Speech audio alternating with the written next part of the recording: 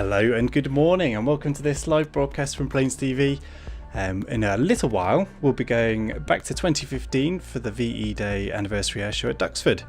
Obviously the 70th anniversary there, celebrating yesterday the 75th, all from our homes except for the odd lucky person who got out and about. We've got a little video of the Red Arrows escapades here. Might as well show that to kick things off. There's the guys. This is Red Arrows on Twitter, enjoying the bit of sunshine there.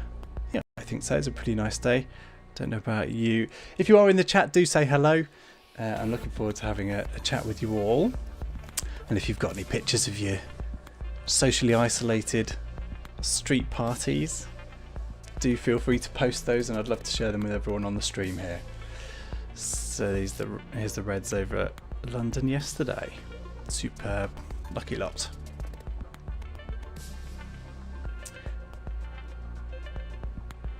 Hi Chris, good to see you joining us. Jamie, Stephen, there's some fantastic, there's loads of people over on YouTube. Good to see so many of you. Yeah, I've been away for 3 weeks on furlough due to obviously the situation, and it's good to be back. I'm looking forward to doing one of these actually live. We had a load of pre-scheduled live broadcasts that went through. Gosh, what did we have? I think there was Luca's. You'll be able to look back through on YouTube the previous ones if you didn't get to watch those. But thanks for bearing with us while I've been away and the lack of interaction on the streams. But hopefully these replays of our previous live broadcasts have been an entertaining way to spend a bit of lockdown time. It was fun getting them all scheduled and lined up. Yeah, it works quite well. I'm excited to be breathing a bit of life into these old broadcasts. The other thing that we are doing, and I've seen a lot of interest in recently, is the subscription service, our PTV on demand service. It's a paid service, and yes, I'm going to take the opportunity to promote it. I published yesterday let's take a look at the website. This is the watch.planestv.com. It basically holds our archive of content. There's about 100 programs from the dim and distant past, sort of 90s, that aren't on there yet, and we're working through those at the moment. But yesterday I published Mildenhall 1992, and I thought I might kick off the stream with just the introduction from that. We will get into Duxford shortly, but while people are joining us, I thought we'd take the opportunity to take a look at we'll just have a look at 2 clips actually. This is the introduction, and it starts off with let's just show you on watch on the actual service. So it's in the archives. So this is where we throw everything from sort of 10 years and beyond. So this is where you'll find it if you want to go and take a look. There's currently a free trial available there if you wanted to take a view. But let's bring it back. So I'm going to show you just the introduction to that, and it starts off with the arrival of the F-117.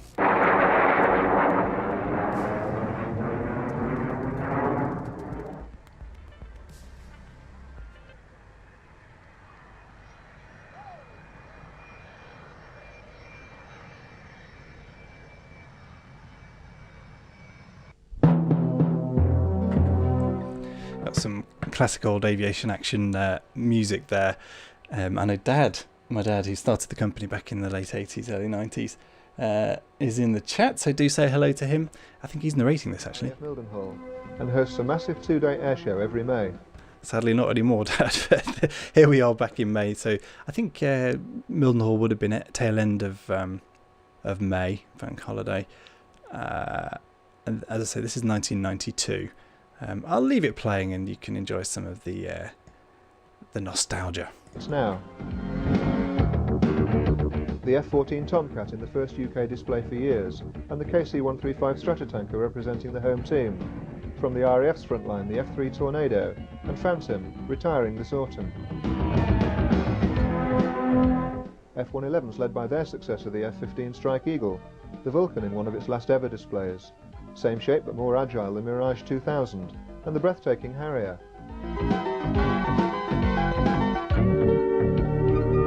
Aerobatic excellence from our own Red Arrows, and the Patrouille de France. Staying with French aircraft, the Venerable Magister, and the new Epsilon.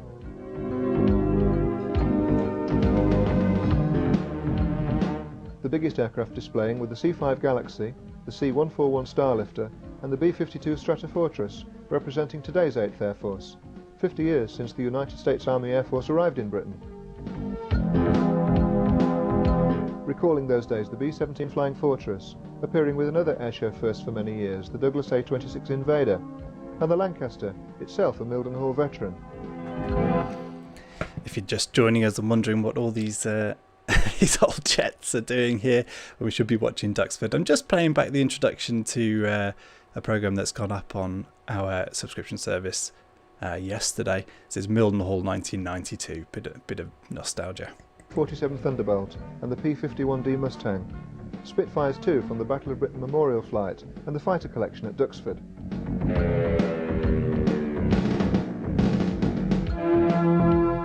Mildenhall means big and fast, and that's not confined to the aircraft, evidence the colony of hares on the airfield. The star performer though for most people, certainly the enthusiasts, was the F-14 Tomcat, but Airfate 92 notched up another fabulous first, attracting for the first time at an airshow in the UK the F-117A so-called stealth fighter. Aviation Action is pleased to present RAF Mildenhall Airfate 1992.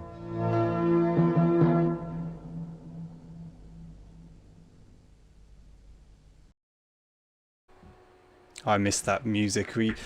I remember doing edits to that music in the early 2000s, but that was written especially for my dad's company, Aviation Action, back in the well, I don't know. You're in the YouTube chat, Dad. You can tell us where it came from and how long we used it for. And it's great to see so many of you. We will be playing back the IWM Duxford VE Day Anniversary Airshow from 2015 in a few minutes' time. I'm just waiting for everyone to join and saying some good mornings, some hellos. It's good to see Shirley over on Facebook. I know you've joined for lots of them, and Phil as well. And Daniel, thank you for joining us. And Patrick and Rob all saying hello and good morning. Do join the chat. I know it's fun to just sit back and relax and watch, and that's fine too. But it is good fun to have a conversation with people. Something we're all struggling with at the moment. But it's a nice chance to chat to some like-minded aviation folk whilst we're all locked up away from air shows. The clips I'm showing here are from a program I've just released on watch.planestv.com. It's Mildenhall, and my dad was doing the narration there. We've both had spells where we've found it necessary to present and narrate these programs ourselves, and this is not why we set out to do this. We just love filming aeroplanes. But here I am sat in a studio on a Saturday bank holiday weekend, bringing you a live broadcast. But it's good fun. It's good to have a chat with everyone. I can see a bit of sunshine outside, so it's a shame to be missing out on that. But we don't have those opportunities to go out and about at the moment. So that's that. Thanks, Dad. Original music was composed especially for us by Paul Tong, who sadly died young. Oh. Sad, but thank you for that information. Okay, so one of the clips from Mildenhall, as I say, we will get on with Duxford in a minute, but whilst people are joining us, here's another little clip from Mildenhall 1992. Star of the show is the Tomcat.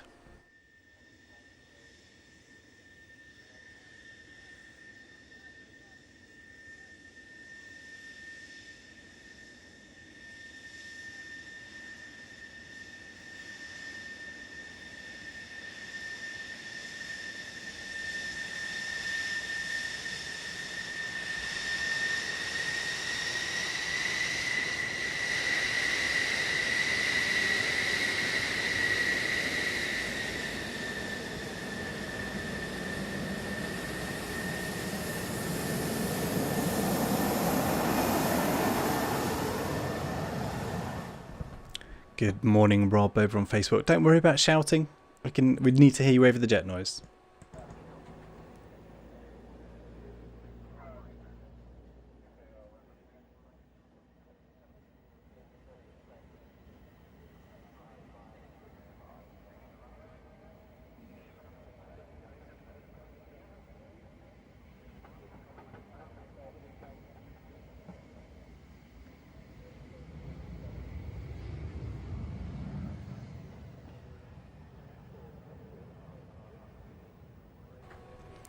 And again, if you're just joining us, I can see questions over on YouTube. This is not a live air show that's going on at the moment. In fact, we're dipping into our very distant archive at the moment. Here, this is Mildenhall Air Fate in the UK from 1992. The full programme's just gone up on our on-demand service, and we're just playing a little bit of it whilst we wait for people to join the live broadcast. Just a few more minutes to go, and then we will be playing IWM Duxford Air Show VE Day Anniversary Air Show from 2015. So it's a full live air show.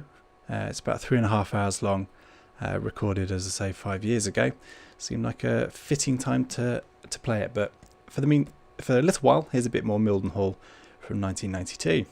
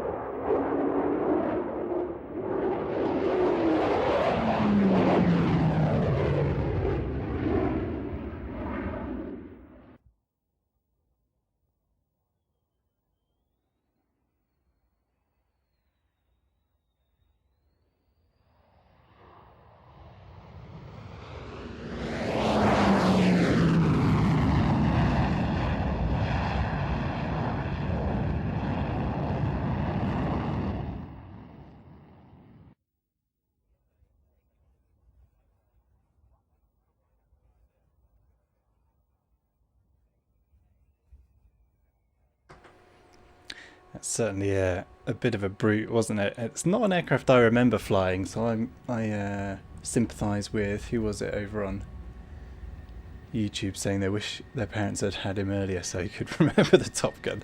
I sympathise with that. Let's turn the Tomcat down a bit. Yeah, so there he is. So that was a little clip from Mildenhall 1992. It's a product that has just been released on our subscription service. Obviously it's been available for decades in VHS form and DVD, but now brought hopefully a fresh lease of life over on our on-demand service on watch.planestv.com. Nice little wave. Good stuff. Alright, well, welcome everybody. Thank you for joining in the live action here, or rather the replay of the live action. We'll shortly be watching a replay of the Imperial War Museum Duxford's VE Day Anniversary Air Show from 2015. Get it right. It's the 70th anniversary of VE Day. If you do have any clips of how you celebrated VE Day this year, I know most of us are under some form of social isolation or lockdown, If you've got any nice pictures, do send them through on Twitter or Facebook, and I'd love to see them. And speaking of Facebook, thank you very much to Shirley and to Janet, who both sent me 50 stars. Now, this is a relatively new thing to me. Stars is a way of viewers supporting these live broadcasts that we do. I think that brings my earnings for the day to a grand total of $1. So thank you very much, ladies. That's very kind. I dare say Zuck's going to take a portion of that. We'll find out. And if you wanted to support on YouTube, you can do, of course.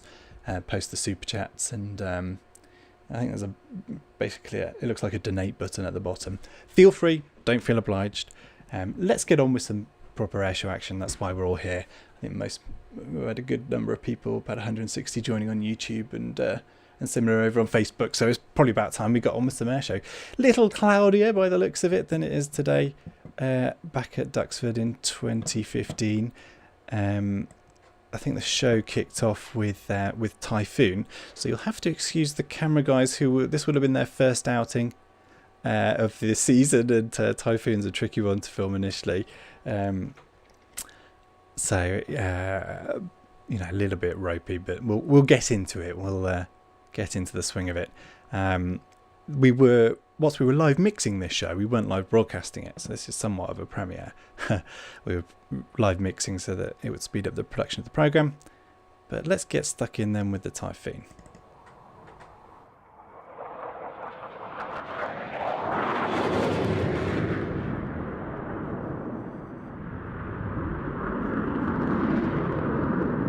There was Johnny's first barrel roll. He will now turn back to run along the crowd line before pitching up into the vertical for a quarter clover.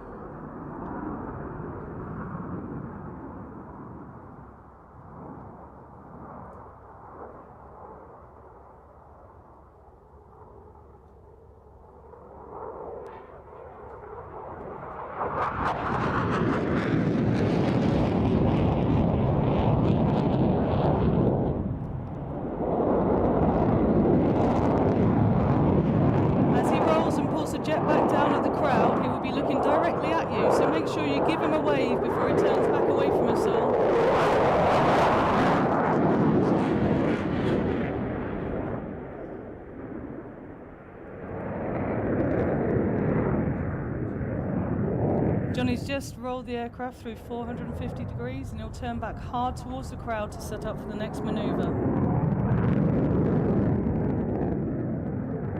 He'll fly along the crowd line and roll the jet through 360 degrees, hesitating at each 90. This is a technically demanding manoeuvre to fly and requires excellent hand, eye and foot coordination to hold the jet on a knife edge. Finally, he rolls the jet the other way before pitching up into the first half of a loop.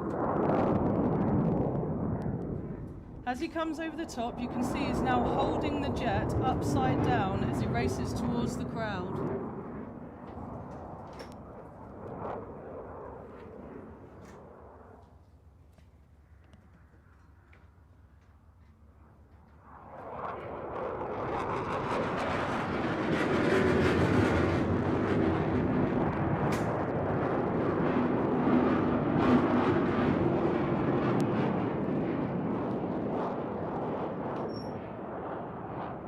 He's just climbed to 2,500 feet and he'll turn away from the crowd now. Already back up at over 350 miles per hour.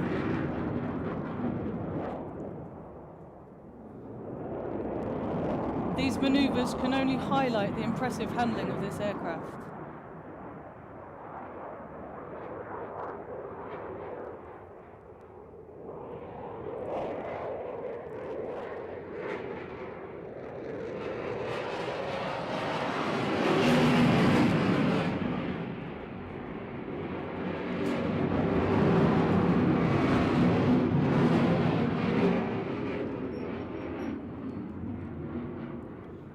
As you've just seen, even at slow speed with the gear down, the Typhoon remains agile, completing barrel rolls and turning towards the crowd.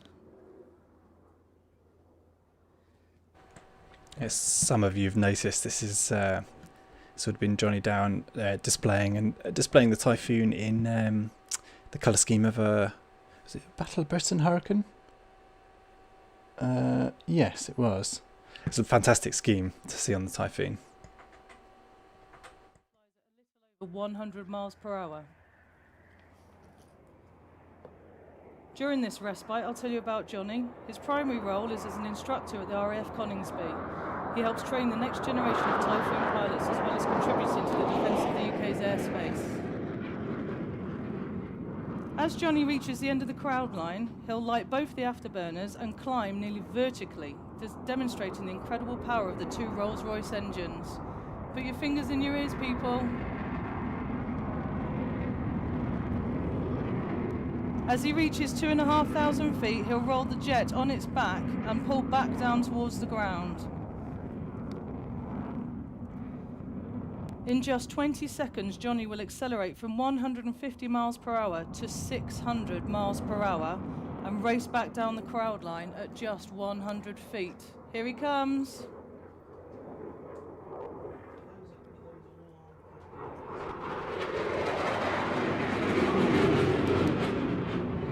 As he hits 600 miles, he brings the throttles back and turns hard, pulling 9G around the corner. So 9G, 9G, 9G. That's an incredible force on this young man's body. He now weighs the same as a Formula One car and will be working hard to fight the incredible effects of the G.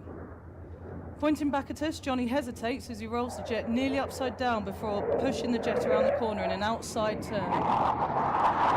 From one extreme to another, now Johnny is now experiencing minus 3G, with all the blood in his body being forced up into his head. Johnny describes that as the most unpleasant part of his display. As he points the jet back away from us, he continues to push and roll the jet in an outside barrel roll before turning back down towards the crowd.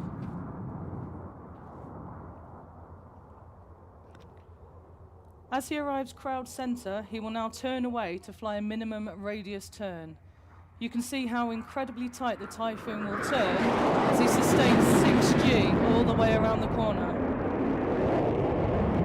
As he arrives back in the middle, he keeps the turn going but raises the nose to climb in a steep barrel.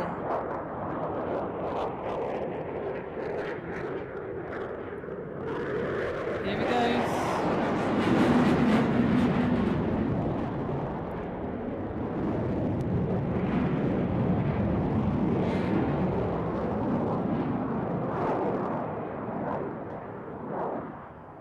As he reaches the top, Johnny pulls the jet through the vertical, giving you a rarely seen belly-up view of the elegant Delta wing. As he reaches the bottom, Johnny will turn back towards us and barrel roll towards the crowd. Give him a wave, everybody.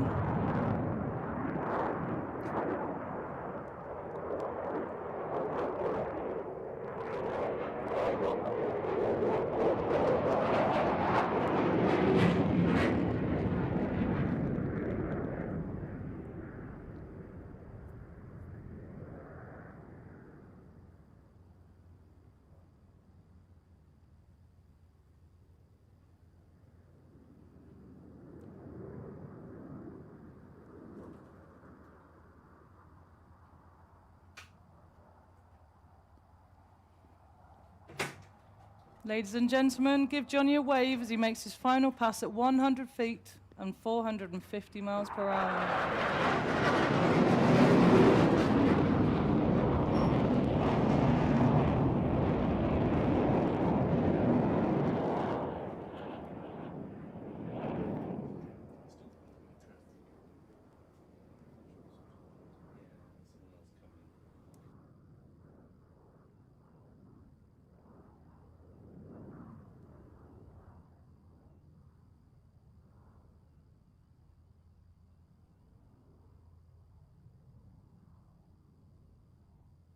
Ladies and gentlemen, please come and visit us on the PR stand where you can speak to Sergeant Joe Peatlin or the PR manager, Andy Ray.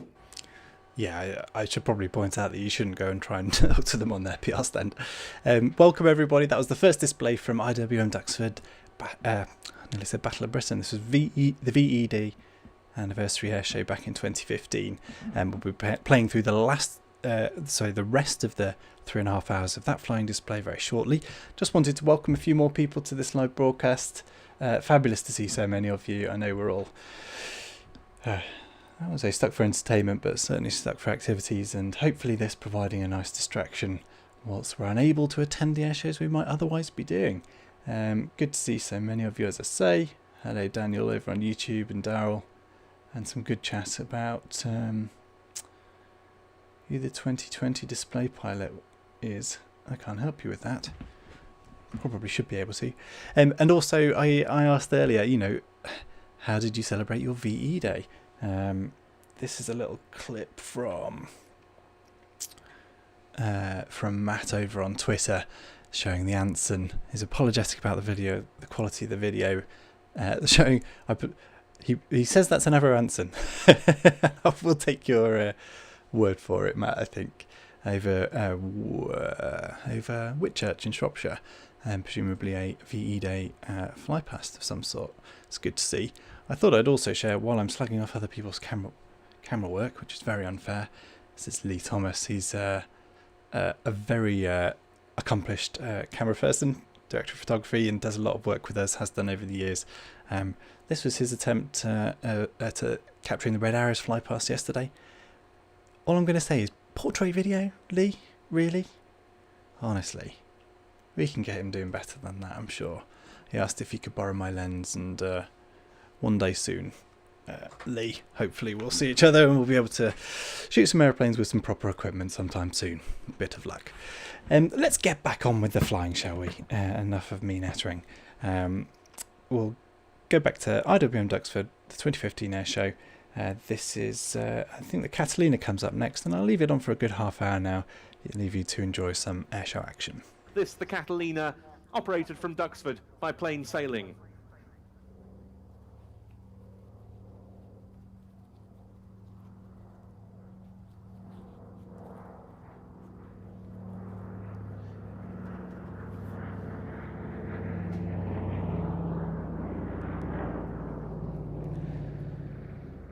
The loss of that rescue Catalina was in the course of a very notable mission.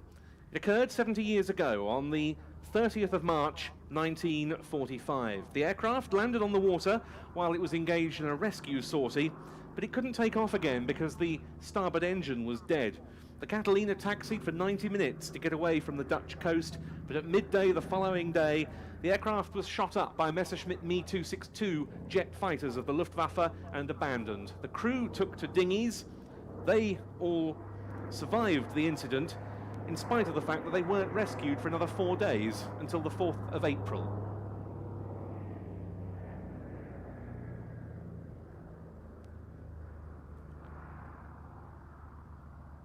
And those are the markings, with the nose art and the name Miss Pickup, very appropriately given the rescue role of the OA-10As based in Britain with the 8th Air Force, that this Catalina depicts. But Colin, of course, we know the type perhaps best for its role in the Battle of the Atlantic. Yes, the Battle of the Atlantic was the event of the Second World War that really frightened Churchill. As we all know, he was not easily frightened, but he was very worried about the supply line that was threatened by the U-boats, and there was a gap in the middle that could not be covered with air power until the Catalinas were put on service, and they had the capacity to cover the gap and made quite a difference to that Battle of the Atlantic. And just a minor point really, you referred to this correctly, of course, as an amphibian. Most people would say, oh look, it's a flying boat because of the shape of the hull, but this aircraft can operate from water and indeed from a hard runway, as they used to be up at Howsworth. Indeed, the PBY-5A designation of this one, the A stands for amphibian, but the first Catalinas were pure flying boats, the type first flying on the 28th of March 1935. From this particular viewpoint, you can see the floats have been deployed from the wingtips there in its full amphibian configuration. That first prototype was the XP3Y1. It performed very well, but it was further improved into the XPBY1 patrol bomber, which achieved a new distance record of 3,443 miles on its maiden flight, which took place in May 1936. And long-range missions were, of course, to be the type's raison d'etre. Colin mentioned the mid-Atlantic gap, in which German U-boats were able to roam almost at will, supported by Focke-Wulf FW-200 Condor maritime aircraft. Catalina's entered service with the United States Navy in October 1936. The RAF began receiving them with units based in Northern Ireland in 1941. The float's now being retracted.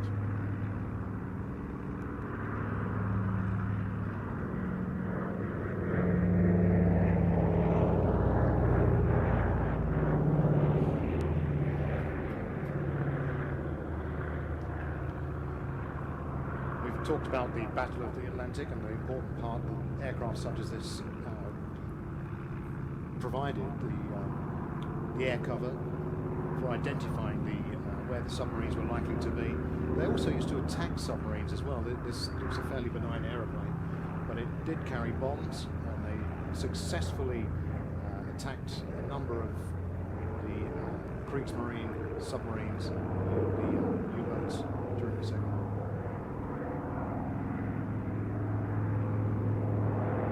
The Catalina, together with the underwater radar, to use that term for the way that the ships were able to detect submarines when they were below the surface. But it was really the Catalina that made such a difference to that vital supply line. Of course, other flying boat types also played their part, the short Sunderlands of the Royal Air Force, and there were other such amphibian types that were used for rescue duties. One thinks of the supermarine walruses of the Royal Air Force and the Fleet Air Arm.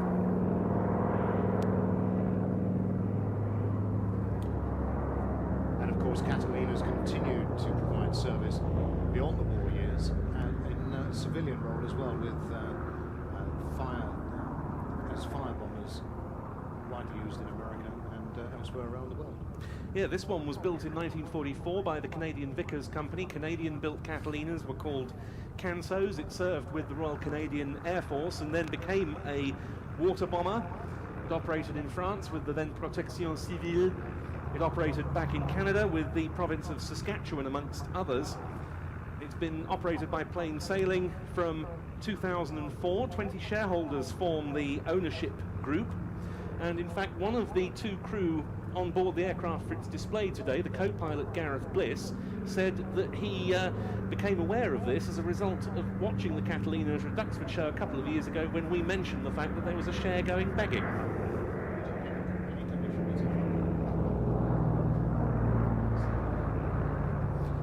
Of course, the most famous wartime operations of RAF Catalinas occurred with, for example, the location of the German battleship Bismarck in May 1941, and then the operations in very heroic circumstances that won two RAF Catalina pilots, the Victoria Cross, Flying Officer John Cruikshank of number 210 Squadron, and Flight Lieutenant David Hornell, who was actually part of the Royal Canadian Air Force with number 162 Squadron, both for pressing home attacks against U-boats while under heavy fire.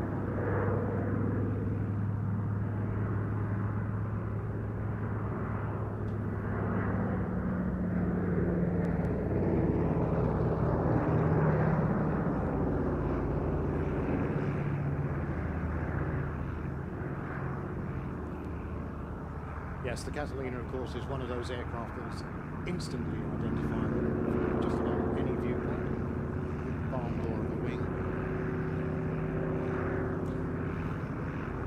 And as it turns downwind now to land, we get airborne from the grass three very impressive American-built machines of the interwar years. First off, the Beech D-17S, the Stagger Wing.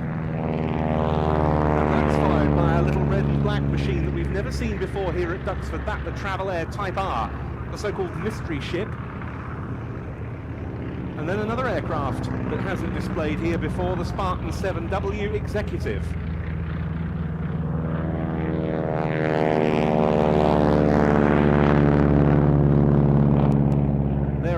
to go and hold while the Catalina recovers. This aircraft ranges far and wide across the display scene. In 2012 it did a tour to Norway and Iceland. That August it went to Moscow to appear in the Russian Air Force 100th anniversary commemorations, and this summer the aircraft is going to Greenland to support a college project.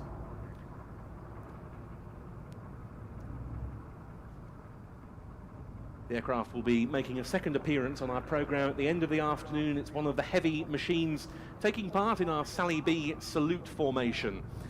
As the finale to today's display, it was off at a display at Llandudno in Wales earlier on, and has come straight back off slot there without landing back anywhere around there in here, and a well-earned rest for the crew before they undertake their second commitment of the day later on. In over the threshold you can see the very large fuselage side blisters that give an outstanding view from this aeroplane if one is ever lucky enough to fly in it. Touching down on the grass, the aircraft captained today by former RAF Andover and Hercules pilot Derek Head. Holding a nose off, look. A little bit of aerodynamic braking. Yeah. Derek Head and Gareth Bliss. Still the nose is off the ground. I think he knows how to fly that, look. Brilliant. Very good. Very nicely done. Plain Sailing's PBY-5A Catalina. But now we turn to our historical narrative that is a thread running through today's display. It will be interspersed with some of the modern aircraft that are here to help us celebrate VE Day. But we begin in the First World War years, and it was, of course, in 1917 that construction of a new airfield for the then Royal Flying Corps on this site began. RAF Duxford was opened in 1918, and two of the three aircraft types that we see in our First World War combination that's about to take off served here in the early days of this airfield. And one can trace the historical lines from the First World War through the interwar years into the Second World War. Of course, World War I was thought of as the war to end all wars. It turned out rather differently. Of course, we remember World War I at present, particularly in this centenary period. RAF Duxford, as it was when this airfield was opened, started out as a training base, and it continued solely as such until 1924, when the first RAF fighter squadrons to be stationed here moved in. During that period, military aircraft design made a great deal of progress, and it's represented here by three First World War combatant types. As I say, two of them with their own Duxford connections. Two of the three are replicas. The third is an original.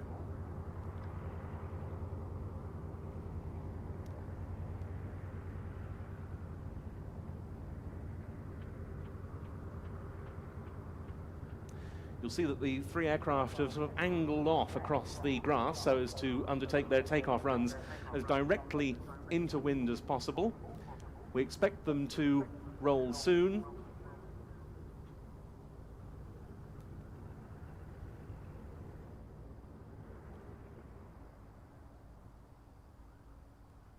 And this is not a combination of machines that we've seen before here. The first of them on the roll now, that's the Newport 17 Scout.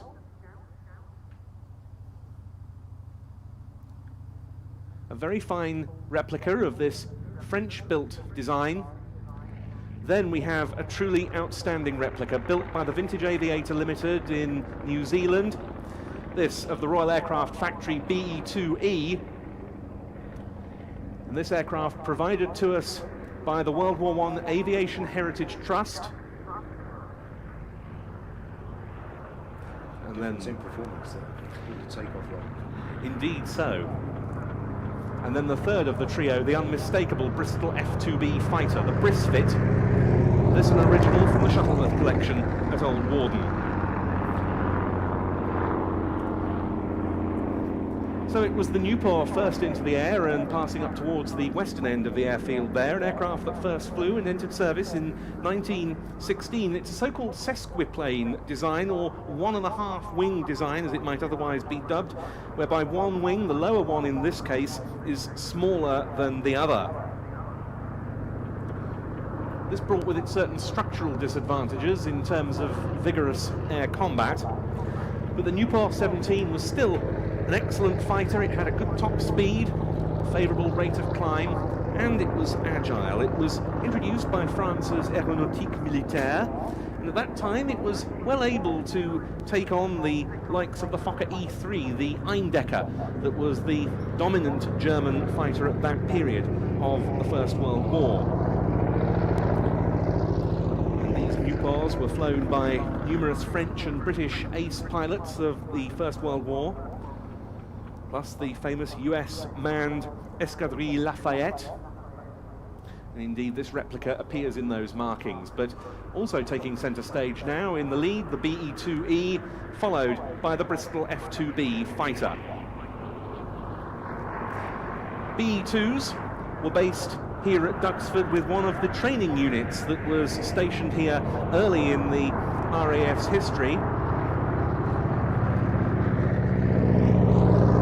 As in the form of number 35 Training Depot Station, stationed here from September 1918 until April 1920.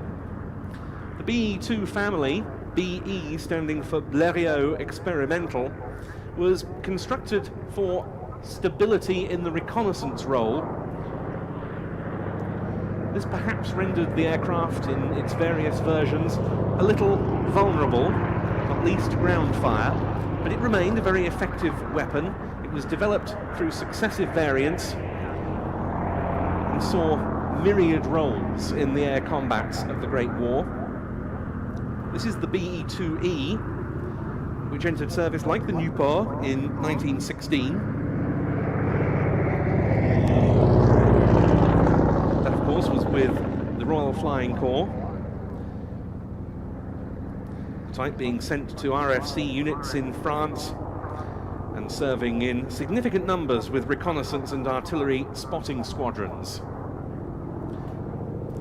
The engine on this replica is a beautiful reconstruction of the original, the 90 horsepower RAF-1A air-cooled unit. That also a product of the Vintage Aviator Limited in New Zealand. And the World War I Aviation Heritage Trust, which operates this aircraft, this one being based at Bicester in Oxfordshire, in the midst of very ambitious plans that it is indeed fulfilling to commemorate the centenary years of the First World War. It's been a major contributor to the resurrection of Stowe Mary's World War I airfield in Essex. The BE-2E followed here by the Bristol F-2B fighter. A slightly later design, the F-2B model entering service in March 1917. The F-2A that preceded it was slightly disappointing, and the first use of it indeed deemed disastrous. That was during the Arras offensive of spring 1917. But the tactics changed, not least to make better use of the rear gunner in the two-seat aircraft. And then along came the F-2B with its standard engine, the wonderful Rolls-Royce Falcon.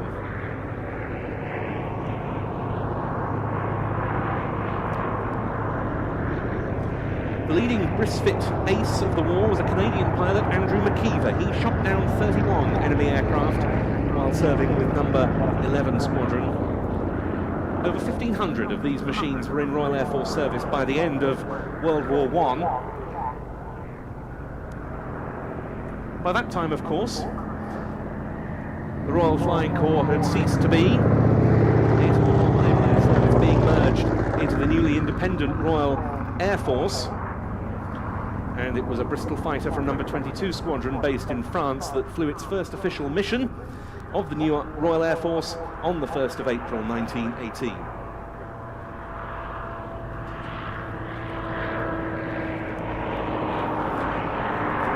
Duxford, as I was mentioning, saw its fair share of Bristol fighters. They were stationed here with number 2 Flying Training School and with the Cambridge University Air Squadron, which was founded 90 years ago this year. One early instructor on the Cambridge University Air Squadron was Joseph Cox. He was on their strength in the 1930s. Early on in that decade, Bristol fighters were still in use here with the Cambridge UAS at Duxford. And some years ago, to an Imperial War Museum researcher, he referred to the nature of the students that he encountered at that time.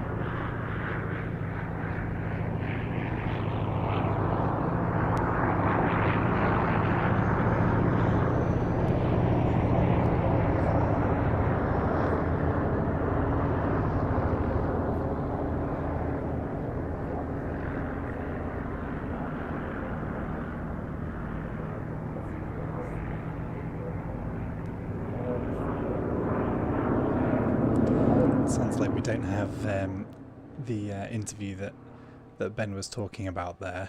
Got the Fury starting up, which is nice.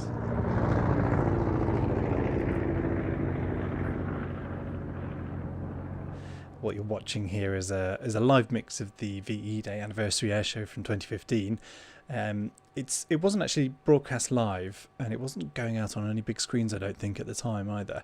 So things like audio, Chris has pointed out, is a bit quiet. That would have all been because we're just trying to be careful for the edit, not running things too hot. But hopefully an entertaining view. I'm tweaking things live as we go back through what is just the file that was recorded on the day. Hopefully an entertaining view.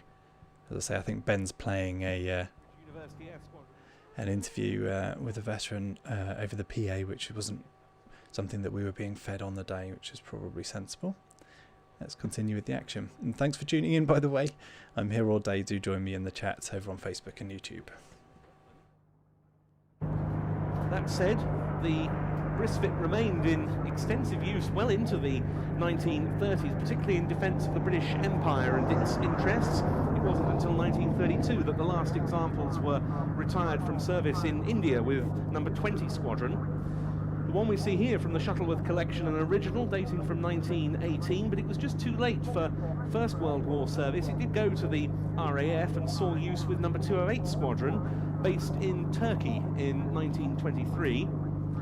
Later it was sold onto the civilian market and stored, not to be flown again until the Shuttleworth collection had it restored by the Bristol Aircraft Company, its original manufacturer, and it's been airworthy for over 60 years, virtually. The first of the trio to land then, the Newport 17 Scout, owned and flown by Rob Gould Galliers and based here at Duxford.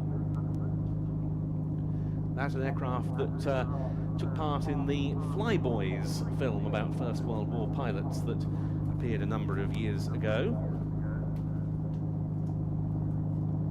So Rob taxiing off towards the flight line, as in over the threshold at the western end comes the BE-2E from the World War I Aviation Heritage Trust. One of two such aircraft, both built by the Vintage Aviator Limited, to be operated by that organisation. Rolling out beautifully smoothly there. Its pilot, the chief engineer of the Shuttleworth collection, Jean-Michel Munn, and Shuttleworth's own Bristol fighter completing that trio.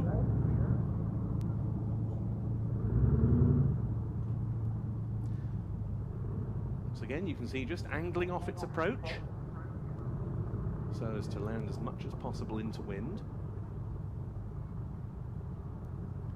And a sight seen so many times in this airfield's operational history of Bristol fighter touching down on Duxford's grass. It was being flown by Peter Holloway, one of the more recent additions to Shuttleworth's pilot roster.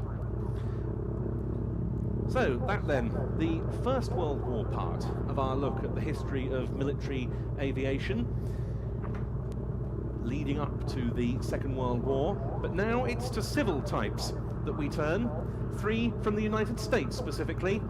Look out to your right, running in the Beech D-17S, the Staggerwing, the Travel Air Type R, the Mystery Ship, and the Spartan 7W Executive.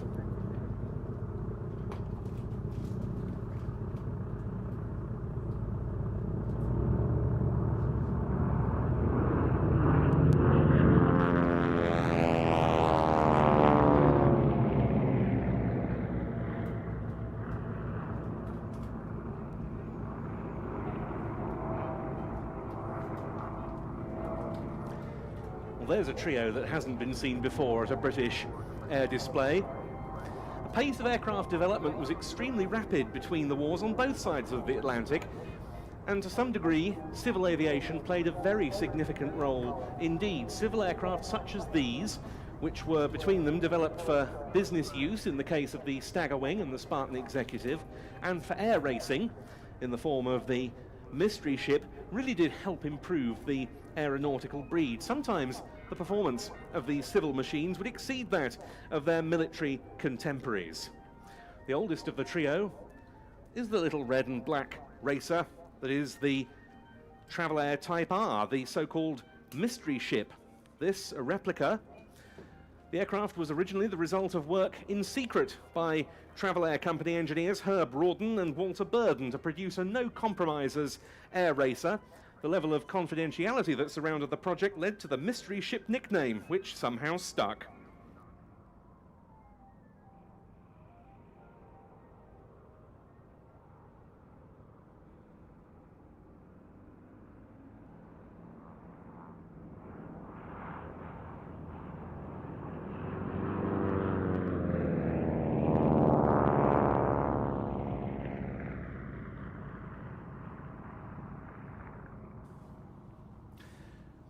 The rasping notes there of 3 radial engines, the Lycoming R680 9-cylinder air-cooled unit of 300 horsepower powering this replica of the Mystery Ship, which breaks away solo, leaving the Stagger Wing and the Executive. Together, it's a Pratt & Whitney R985 Wasp Junior radial of 450 horsepower on the Stagger Wing.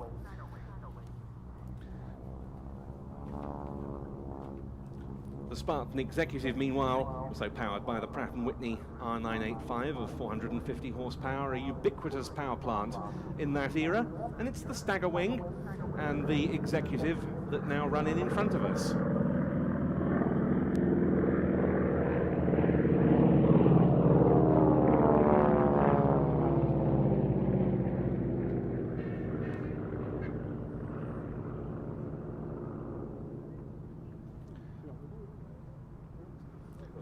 You can see when the aircraft is in front of us in plan form why the Stagger Wing was so nicknamed. The Beech Model 17, the upper wing being positioned slightly behind the lower one. It was conceived as a fast executive aircraft.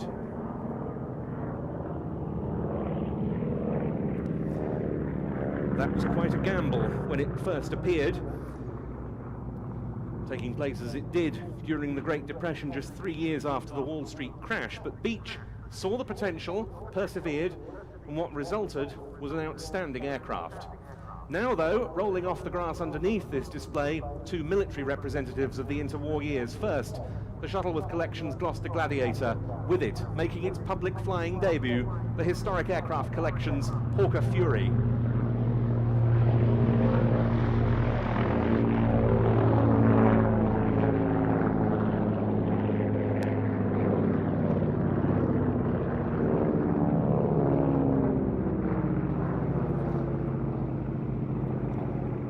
Stagger Wing, as you can see, a very, very sleek aircraft for its day. The first prototype actually had a fixed undercarriage, but obviously on later models this was changed to a retractable one.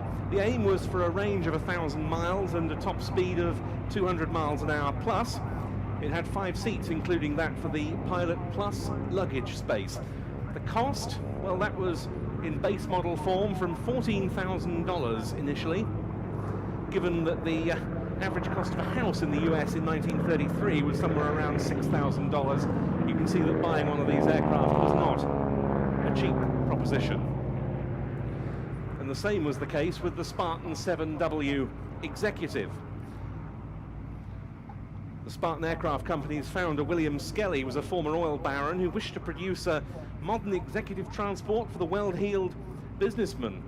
Just such an individual, the industrialist J. Paul Getty, took over the company in 1935, and the following year the first Model 7 flew. That had a 285 horsepower Jacobs engine, but that was not deemed sufficiently powerful, so the proven Pratt & Whitney Wasp took its place.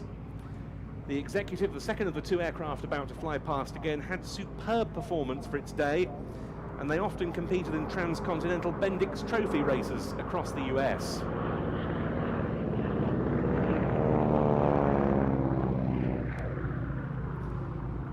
That was possible in large part because of the 7W's excellent range of circa 1,000 miles, and it had a cruising speed of 200 miles an hour in its day, though the owner of this one reduces that generally to 160 miles an hour in the name of fuel consumption. But now, here comes the mystery ship.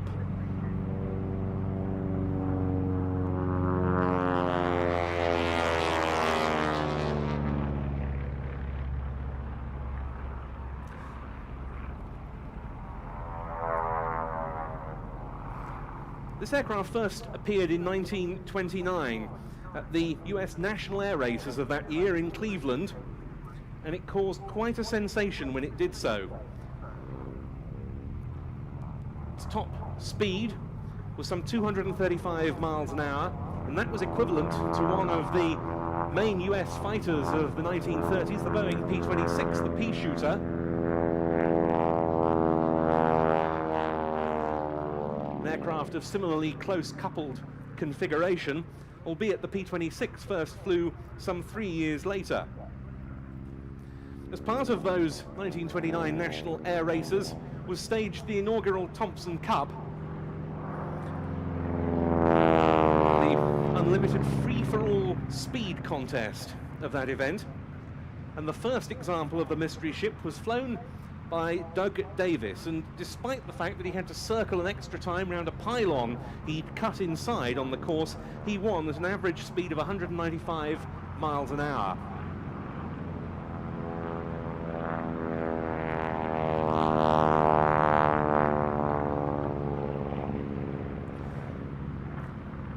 That certainly got the military's notice, because many of the other leading contenders in that Thompson Cup race were military aircraft of the day, like the Army's Curtiss XP-3A Hawk biplane, one of which... Now we're just interrupting here, as there's actually an interruption on the live broadcast at this point as well. We were recording interviews live. We actually only carried out one, but it was a good one, albeit brief. It would have been nice to spend longer with Janice Black and Guy Black, who were responsible for the restoration of the Hawker Fury, and it was at this air show at Duxford in 2015 that the aircraft premiered. It's its debut flying display. So there's just a brief interview here with Janice Black and Guy Black. We'll come back to me for some housekeeping and then carry on with the live action. Thanks for joining us. My name's Ian. I'm over in the chat on YouTube and on Facebook. Thanks to everyone who's contributing over on Facebook. Phil, for some stars, thank you very much. Do feel free to contribute over there if you want to. As I say, this is a short interview that was recorded as part of the live broadcast. Sorry, the live mix. We weren't actually broadcasting with the Blacks, who restored the Hawker Fury. Press the right button. I'm joined by Janice Black, who's got a very interesting aircraft flying in a moment, and some very interesting people to join us. So briefly, Janice, tell us about the aircraft we're about to see. You're about to see a Hawker Fury that has finished her restoration and is flying for the first time in many years. And the gentleman who restored it is my husband, Guy Black. And the aircraft was originally flown by the father of these three gentlemen, David, John and Nick Rosier. So let me get that right. Your father actually flew the aircraft we're about to see? Yep, this aircraft was his personal aircraft when he was B-Flight Commander at Tangmere for 43 Squadron between December 1936 and February 1939, when he handed it back and picked up his Hurricanes. All right. And let's ask Guy, where's the aircraft been all these years? Well, we found it in South Africa something like 25 years ago and spent the next 22 odd years restoring it. And it is, without doubt, the most challenging engineering job I've ever done in my life. That's tremendous. Okay, thank you very much all. As I say, that would have deserved a much longer interview, but we were recording that during the flying display, and obviously anxious to capture a bit of the mystery ship as well. Seems we missed out on the latter part of his flying display, unfortunately. So when we do come back, we're into his landing and the next part of the flying display. So I'm sorry about that interruption to that a little bit there, but gives you a sense of what we were doing live on the day. Having a good conversation over on YouTube, reminiscing about earlier air shows and things, and it's great to do that. It's fun to sit back and watch, and feel free to do it. We're having a conversation about Lowestoft 2009 and memories of thunderstorms. I can't remember how it cropped up. I think someone was just asking if we covered it, and Moshi pointed out it was the year that the Black Hawk was there. Take a look at this shot. It's quite a remarkable clip from a piece of video. I think I shot this actually. I haven't got the video to hand, but it gives you an idea of the sort of weather that was approaching us. I think this was about the last flying display that I recorded before popping into the truck and sheltering for a good long while. It's good to share those memories with people over on YouTube and on Facebook chat. Let's keep going on about it, but it is good fun to spend some time with people whilst we're all locked away. Let's get back on with the flying. So as I say, we'll go back into the mystery ship's landing, and then into, what do we see next? I think we've got into the World War One, the interwar stuff, and we will go back into, I forget what's coming up next, so it'll be a surprise to both of us. Let's carry on with the flying display from Duxford's VE Day Anniversary Air Show in 2015. Thanks for joining us. Do join the chat.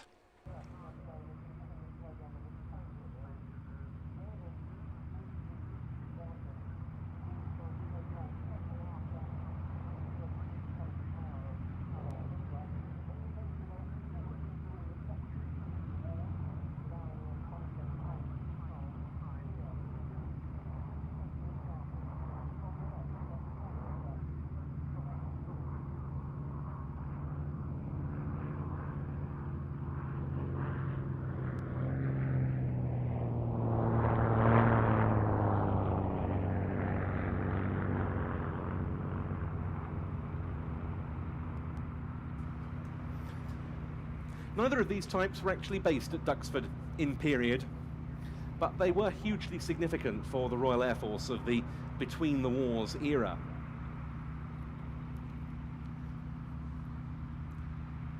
And this a very privileged occasion indeed. The first time a genuine Hawker Fury has flown at a British air show since before World War II. For this example, from the historic aircraft collection based here at Duxford, is not only the sole airworthy example of the type still extant, it's the sole example of the type still extant in any form.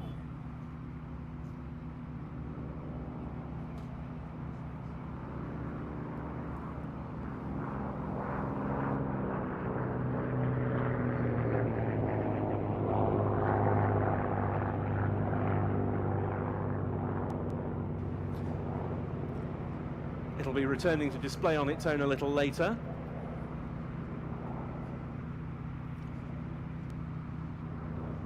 The Gladiator that we see here, meanwhile, a development of the earlier Gloucester Gauntlet, and that was a familiar aircraft at RAF Duxford in the 1930s, not least with number 19 Squadron. The Gladiator was the first RAF fighter to enter service that had an enclosed cockpit, but it was also its last biplane fighter. It was adopted by the RAF as something of an interim measure due to delays with the monoplane fighter programs of the time.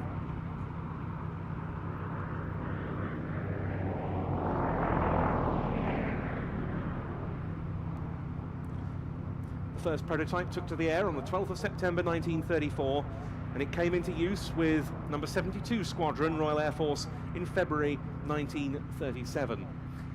This was very much an aircraft that straddled the eras because Gladiators were still in widespread RAF service upon the outbreak of war in September 1939. Of 4 RAF Gladiator squadrons operational in the RAF at that point, 2 were sent to France.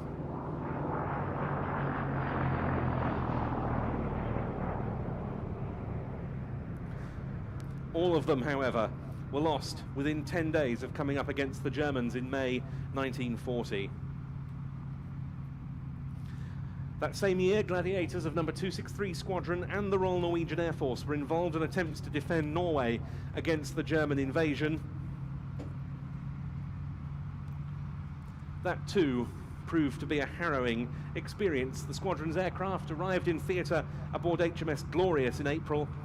After a few days, they were evacuated only to return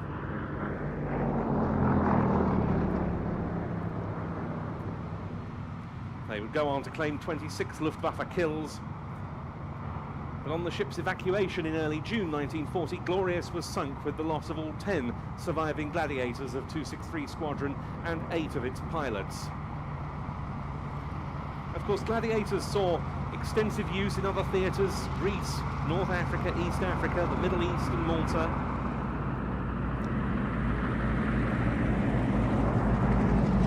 It was in Malta that the Gladiators' perhaps most famous exploits occurred. A dogged defence of the island being put up in 1940 by a flight of Fleet Air Arm Sea Gladiators, flown both by Royal Navy and RAF pilots from Hal Far, though not just, it must be said, the famous trio named Faith, Hope and Charity. Finland and Sweden used them successfully.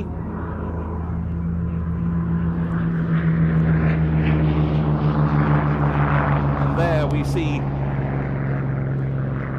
the change of eras typified as the Hurricane 12 of the historic aircraft collection takes off under the Gladiator. This is the Shuttleworth Collection's example, which was the last production Mark I, built in 1937. Its markings those of a number 73 Squadron aircraft, as was flown at one of the 1930s RAF Hendon displays.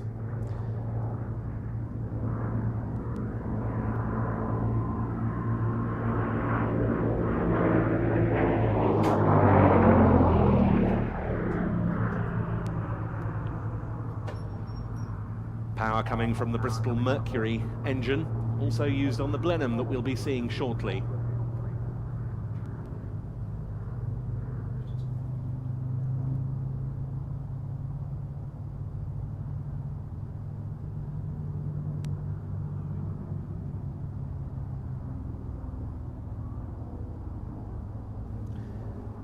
Tipping in now for its final pass.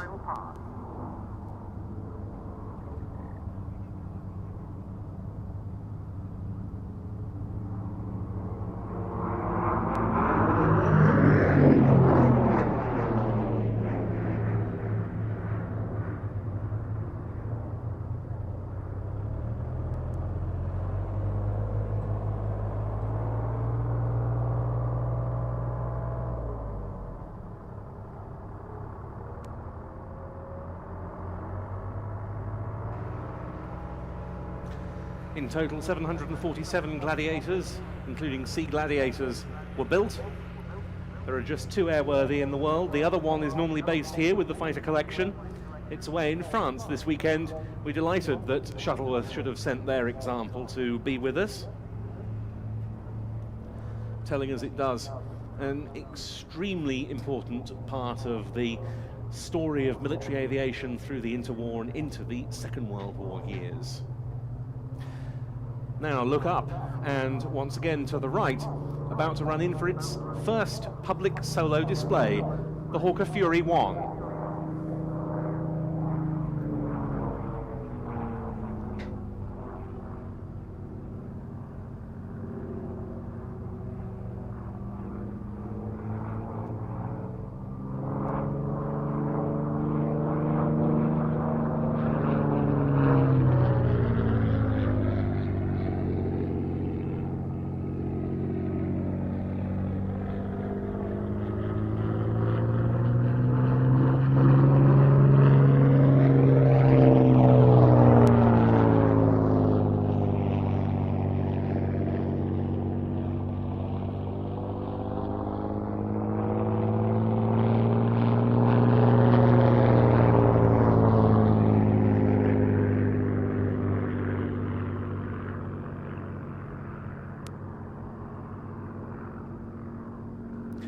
One can't help but smile at the spectacle in front of us.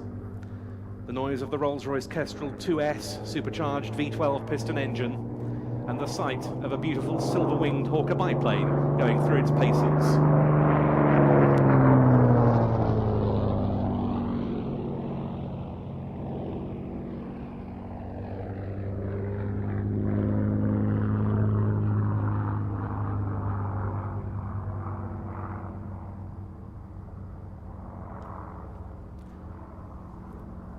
The Fury was the second of the famous Hawker biplane warplane line after the Hart light bomber. It grew up from a 1928 submission by Hawker for a new RAF interceptor. That design was radial engined, but its performance was transformed by Rolls-Royce's new V12, later dubbed the Kestrel.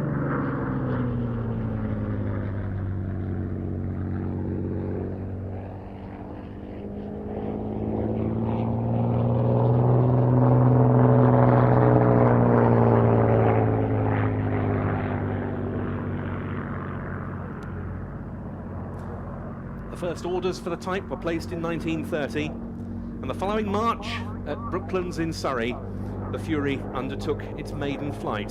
It was the first RAF squadron fighter able to exceed 200 miles an hour, and as we see, it was supremely agile.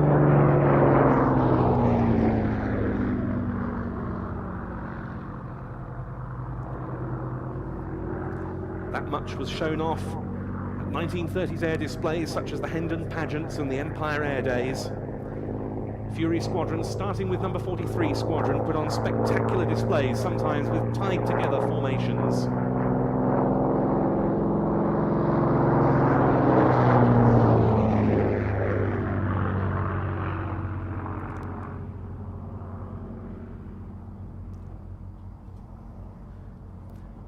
This aircraft, a veteran, as we were talking about earlier, of number 43 squadron, stationed at Tangmere near Chichester in Sussex.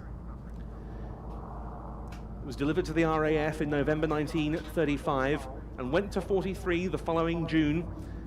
It was named, as we were hearing, Queen of North and South, and was flown regularly by future Air Chief Marshal Sir Frederick Rosier, who became a distinguished wartime pilot and a post-war air officer commanding a fighter command.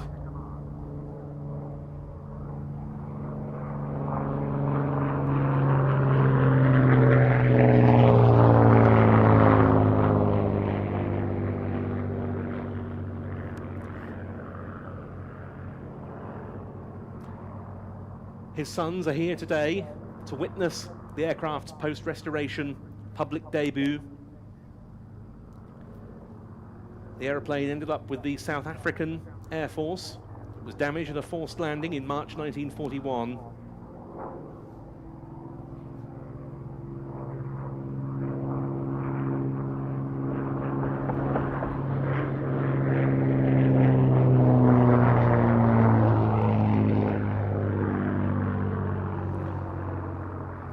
The airframe was scrapped, but later it was a tip-off from the Royal Air Force Museum that led Guy Black of Aero Vintage and the Historic Aircraft Collection to the aircraft, and a restoration duly commenced. The biggest difficulty in that was remanufacturing the spars, but thankfully the Historic Aircraft Collection's engineering arm Retrotech are masters in such work, and their resurrection of so many Hawker biplanes has contributed much to our flying heritage.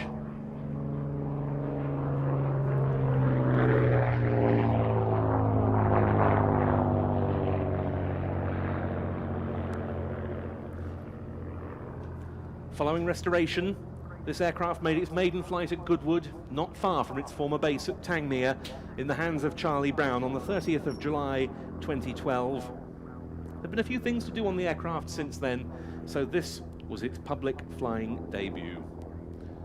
The aircraft now downwind to land. The Gladiator, which was flown by BAE Systems test pilot Paul Stone, having already landed. Paul, who made his first flight in the Shuttleworth Collection's de Havilland DH-88 Comet Racer yesterday at Old Warden.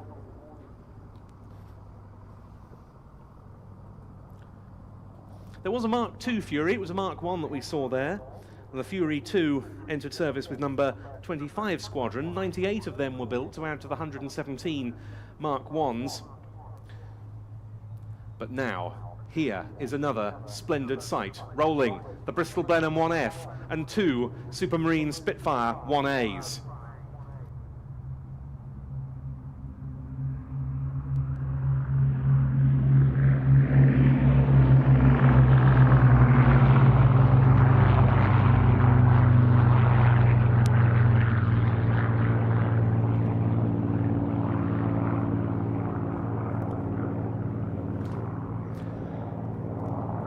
photos for what might be described as one of the formations of the day coming up shortly in the programme. We've also got the old flying machine company Mustang out there to land back as the Fury comes in to touch down on Duxford's grass.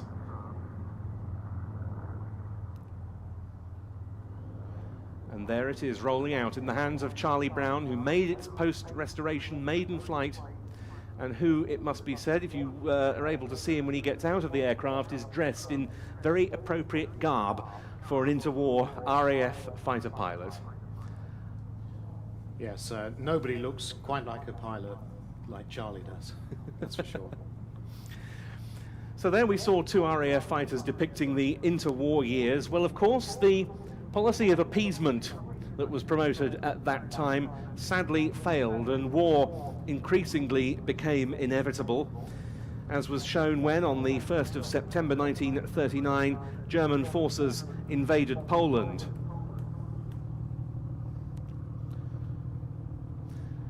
As of the 10th of September, just 9 days later, RAF Fighter Command had on its active strength 167 Hawker Hurricanes, 104 Spitfires, 72 Blenheims and 30 Gladiators. Expansion in the previous year had been extremely rapid, and it continued through 1939 and 40, which was just as well, given Germany's invasion plans. The scene at RAF Duxford late in 1939, well, here were stationed number 19 Squadron's then new Spitfire 1s, like the two that we saw taking off just now with the Blenheim, and also Blenheims themselves of number 222 Squadron.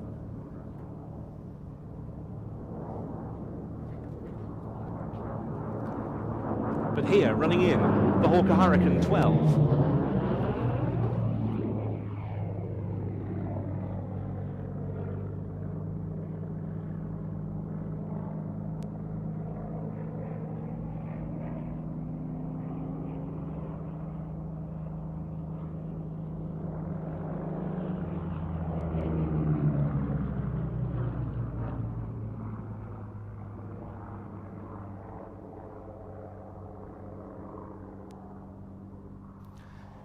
As we watch the Hurricane going through its paces in front of us, it's worth recalling those famous words of Prime Minister Neville Chamberlain on the 3rd of September 1939.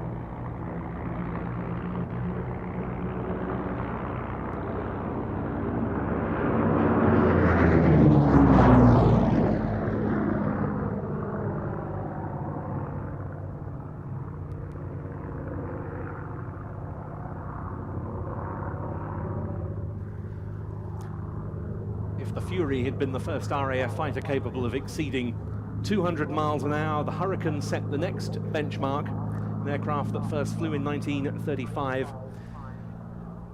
It was the first able to exceed 300 miles an hour. And it was the famous number 111 Squadron Treble 1 that received the first RAF Hurricanes in service at Northolt just before Christmas 1937.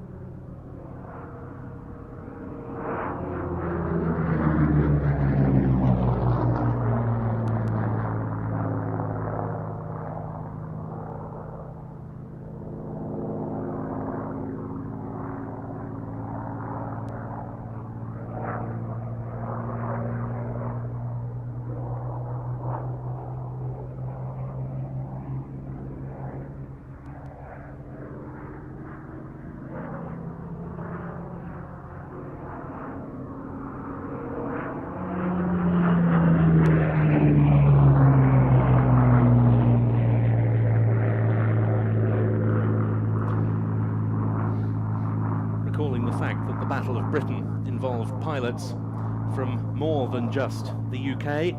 The Historic Aircraft Collection has painted this Hurricane for the 75th anniversary of the Battle of Britain this year in the markings of a Hurricane 1 from number 303 Squadron, one of the Polish manned units that were formed during World War II. The aircraft it represents specifically was one abandoned by Polish Sergeant Kazimierz Runcha over Poynings in Kent on the 9th of September 1940 after it was hit by fire from a Luftwaffe Messerschmitt Bf 109 over Beachy Head.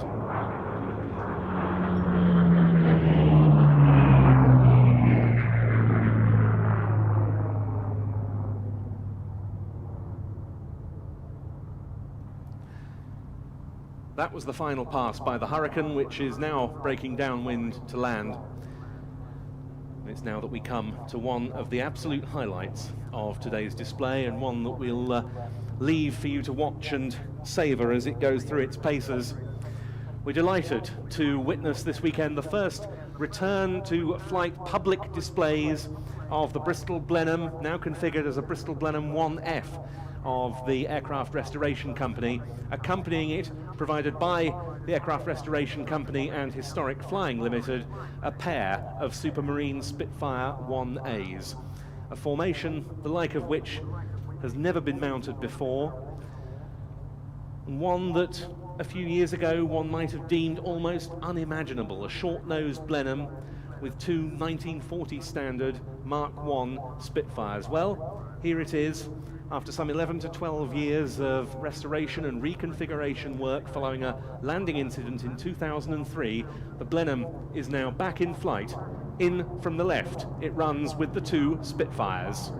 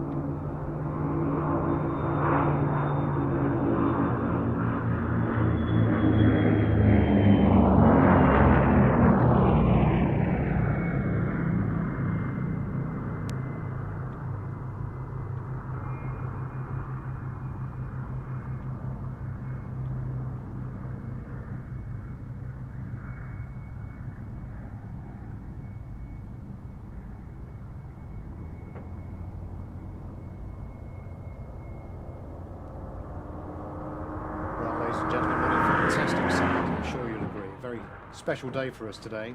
And also a special day for one of our guests here today, because I can tell you that on board the Blenheim today, in the gunner's position, there's a photograph and the medals of Sergeant Arthur Metcalf. He was a gunner in the RAF who flew with 600 and 604 Blenheim squadrons in 1940. He went on to serve on Pathfinder units until the end of the war as a gunner, and his widow Penny Metcalf is here today and seeing a Blenheim fly for the very first time. So a very special day for Penny. The items were put in the gunner's position for the flight today by Smudge Smith of the Aeroplane Restoration Company, making this flight extra special today.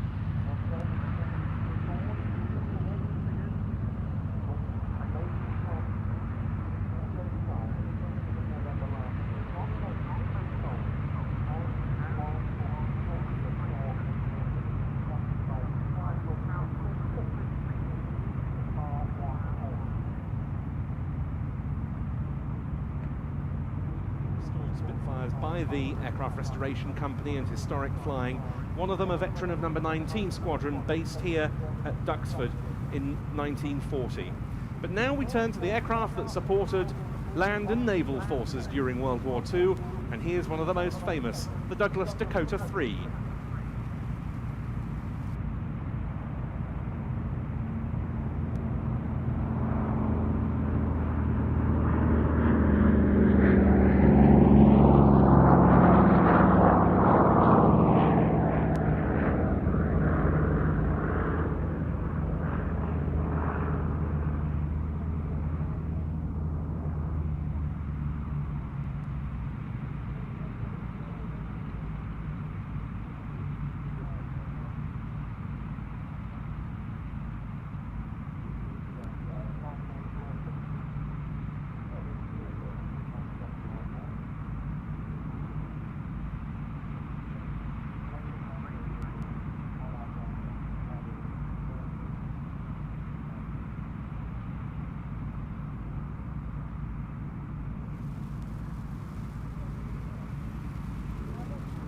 The RAF took its first Dakota on strength in the Indian theatre in 19 1942. It went on to operate some 1,900 examples.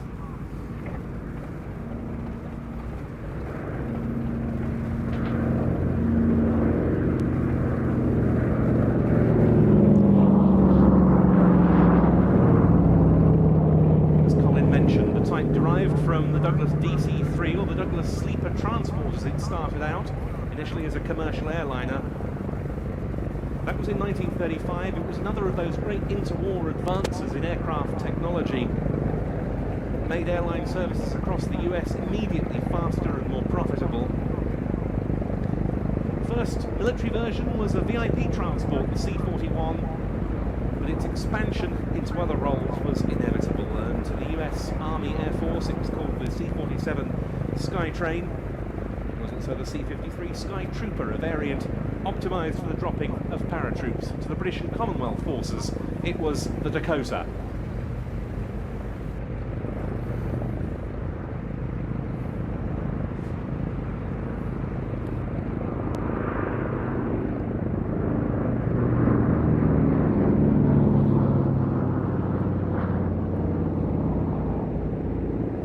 General Eisenhower who credited the Dakota as being one of the primary assets that made a difference for the Allies during the Second World War, together with the Jeep, Willis Jeep, and the bazooka.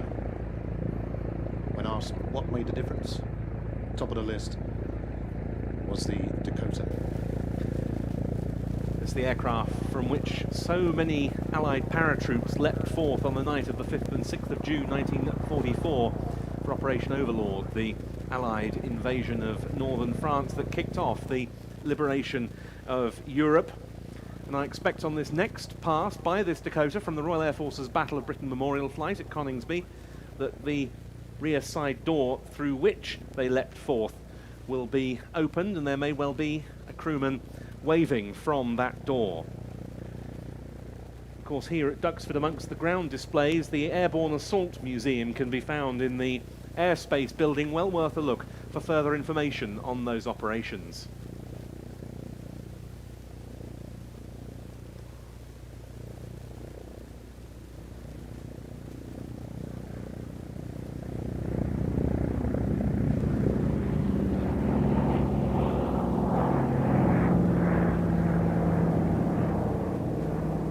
Good view there of the D-Day invasion stripes adopted by Allied aircraft just prior to the start of operations in June 1944 as a means of identifying them from Axis types.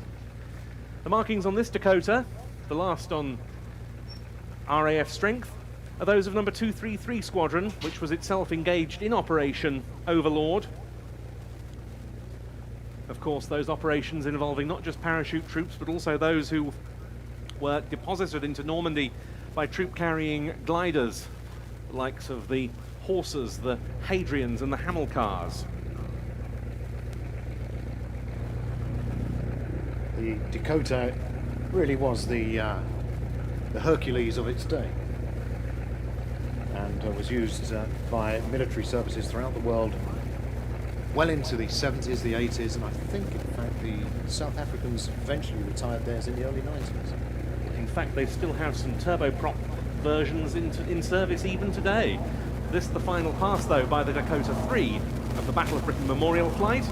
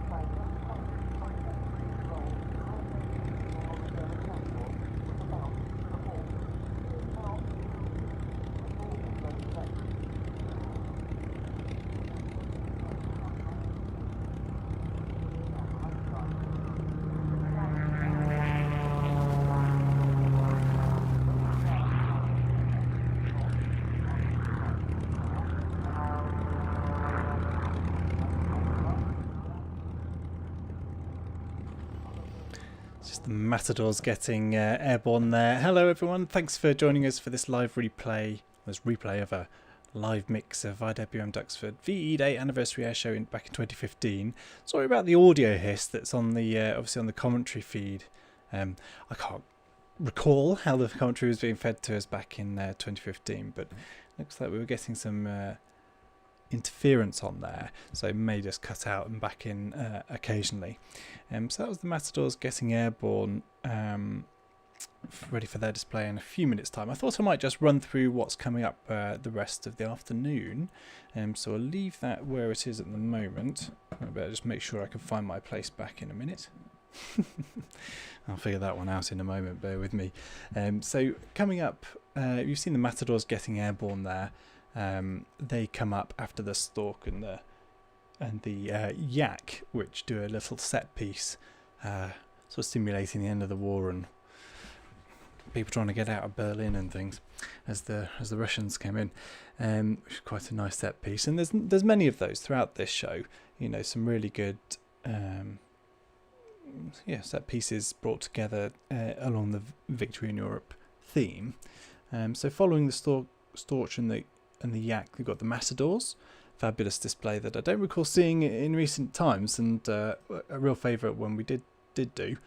Similarly, the Sea King, this would have been the aircraft's last flying display at Duxford from nearby Wattisham, and then the Meteor, giving us a sense of the final, sort of end of the war aircraft types. Then the Anson and Rapide, and then Army Air Corps showing from a two-ship of Apaches, and then the Aviators, followed by some Pacific Fighters and a sort of mini Balbo. I seem to recall the Pacific Fighters of Corsair, Wildcat, and you'll have to wait and see because I can't remember. And then the Catalina, Beech 18 and DC-3 formation as well. And then we have 3 Mustangs, and then finishing off the Saturday display was the B-17. So this is all taken from Saturday back in 2015. Let me just shut off the audio of that whilst I hunt around for the correct part to go back to. But the Red Arrows actually performed on the Sunday, so I'm just working on trying to bring in that material. I think I'm starting to understand why, but I don't have Mike Ling's commentary from that flying display, but I'm trying to bring a bit of it in to make it a bit more entertaining. As I say, it may well be because of the audio interference that we're getting on there, but a quick hello while I'm here. It's fantastic to see so many people in conversation over on the YouTube chat and likewise on Facebook. Got some good conversation going on between... Looks like Adrian's trying to comment on... I'm not sure what he's saying, but over on Facebook, we've got my father there having a little chat with people, and Ian talking to the guys about, wonderful sound of the Blenheim. And show season webinar. Yeah, okay, I see what you're saying, Adrian. So on Tuesday, we're going to have a conversation with very many people from the airshow industry about the season that's coming ahead. If you're watching this in the dim and distant future, it's May 2020, and we're all locked down, looking to a summer of basically very few, if any, air shows, and thinking about things that we can do online. And I suppose this is a nod in that direction. Certainly got the capability to bring people a bit of aviation entertainment whilst nothing's taking place, at least in a public event way. So we're having a conversation on Tuesday. If anyone had any thoughts on the type of programming you'd like to see over airshow weekends when we would normally be seeing an airshow, obviously we've got our own, but if you had any ideas, we'd gladly hear them. You might have some ideas about what we broadcast this summer. Yeah. So if you've got any thoughts, Adrian's in the chat over on YouTube and Facebook, chasing me around all over the place, making that request that I open up the conversation to you. If other things that you'd like to see us broadcasting through the summer when we won't be getting live air shows, sadly. Obviously, we'll be continuing these every Saturday, 11 a.m. Live replays of air shows from the past, which is great fun to do. Obviously, this one's a VE Day air show. VE Day being yesterday, and asking for pictures if anyone's got them of how they were celebrating yesterday. Obviously we're fairly limited in the way that we can do that, but this is a picture from Ethan over on Twitter. A fabulous spread yesterday. I'm extremely impressed with that, Ethan. Thanks for sending that in. Very jealous. I had a similar spread, but not quite so. How did you put it? High cream tea. Yeah, very much so. Good stuff.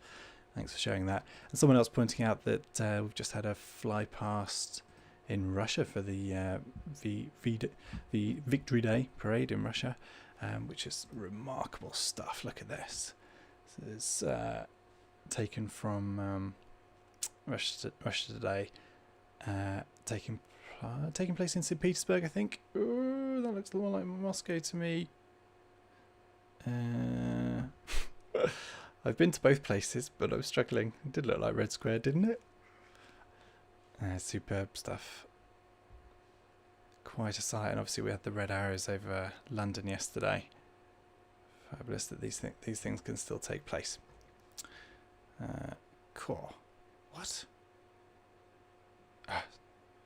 That confused me for a second. That was the CG thing. Superb. Anyway, we'll get back with the Duxford material in 1 second. Where are we? And just a couple more hellos over on YouTube. The stream's still going on, GS. I'm just visiting, doing some hellos and placing the live broadcast in and around the VE Day celebrations. Should do a stream from Southport. Yeah, we'd like that, Eden. Maybe do replays on the day of the actual air show. Would have been. That's exactly what I'd like to do. Good thinking. Yeah, Valentin. Red Square, right? I don't know why I thought that might have been St. Petersburg. Wouldn't make much sense. Thank you for that clarification. Okay, let's get back stuck in with the air show action at Duxford back in 2015. And fittingly, from a bit of air show action, aviation action over Red Square, we go to a bit of Russian hardware from the Duxford flying display. There's a Yak involved here with a set piece with the Fiesler Storch.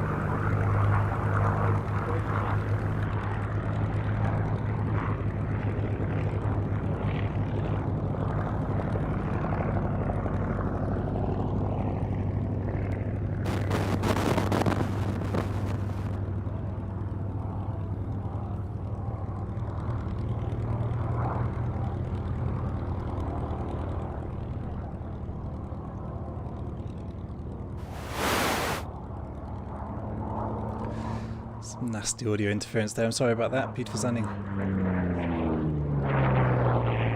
Yeah, otherwise. And a quick shout out to Michael over on YouTube. Thanks for joining us on the stream, Michael.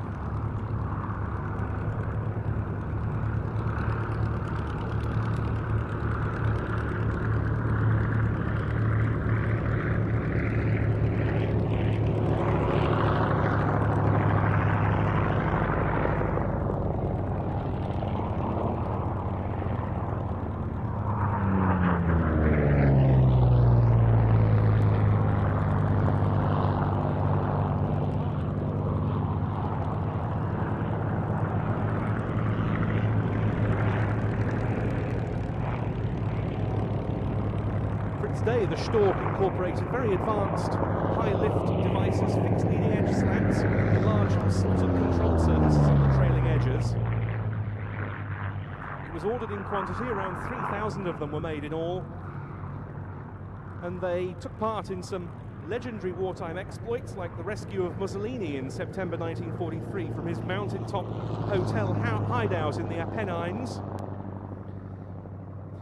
The Storch flew the overthrown Italian dictator to Pratica di Mare, not far from Rome, from where he was transported to Austria.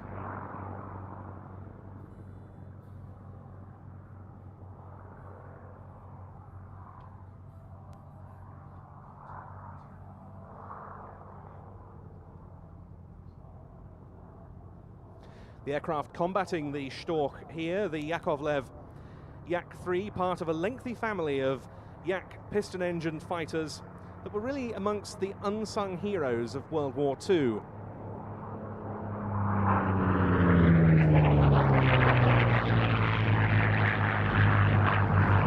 The essential qualities of the Yak-3 were its high rates of turn and roll. It was more than a match for contemporary German fighters like the Messerschmitt Bf 109G and the Focke-Wulf FW 190.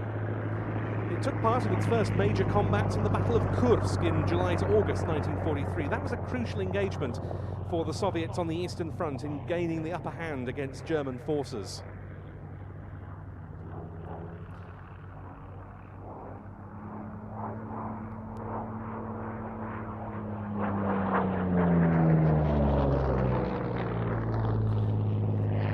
The summer of 1944 saw the start of large-scale deliveries of Yak-3s, and its usefulness was confirmed by the famed Normandie-Niemen squadron, the Free French manned unit Régiment de Chasse 3, which had been set up in the wake of the German invasion of the USSR in an effort to increase ties between de Gaulle's Free French and the Soviets. The unit scored the last of its 273 confirmed kills in the Yak-3. And this one looks like it might have been successful.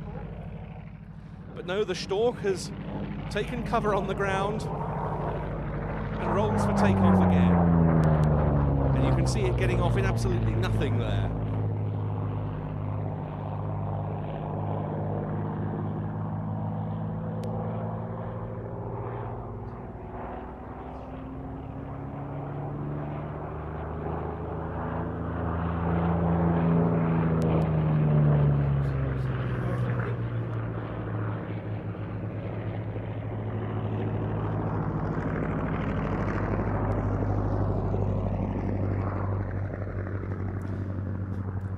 The Storch now going crabwise down the crowd line. There were large numbers of these aircraft in the Berlin area towards the end of World War II, being used for liaison and communications tasks.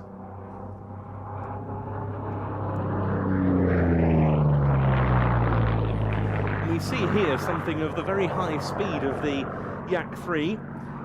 The original had a 12-cylinder Klimov engine of 1,300 horsepower. When a new production run of replicas was announced by the Yakovlev firm in 1993, they opted for the American Allison engine.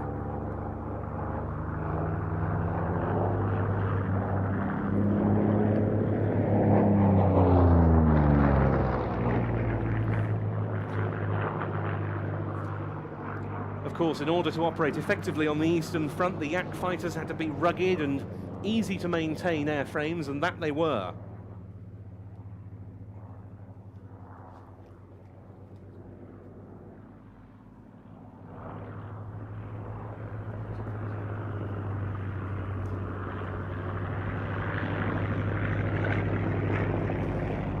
The Storch going through its paces in really outstanding fashion.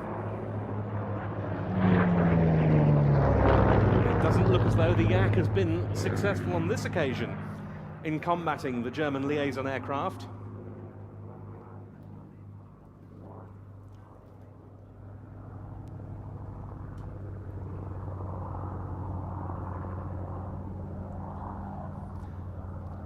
This is a rare Storch in comparison with some on the circuit, which are license-built Morin-Saunier Criquet variants with radial engines. This one has the original 240 horsepower inlined Argus motor. It's owned by Peter Holloway, who we saw flying earlier in the Bristol fighter, and it's now joined in the air by British and American aircraft that did broadly the same role in the Second World War. Leading the silver one is the Oster 5J1 Autocrat, and it's accompanied by the Piper L4, the Cub, known in the military affectionately as the Grasshopper.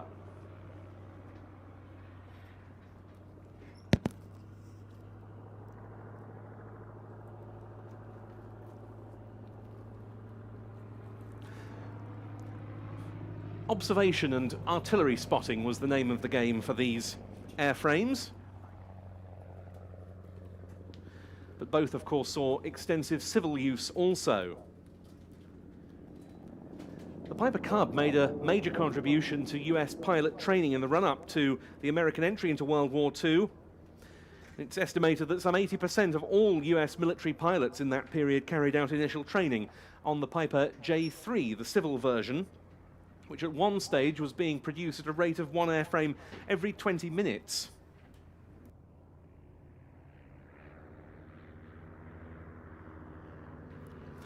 There it breaks to the right with the Oster Autocrat going left, this representing the military Oster AOP, Air Observation Post aircraft that came into Royal Air Force service during the Second World War.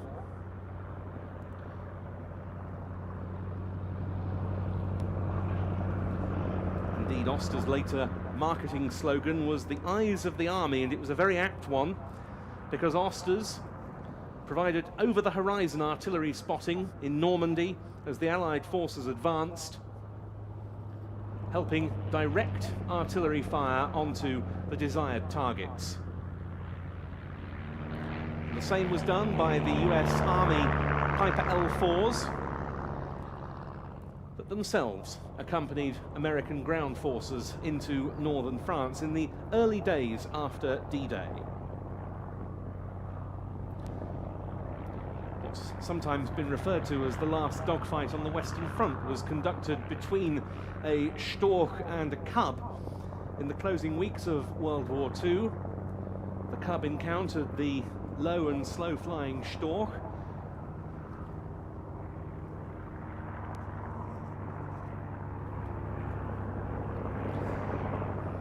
and it was with gunfire from the observer in the Cub that the Storch was finally brought down.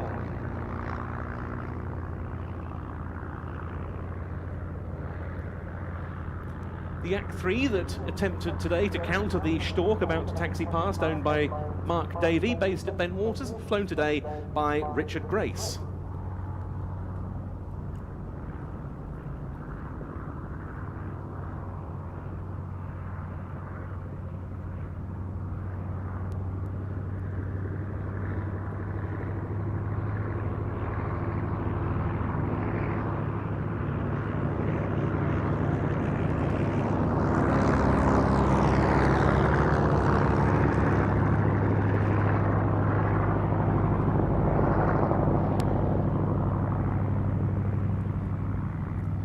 Cub that's now off to our left is painted as an example that served with the 456th Parachute Field Artillery Battalion, part of the US 82nd Airborne Division. With that unit, the Cub that was in these markings in 1944 became one of the first two to operate in Normandy after D-Day. The other one, which is displayed here in the past with the code 57H, this one being 57G, the code on the fuselage side, is depicted by another airworthy Cub owned by Robin Roberts.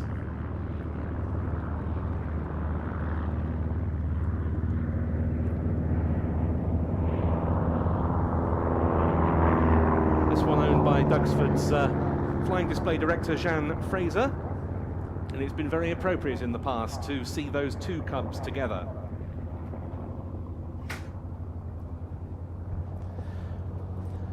While today we remember VE Day, it's worth recalling that civil aviation started up pretty soon after the war ended, and in that, the Oster autocrat that's about to turn in and land played its own part, because its first owner after hostilities, Mr. Thomas Shipside, began rolling his new airstrip to operate this airframe from on the 8th of May 1945 itself, VE Day.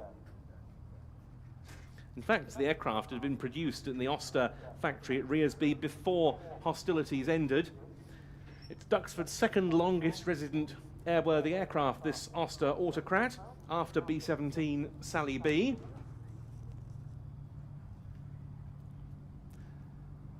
Mark Miller at the controls once again for his display of that aircraft. That's followed by Dave Pulliston in the Piper L4.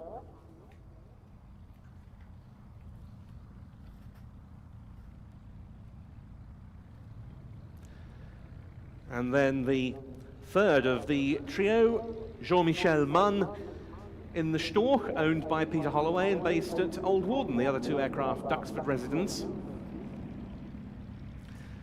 And they're some of the more unsung wartime participants, but all extremely important aircraft for their respective operators, serving right on the front line. Well, now we change the pace somewhat. The first of a couple of aerobatic interludes before we move back to the warbirds. And the two pilots that we're about to see are amongst the very best in the civilian aerobatic business. One of them currently leads the Red Bull Air Race World Series.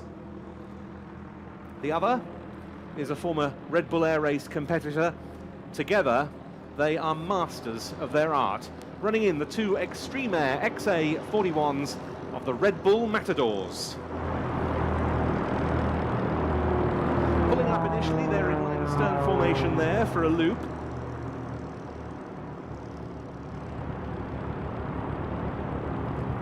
Very impressive German-designed unlimited aerobatic aircraft.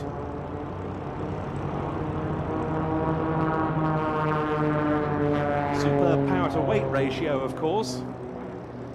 And the two of them now pulling up for coordinated tail slides.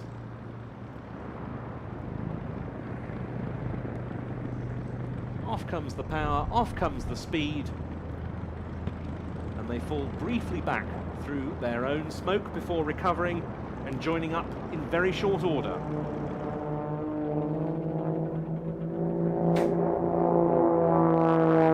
It's a single-seat aircraft, the XA-41, with a Lycoming 580 piston engine of 315 horsepower.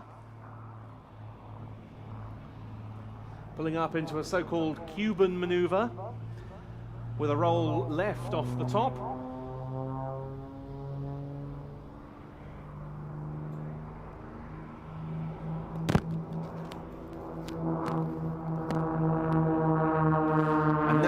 Something of the aircraft's agility as the pair of them perform the slide. Up to the top, it looks like they're going to go round a loop, instead a boot full of rudder, and down they come that way.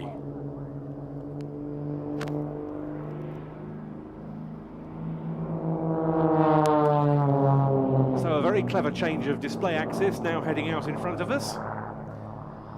The two of them, it's Paul Bonhomme in the lead, Steve Jones, the number 2. They're about to split to perform the heart.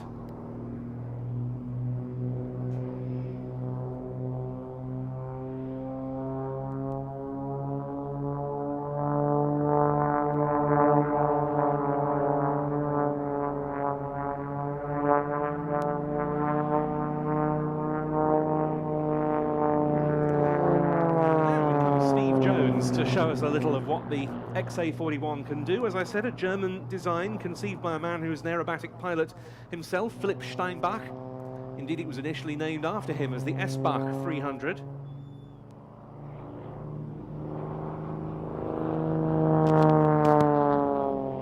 Of course, the aircraft has a very impressive smoke system.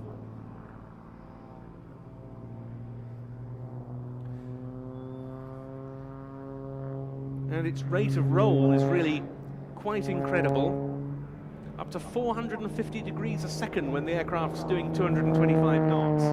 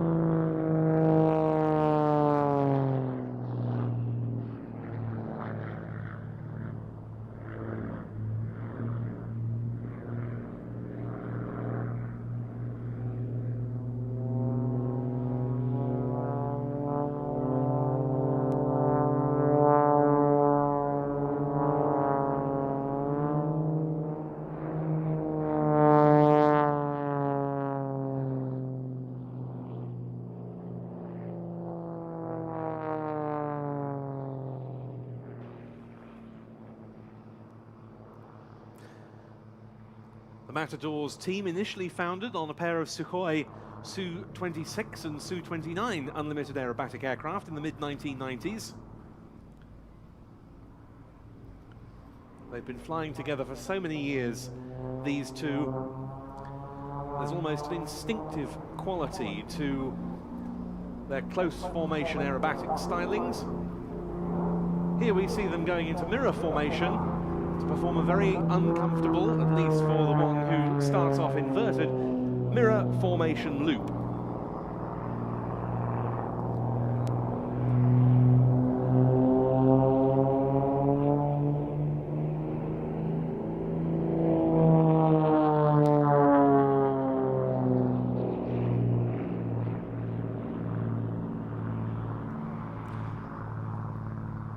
Respectively pulling and pushing up again, this time for mirror formation Cuban, with the inverted aircraft rolling now the right way up.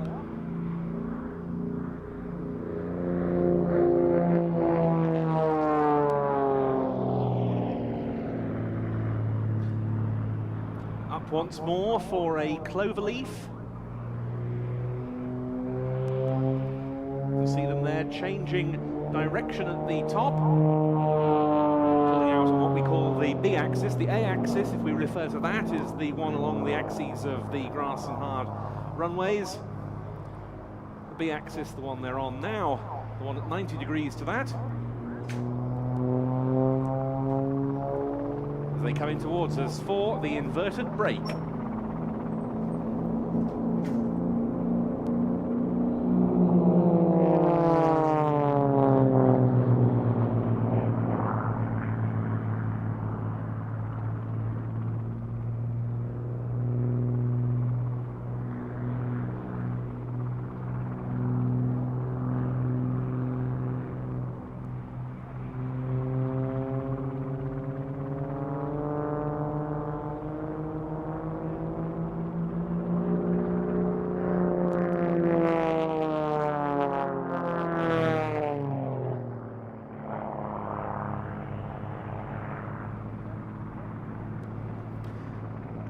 So now the two aircraft getting into another line of stern formation,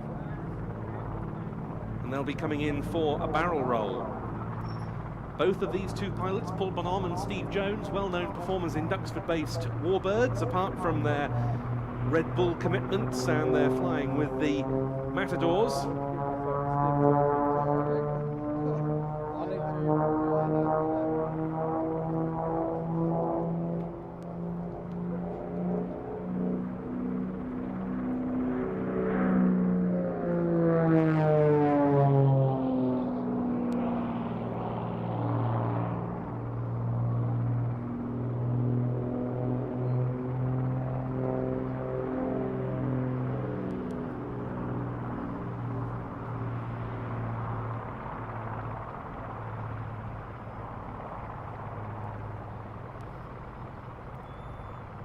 Out of that barrel roll, the two of them now repositioning.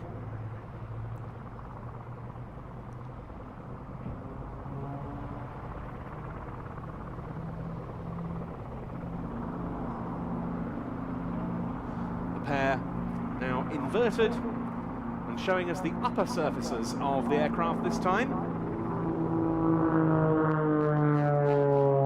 The two pilots being subjected to a bit of negative G in that outside turn.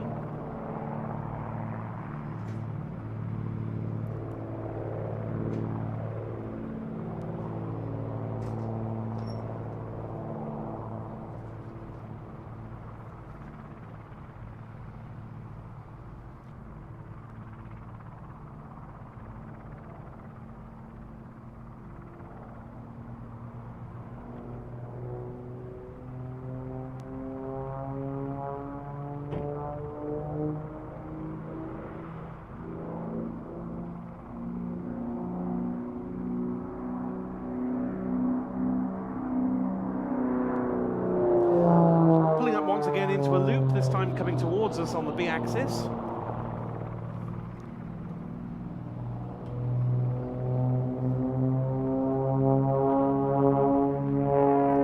Again, changing direction onto the A-axis.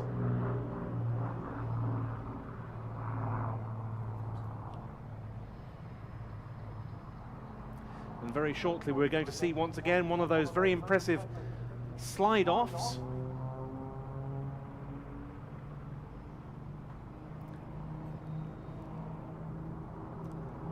And here they go.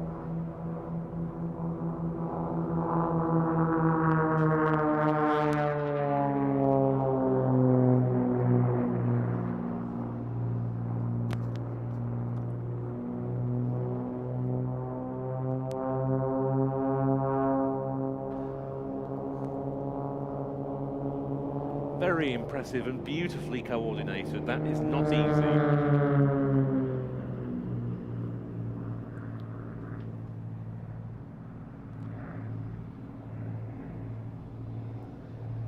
Paul Bonhomme calling Steve Jones into line astern.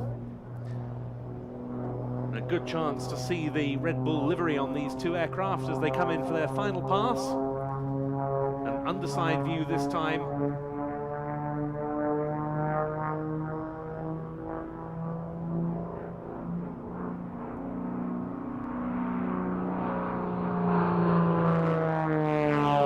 And reversing the turn to show those of you down towards the Royston end, the top sides. And they'll be doing a dumbbell round to land. Paul Bonhomme and Steve Jones together, the Red Bull Matadors. Their availability quite limited by Paul Bonhomme's Red Bull Air Race commitments. He's had an excellent start to the current season, and we wish him all the very best. Steve Jones, meanwhile, will be in action later in one of the Duxford-based warbirds, taking part in our finale.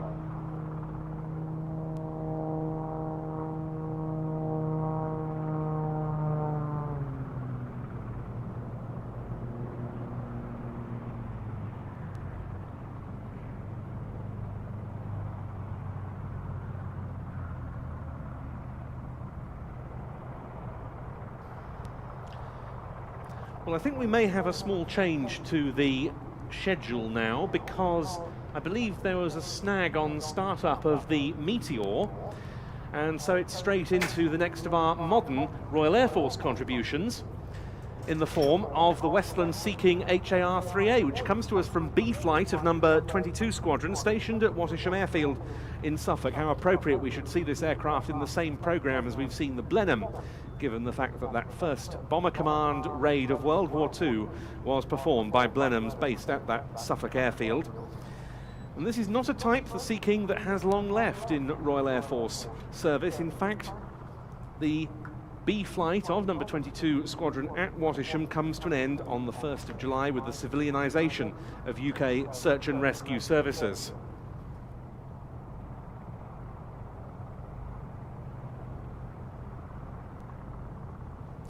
And we have a guest commentator for this next item, which will be going straight into its display now.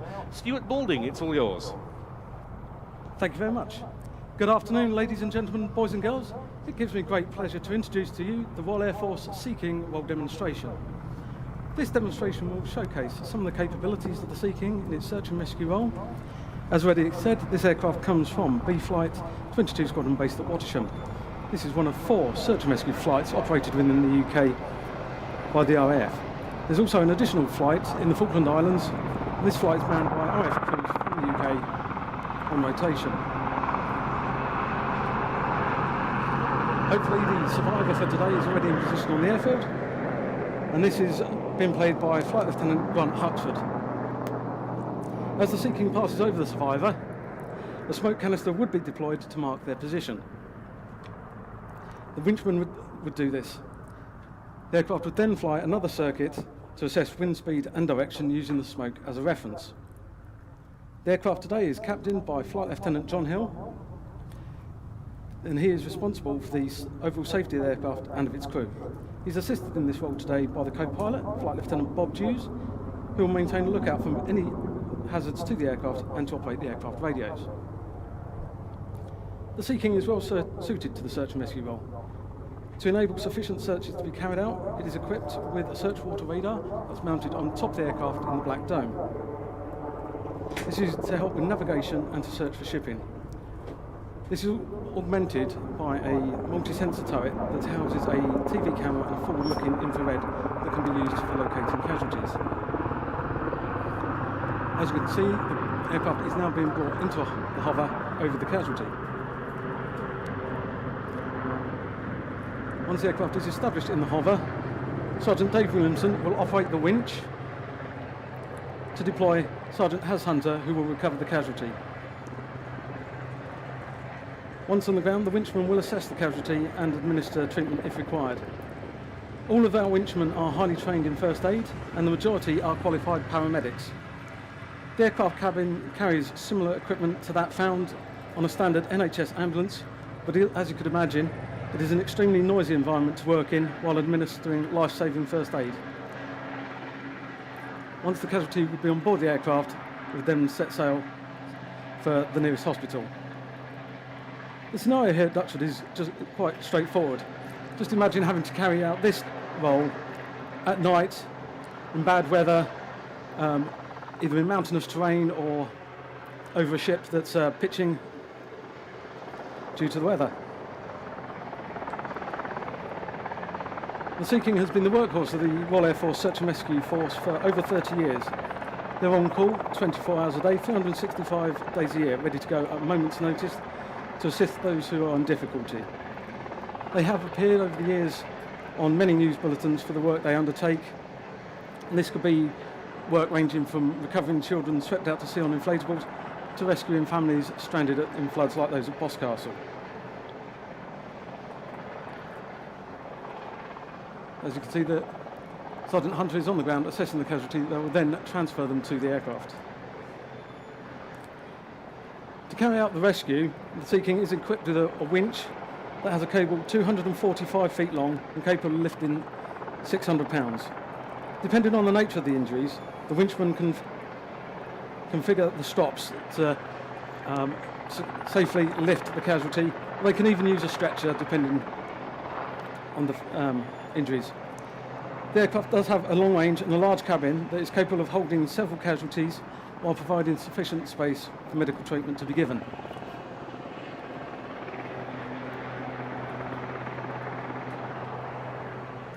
As you can see on the aircraft, the sensor turret is located by the wheels on the far side of the aircraft. As they turn around, you can see the winchman at work, safely moving the casualty onto the aircraft.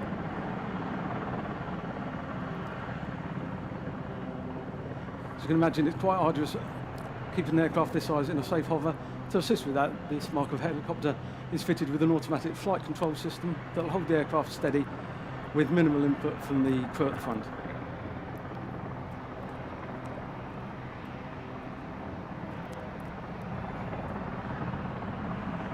As well as using radar and forward-looking infrared to carry out searches, you may notice the aircraft has 2 bubble windows, one on either side, which will be used to conduct visual searches. The aircraft is also fully capable of being operated using night vision goggles, which again would enable searches to be carried out in low light.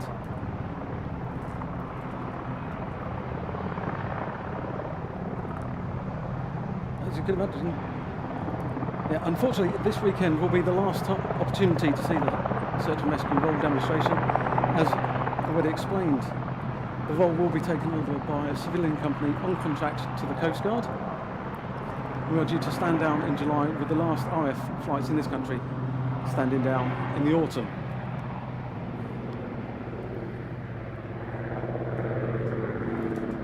As you can imagine, unlike the Typhoon that you saw earlier, the Sea King is not as dynamic. Basically has 2 speeds, one of which is stop. So position and hopefully carry out some passes so you can show your appreciation by waving to the crew as they pass before they depart back to Wattisham.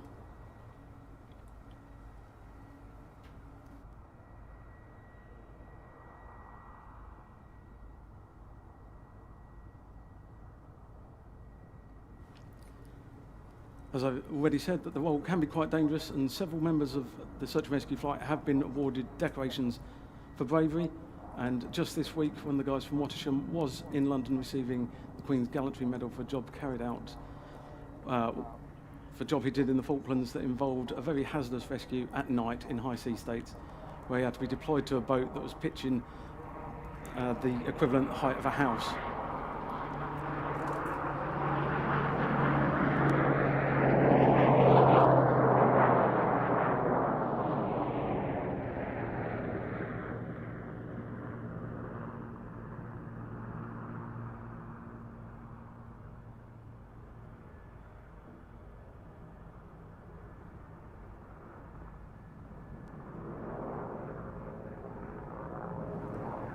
To enable safe search and rescue operations to be undertaken, each of the flight is equipped with 2 aircraft, so you always have one at readiness.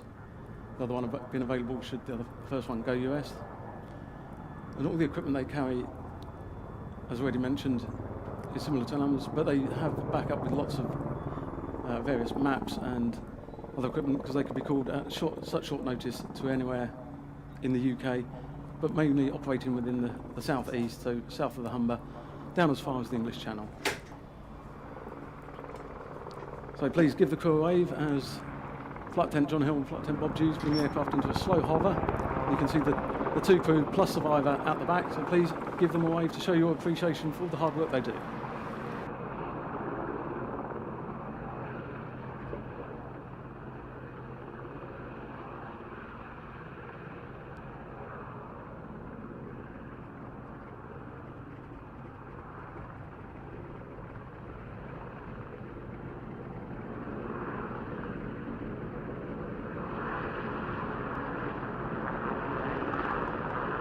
So as you can see, that the winchman, Flight Sergeant Paul Hunter, has been deployed from the aircraft.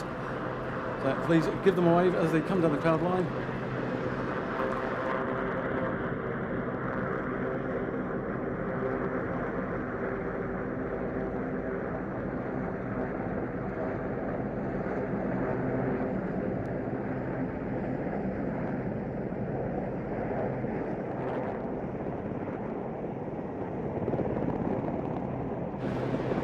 Unfortunately, due to the imminent closure of the search and rescue flight, this will be the second to last display appearance here at Duxford, the last one being tomorrow. So if you're here again tomorrow, you'll have the dubious honour of seeing the last RF Wattisham search and rescue flight roll demonstration.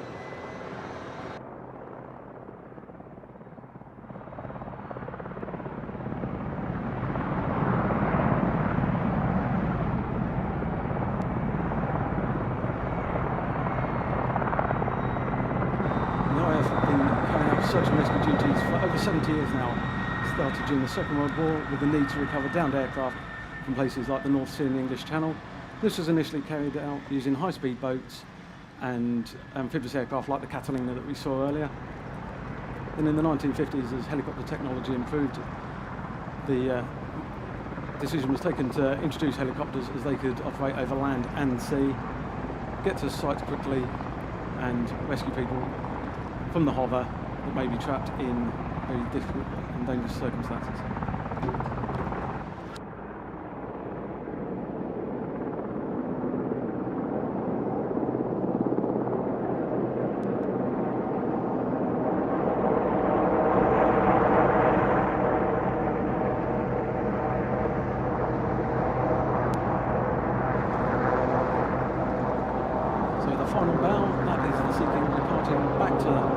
back to Waddisham, and it has been a privilege to bring to you the last penultimate Vol demonstration by the B-Flight Search and Rescue of the Royal Air Force. So I hand you back to Ben.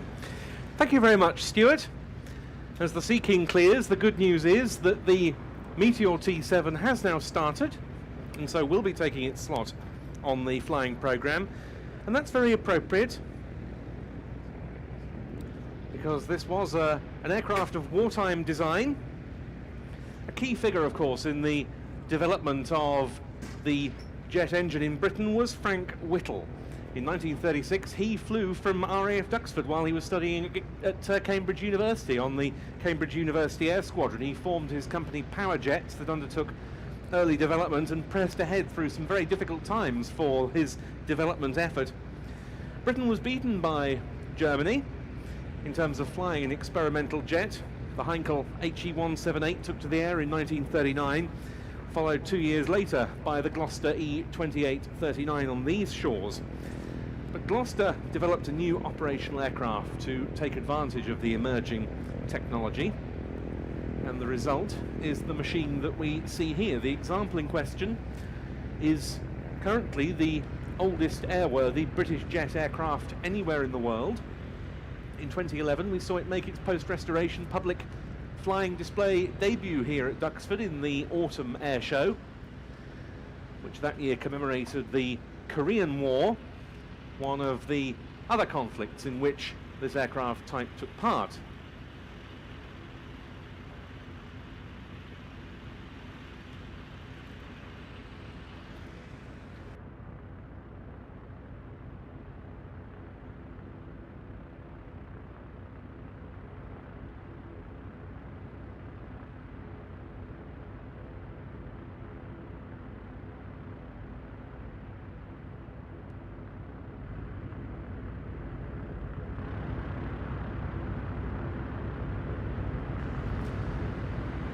And here goes the Gloucester Meteor T7.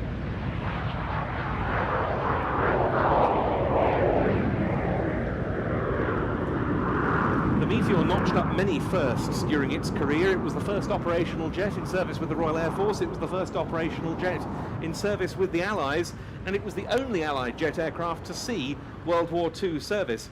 It came into use with number 616 Squadron after the first examples of its German contemporary, the Messerschmitt Me-262, joined a Luftwaffe unit, but those Me-262s were on the strength of an evaluation unit, not an operational squadron. The Meteor's early wartime service included missions to counter the menace of the V-1 flying bombs, and Meteors downed 13 of them from the outset. It was a rugged and reliable aircraft.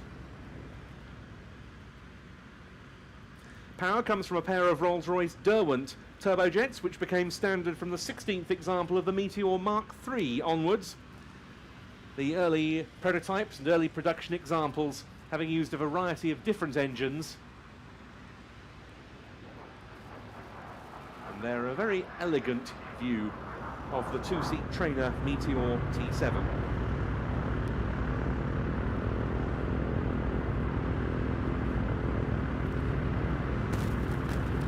The exploits of the Meteor were, of course, a source of much pride to Britain. In 1945 and 46, modified Meteors set new outright world air speed records. Through into the 1950s, the Meteor F8 became the standard day fighter of RAF Fighter Command, and the T7, like we see here, the standard jet trainer in the RAF's advanced flying schools. In fact, it was the RAF's first jet trainer.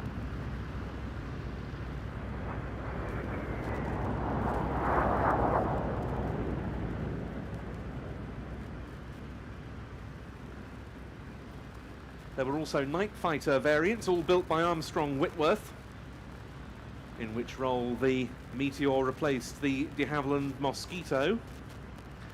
By that time, the addition of the heavy airborne intercept radar in the aircraft's lengthened nose was taking the weight of the machine rather beyond the initial design specifications, but there were no commensurate increases in the aircraft's power, so performance rather suffered.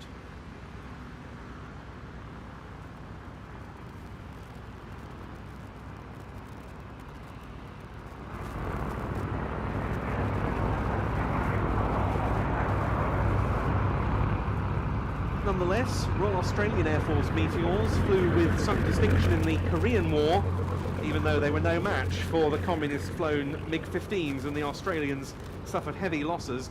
But they're the type show that it was a good, stable gun platform, good for ground attack missions.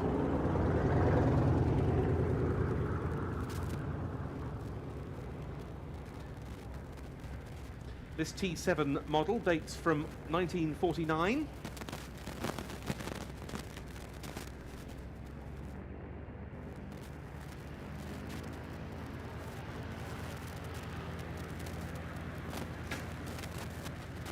It served with a number of advanced flying schools of the RAF. Had a rather checkered career during that period, being involved in a number of incidents, which makes it all the more remarkable that in more recent years it's been returned to such immaculate flying condition. That work began by a group called Meteor Flight, based at Yatesbury in Wiltshire. Air Atlantique then began funding the project, and it moved to Kemble Airfield, now Cotswold Airport, for completion, where Dan Griffith made its maiden flight in June 2011, and it was soon on the display circuit after that, painted in its original markings of number 203 Advanced Flying School, based at Driffield in Yorkshire.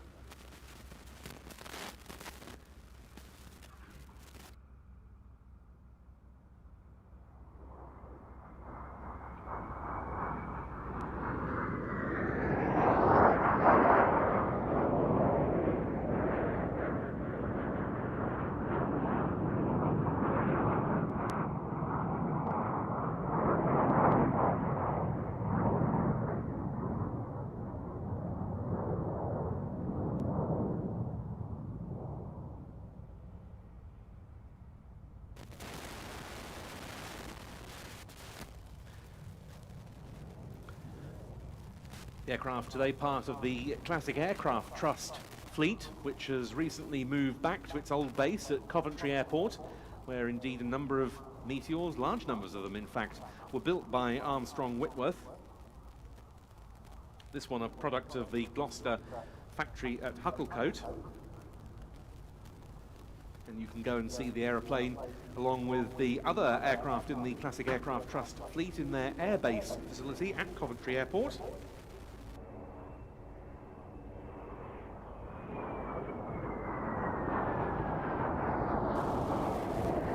There's also a Meteor F8 on show in the Battle of Britain hangar here at Duxford. Very appropriate that, because Meteors were stationed here in the early post-war years.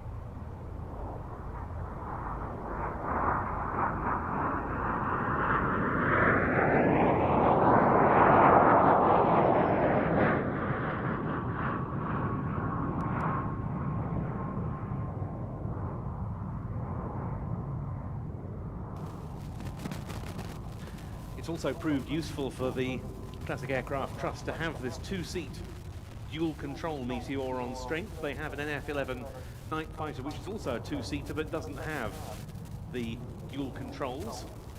So they've been able to undertake a bit of pilot conversion on this aeroplane.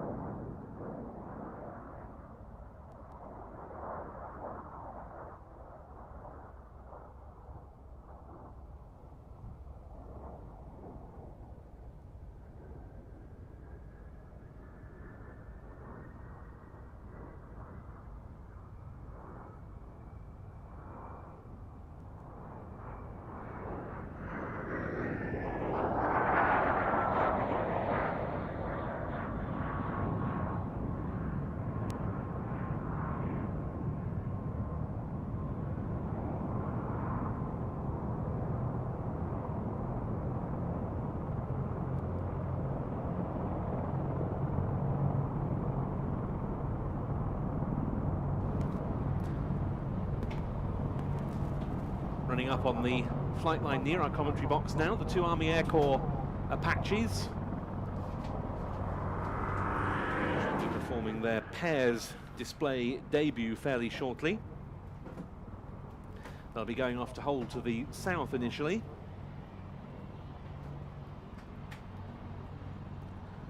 And we're just going to wait for the Meteor to land on before we get our next aircraft into the air. Another very nice topside view for us.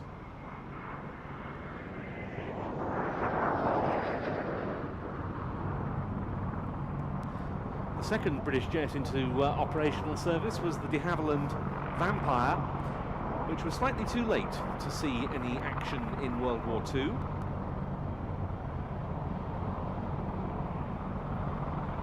Of course, in those early days, jet technology still in some ways relatively primitive. The aircraft were, to some degree, not the most durable for operations out in the field, though the Meteor did display very good durability in its brief period of Second World War operations from Melsbroek in Belgium, near Brussels.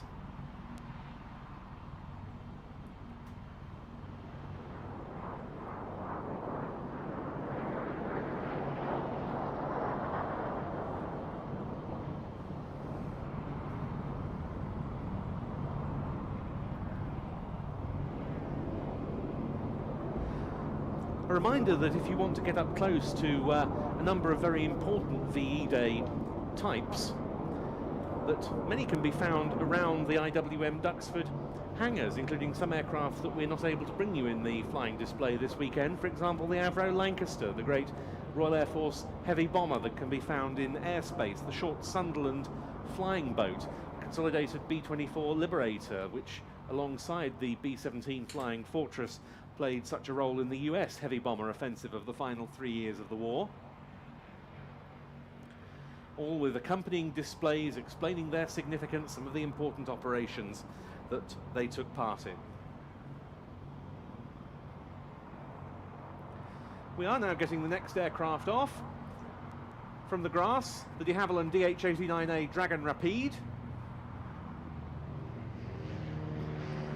From the hard, the Levere Cosmic Wind.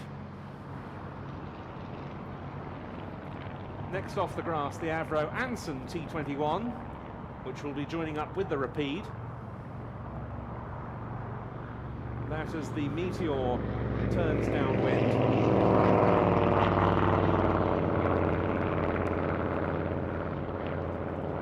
A very deep, to some extent, throaty noise there from the Anson as it climbs away.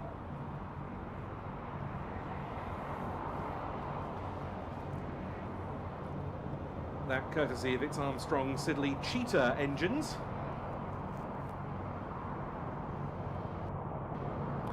And also off the grass, the de Havilland Canada Beaver.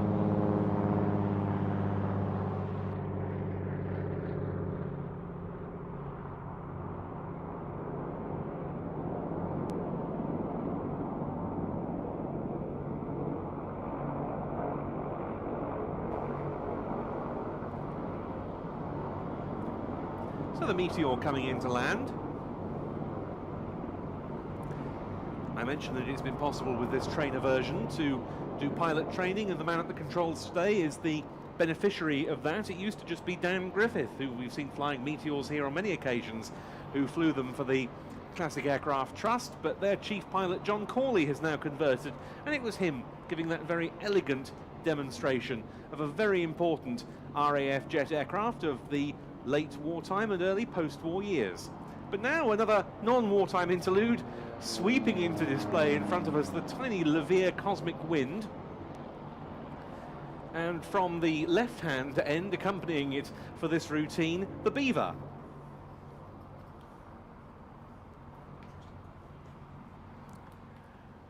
Yes, as Colin has said to me, an interesting combination. I suppose one might say these are two of the types that we don't get to see very much at Duxford displays, and certainly they are both fairly rare birds. In fact, there's no other Cosmic Wind currently flying in the world.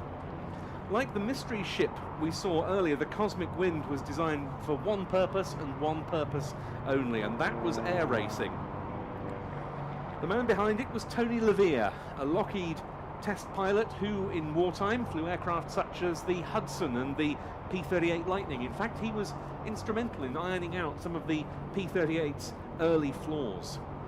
When the war finished, he wanted a new air racer with which to compete in the Goodyear class of what became known as Formula One air racing, and with a team of designers and builders drawn from the Lockheed staff, the Cosmic Wind was the machine he came up with.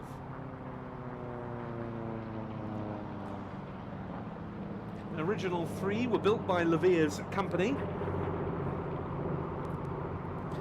and this is one of the survivors, though it has been rebuilt a few times over the course of its career. It was initially imported to Britain way back in 1961 by Norman Jones, one of the leading lights of the Tiger Club, that great organisation for sport flying, and it became a really spectacular display participant in the 60s. Some great pilots flew it, the likes of Neil Williams and Peter Phillips in particular. It's a former winner, this aircraft, of the King's Cup Air Race in 1964 when it was flown by Dennis Hartus, and it won that year's British Air Racing Championship. But even though it was far from designed for aerobatics, it's always been a very good aerobatic performer, as we're seeing. And in 1964, Neil Williams flew it at that year's World Aerobatic Championships in Bilbao, where he performed well, even though it wasn't the most suitable airframe. Formula One air racing enjoyed a bit of a revival in Britain in the 1970s, and it took part then, before being sold to its present owner Pete Kinsey in 1984.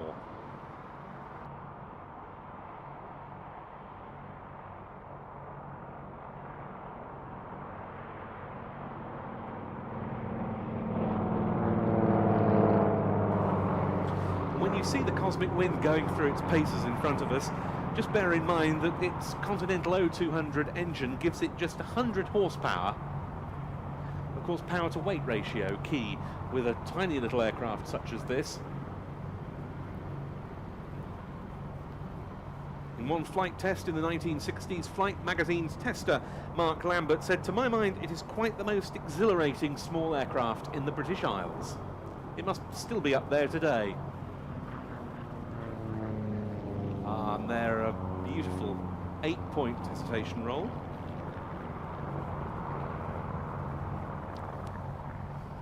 Whether you could call the Beaver exhilarating is open to question, but it was certainly an aircraft in which you could have a lot of adventures, a rugged utility aircraft, a bush plane as they're sometimes known. Built by de Havilland Canada, and it was able to operate as a land plane, as a float plane, or on skis. Got a big high lift wing and a powerful Pratt & Whitney R985 Wasp Junior radial, which in this aircraft gives 450 horsepower. They saw extensive military service. The US Army was the first. They fought in the Korean War as liaison, light transport and ambulance aircraft. Later on, Beavers were stalwarts of the British Army Air Corps. They took delivery of their first in 1961, and in support of army operations throughout the world, they were engaged in many hotspots: Borneo, the Aden Protectorate and Northern Ireland. In fact, the Beaver for many years was the Army's primary surveillance asset in Northern Ireland, and in the Army's own words, helped avert many terrorist initiatives. The one displaying for us here is owned by the Aircraft Restoration Company. It's an ex-Army Air Corps example that was disposed of by the Ministry of Defence, acquired by ARC, and their restoration has seen it turned into a far more luxurious machine than ever was the case in the Beaver's Army heyday. It's got new avionics, a luxurious rear cabin, and even, I believe, a music system on board for in-flight entertainment for its occupants. John Romain took it for its maiden flight, post-restoration on the 22nd of February 2011. And it's used as a display aircraft in its own right and as a support ship for ARC's warbird deployments to other venues. Taxiing in now in the hands of Martin Overall.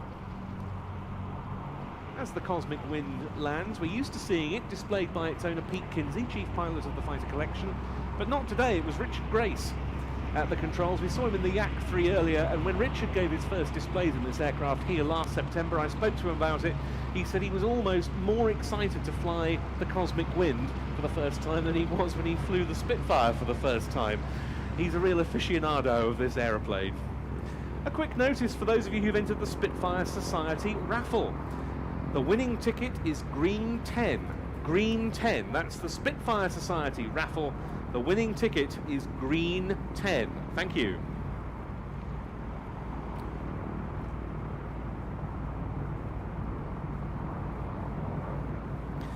Well, now lifting two examples of modern British military firepower in very impressive form. Two Augusta Westland Apache AH-1s from number 3 Regiment of the Army Air Corps based at Wattisham Airfield in Suffolk. They'll be heading straight across the airfield to go and hold to the south. Apaches from Wattisham, very familiar sights over Duxford. You often will come here on a weekday and see them using the vicinity as training territory. The Wattisham-based crew's very familiar with this part of the world. They'll be popping over the horizon to the south and holding there, awaiting their display slot.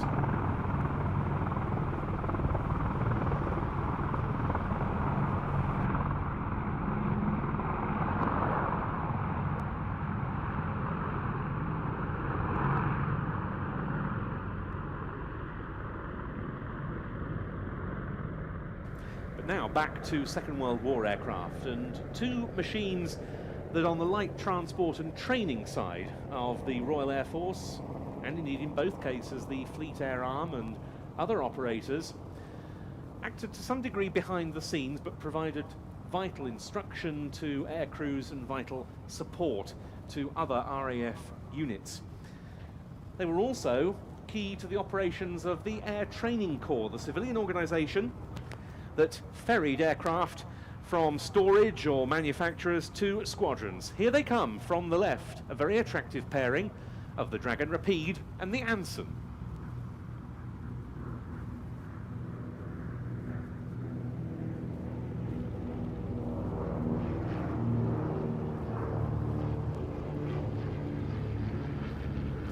An extremely attractive pairing here.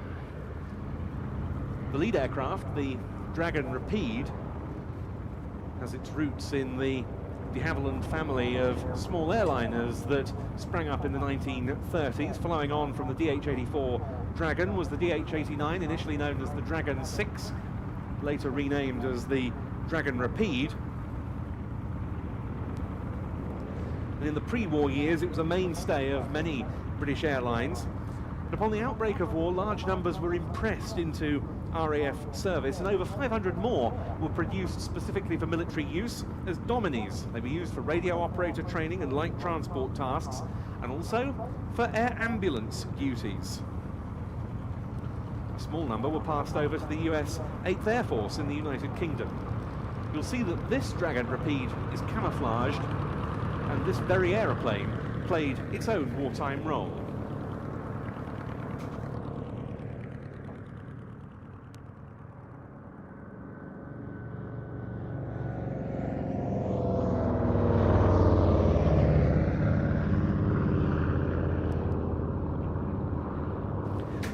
This one dates from 1941. It was built as a Domini 1 at de Havilland's Hatfield plant, serving initially with number 1 camouflage flight at Hendon, today the home of the RAF Museum London. But in the latter part of 1943, it was put back onto the Civil Register, transferred to an organisation known as the Associated Airways Joint Committee, and assigned to the Northern Division of Scottish Airways, who used it for scheduled services and ambulance flights.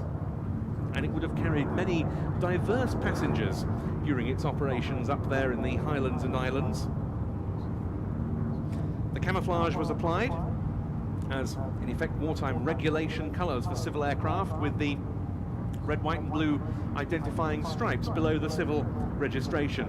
And its regular route took it over the top secret at the time naval base at Scapa Flow.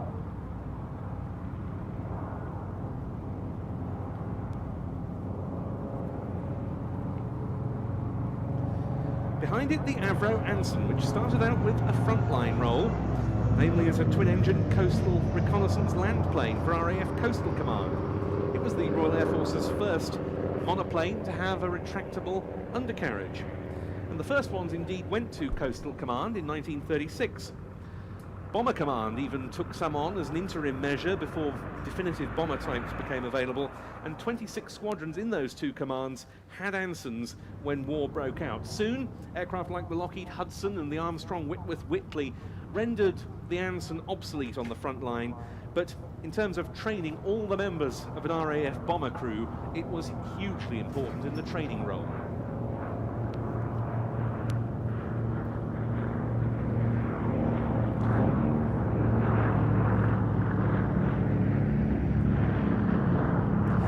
What we see here is actually a post-war mark, an Anson T-21 trainer that was built at Eden in Leeds in 1950.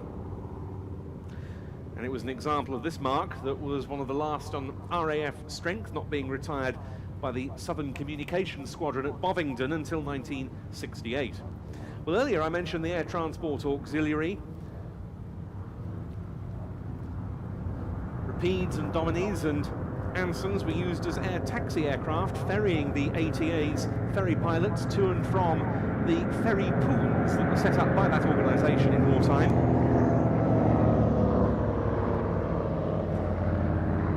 The ATA went on to ferry over 300,000 aircraft during its existence. It's perhaps most famed for the role played by female pilots, 166 of whom were accepted. And one of them, whose views on being accepted into the ATA were recorded some years ago by an IWM researcher, was Lady Rosemary Ducrot.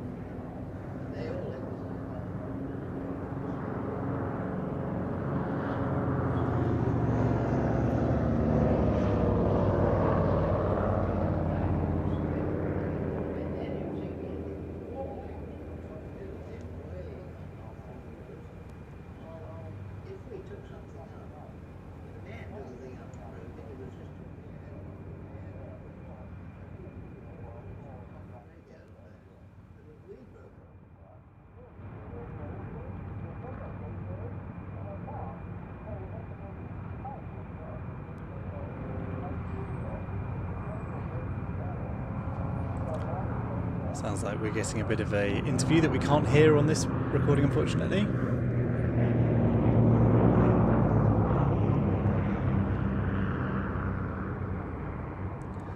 So I'll drop in and just give a quick thank you to everyone who's joining. It's good to see such a large audience on this VE Day Saturday. Can we call it that? I suppose can do, kind of. Just thought I'd say a quick hello and welcome to Jan over on Facebook, who's showing some virtual air show videos. That's virtual formation team videos. That's pretty cool. And Randy, hello, thanks for joining over on Facebook. And Ian and Matthew as well, keeping the conversation going. All good to see. Hope you're enjoying the show. As I say, do join the chat if you get the chance. It's nice to have a little conversation with people whilst things are going on. Having a nice chat over on YouTube with Chris about the T7 that we saw flying earlier that's suddenly gone to the US. That's the way with a lot of classic jets at the moment. Okay, a little comment from Moshi just now on YouTube saying the Meteor has recently been sold to Steve Hinton. That sounds good. Sounds like it's in good hands. Sad they're not UK hands, but there we go. We can't have everything. I'll go back into Ben now. It sounds like he's back, having played a little bit of a interview there that we don't have on this recording. Just a slight explanation that this is a live mix of the IWM Duxford VE Day Anniversary Air Show in 2015. We weren't actually broadcasting live, so we weren't being that critical about about cameras being focused on things 100% of the time, and we weren't being fed things like interviews that we maybe don't have the rights to use in the production later. It's all recorded for our 90-minute video program, which is obviously that went out on DVD and Blu-ray, but it is now also available on our subscription service over at watch.planestv.com. I've seen a couple of people subscribe over there this morning. Thank you for doing that. It's sort of a paid for service, and it helps us produce these live broadcasts. We're trying to do them one each weekend, every Saturday at 11 a.m. I think I've kept that up for 5 or 6 weeks now, something like that. We'll have more coming in the future, and do make sure to subscribe on YouTube and like us on Facebook. And the very best way to keep in the loop is to sign up for the email newsletter. I'll put a link to that below. I'll also put a link to the 90-minute highly produced. It's more refined, shall we say, than this live broadcast, but a 90-minute programme which features the very best highlights of the Saturday and Sunday of this air show. That's available on watch.planestv.com, along with a load of other airshow highlights, of course. So we've got a bit of a gap in the flying here. What we do have coming up then, I'll just run through those. So we've just had the answer and repeat, so it's the Apaches, of course. And then we saw them going off before these two. No pyros, I don't think, although if there's a sudden explosion that blows your speakers, I'm sorry, but I didn't notice any in the recording as I skimmed through it. Yeah, let's go back to Ben, or potentially an army commentator. We'll find out in a moment. Anyway, hope you enjoy the rest of this. For the first manoeuvre, the aircraft will each fly a 270-degree wing over. This pitches the aircraft 60 degrees nose up and uses up to 90 degrees angle of bank to fly around the turn.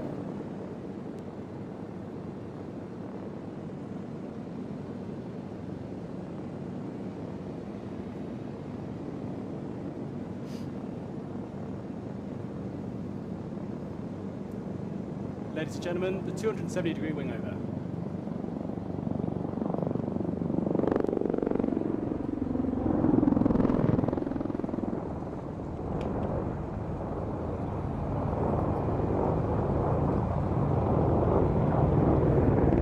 The pair have now entered a formation known as the wheel.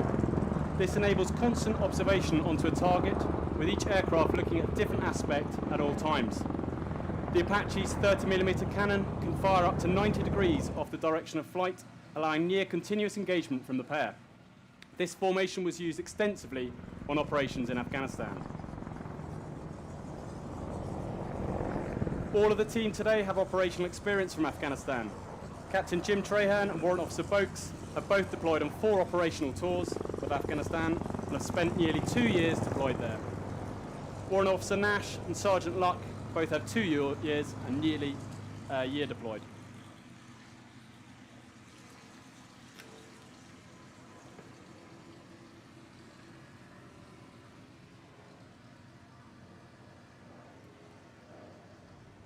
Gunship 1 on the far left is now positioning for a simulated diving fire rocket attack. In addition to its contribution to operations in Afghanistan, 4 British Apaches were deployed to the Mediterranean Sea aboard HMS Ocean in 2011. They attacked numerous targets in Libya as part of the UN operation there, proving the Apache's maritime capability. The Apache pair will now perform a bunt in the centre of the airfield. This manoeuvres 10-ton helicopter all the way through its pitch limits from 90 degrees nose up to 90 degrees nose down. The bunt, ladies and gentlemen.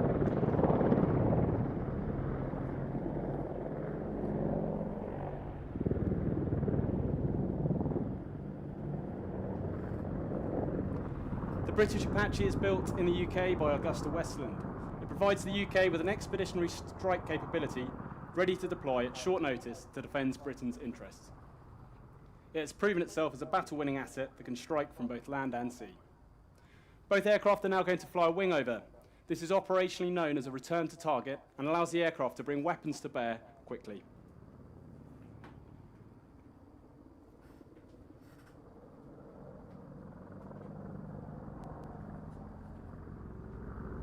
Both aircraft are now running into the centre at around 140 knots and will now convert this speed into height as they turn and climb. It's important to be able to climb quickly through what is known as the threat band, to minimise the enemy's opportunity to bring the weapons to bear at the ranges where they're most effective.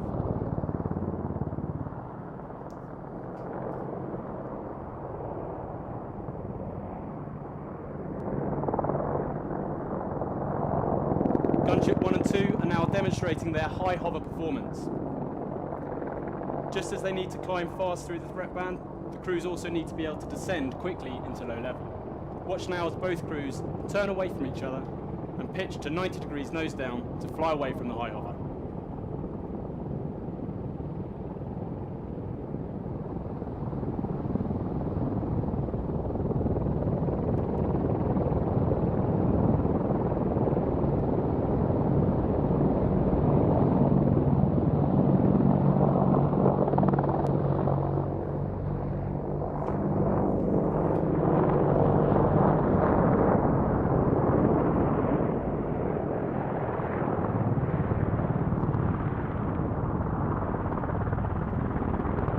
Will now demonstrate another return to target manoeuvre known as the pedal turn. This manoeuvre pitches the aircraft to 90 degrees nose up, and when the aircraft reaches zero airspeed, uses the Apache's powerful tail rotor to turn the aircraft 180 degrees about the centre of the main rotor blades to end up 90 degrees nose down.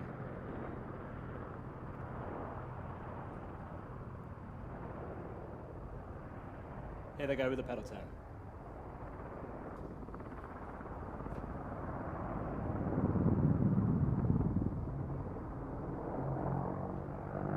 As they start to level out, look to your right and watch Gunship 1 approach the centre of the airfield to fly 270 degree wing over.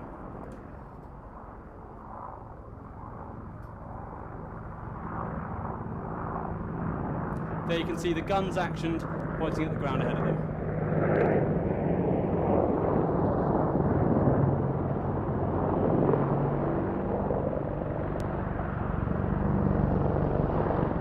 As they start to level out, Gunship 2 is joining him from our left to fly into formation as a patrol.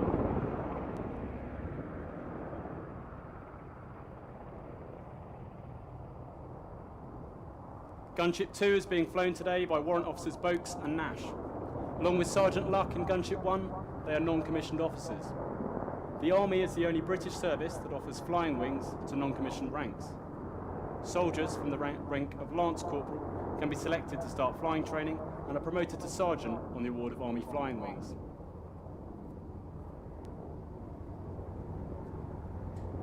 Captain Jim Treherne, flying Gunship 1, and myself joined the Army Air Corps direct from Sandhurst and started flying training as second lieutenants. The Army Air Corps offers a wide range of opportunities for officers, including extended flying roles, maximising the time spent in the cockpit.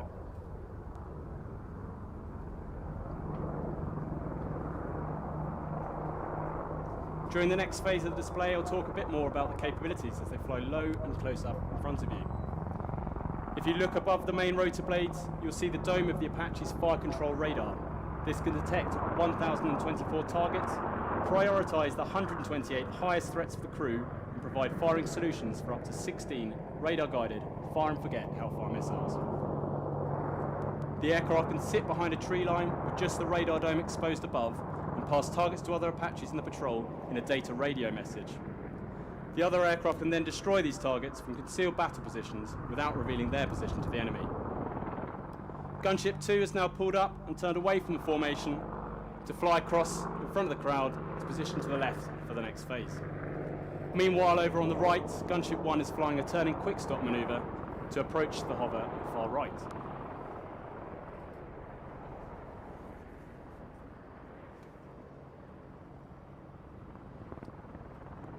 As the aircraft are showing off their hover performance, I'll talk you through the weapon systems on board the Apache.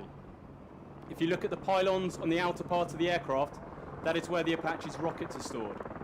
Each rocket pod can carry up to 19 rockets, and the aircraft can carry a maximum of 76. There are a variety of rocket types available to the crew, depending on the target type.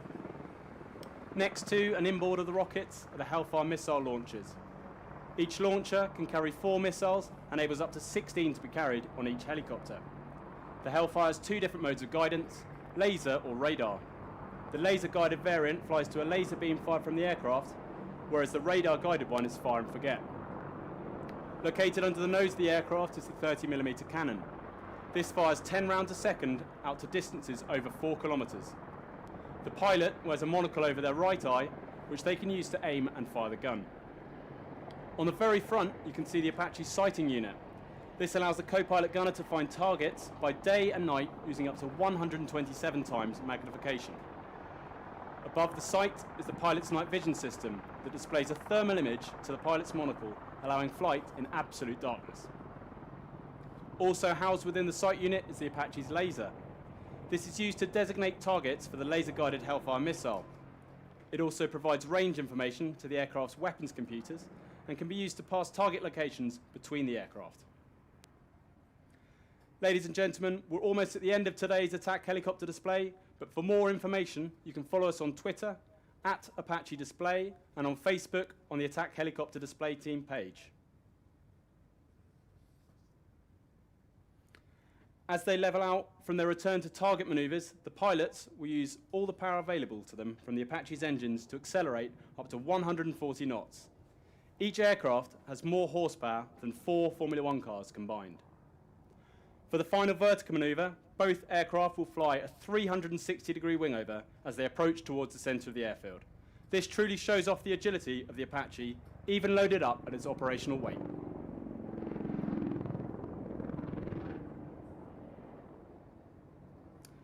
If you'd like to learn more about the Apache or the Army Air Corps, come down and see the Army Air Corps recruiting stand located near to the BOAC VC-10 to the west of the airfield.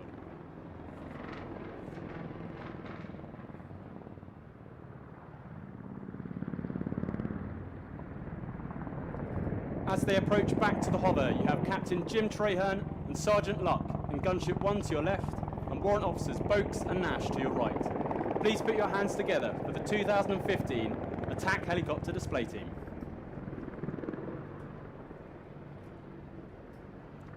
On behalf of everyone from the Attack Helicopter Force Washam, we would like to thank our 2015 sponsors: Augusta Westland, Mawson International, Celex ES, Lift West, Marshall of Cambridge, JR Industrial, Magellan Aerospace, and Event Horizon. Finally, we'd like to thank you, the public, for your continued support to the British Armed Forces. Thank you. And thank you, Johnny, in a very attractive display from the two Apaches, the first of many by this pair on the 2015 display circuit. Quite appropriate to see them not too far from the Piper Cub and the Oster, because while those aircraft packed no firepower themselves, they were still able to deliver quite a lot of it during the Second World War by way of artillery spotting, as the two Apaches return to their parking slots. Well, we're now getting ready for the finale of today's display. That in the shape of our salute formation led by B-17 Sally B. But we've still got one item before that.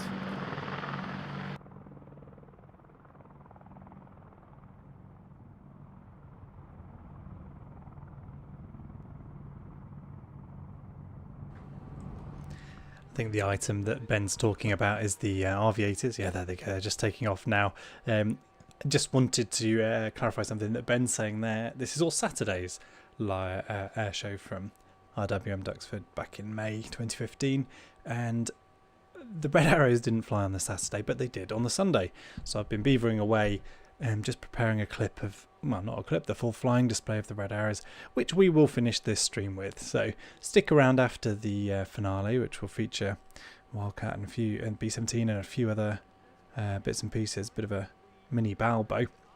Yeah, as I say, do stick around for the very end, because we'll have the Red Arrows finish off the flying. As a pair off the hard runway, the Goodyear FG-1D Corsair leading the Curtiss P-40F Warhawk.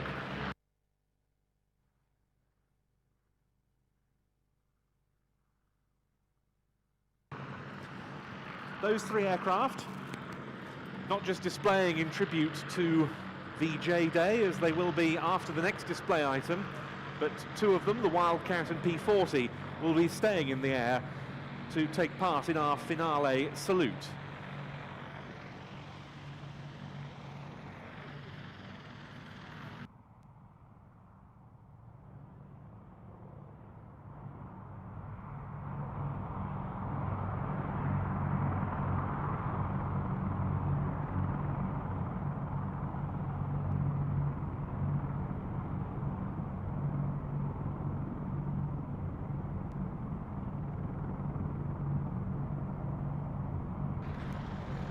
So the team leader has just called smoke on and running in.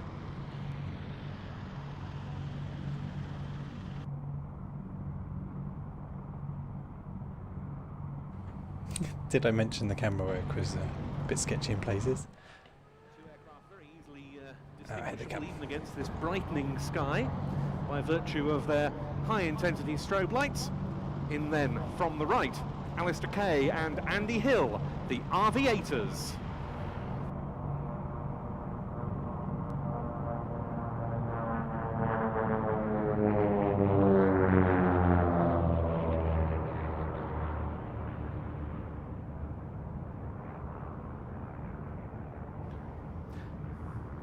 This is a very attractive aircraft for a big flowing aerobatic routine like the one that Alistair and Andy put on.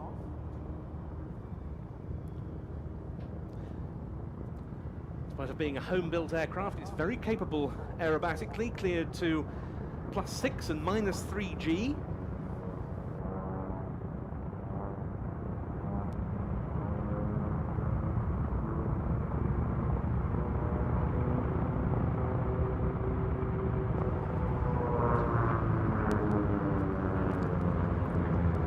Team members both say that the RV8 can perform comparably or better than very expensive factory-built aircraft costing anything up to 4 times more. It's a two-seater, the RV8. And over 8,000 examples of the Van's RV family of home-built aircraft have now been produced, more than any other home-built.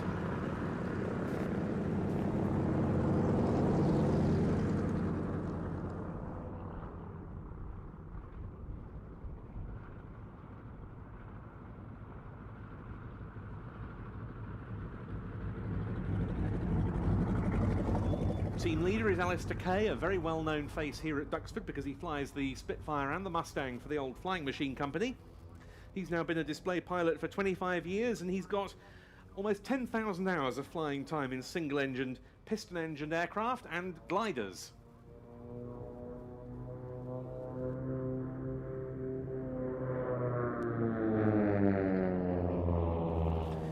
Indeed, Alistair is an 8-time UK gliding champion, and he holds numerous gliding records, one of them for a climb up to 36,500 feet.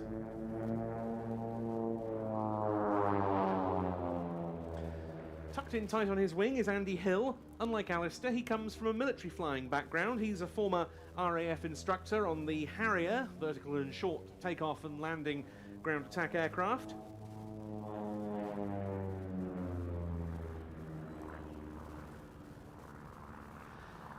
In civilian life, Andy displays not just the RV8 as we see here, but also he's demonstrated the Bulldog, the Extra 300, and as we saw here last September, both the Jet Provost and the Hunter. He acts as a formation and advanced flying instructor. He's been a test pilot on light aircraft and teaches aerobatics and air combat maneuvers.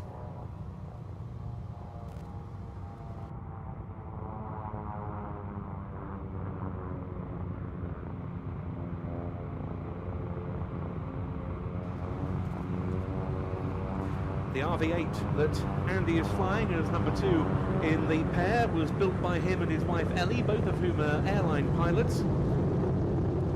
It took them 2 years to build the aeroplane.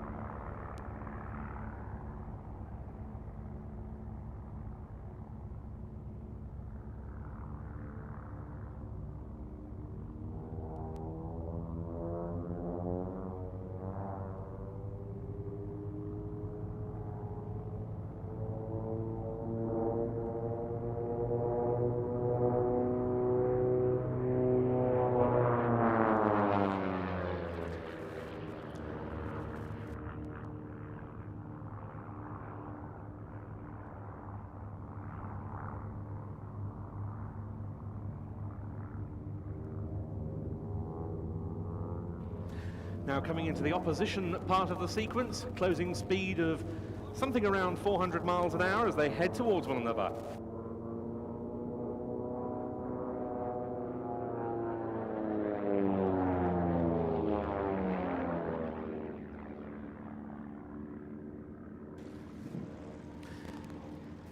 Coincidentally, one of Alistair Kay's other display mounts, the Mustang Ferocious Frankie, about to taxi out as he and Andy go through their paces in the RV8s.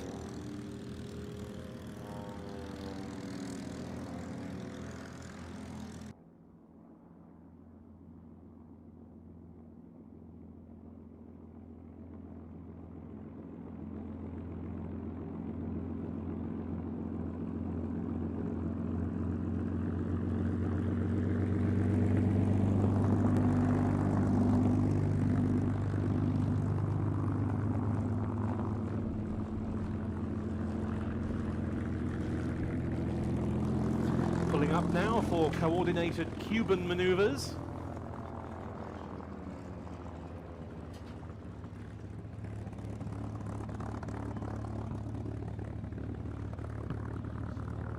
Rolling out there on the B axis straight in front of us and rejoining.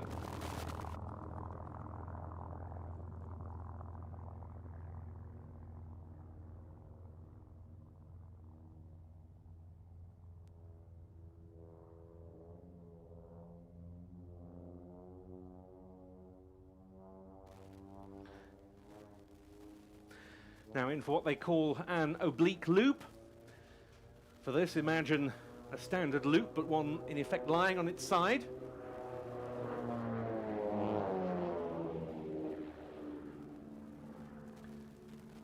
This is such a smooth display, I always think. Big, graceful, arcing maneuvers performed by, as with the Matadors earlier, two pilots who have complete trust in one another and fly together regularly.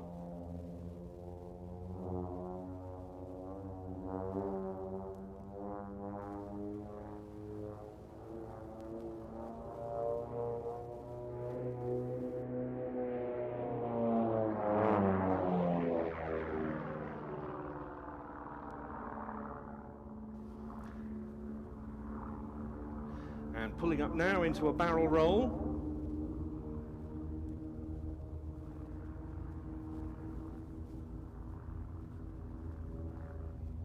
Now in a wing over to the right, repositioning out to the west.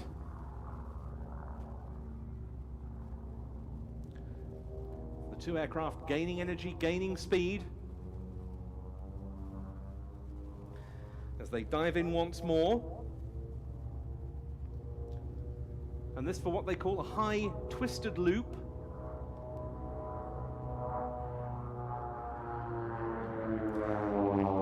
Which we'll see them, as the name suggests, twisting on the top. To end up going away from us on the B axis.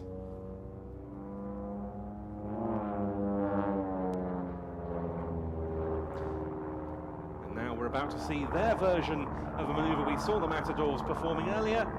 The two aircraft will pull up, one pulling right, one pulling left for the heart.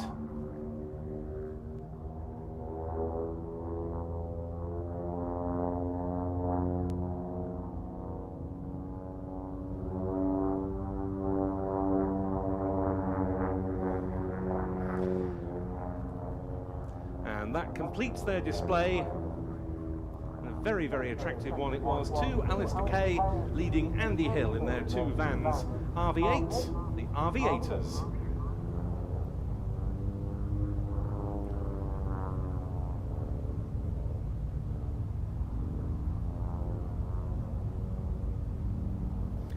Well, just 30 seconds to go before our combination of aircraft saluting VJ Day runs in. Even when VE Day was celebrated with a mixture of relief and weariness across Europe, for many World War II was still not over, for Japan continued to fight on in the Pacific, and thousands more lives were still to be lost in a campaign that began with the attack on Pearl Harbor. You can find out more, indeed, about the Pacific campaign by visiting the land of warfare towards the western end of the airfield here at Duxford. Meanwhile, what we're about to see are three key aircraft types from the Pacific, the Gladiator, all of which also saw use in the European theatre and elsewhere as well. They come from the fighter collection, one of the main organisations, private organisations operating airworthy aircraft from IWM Duxford, founded in the early 1980s by Stephen Gray.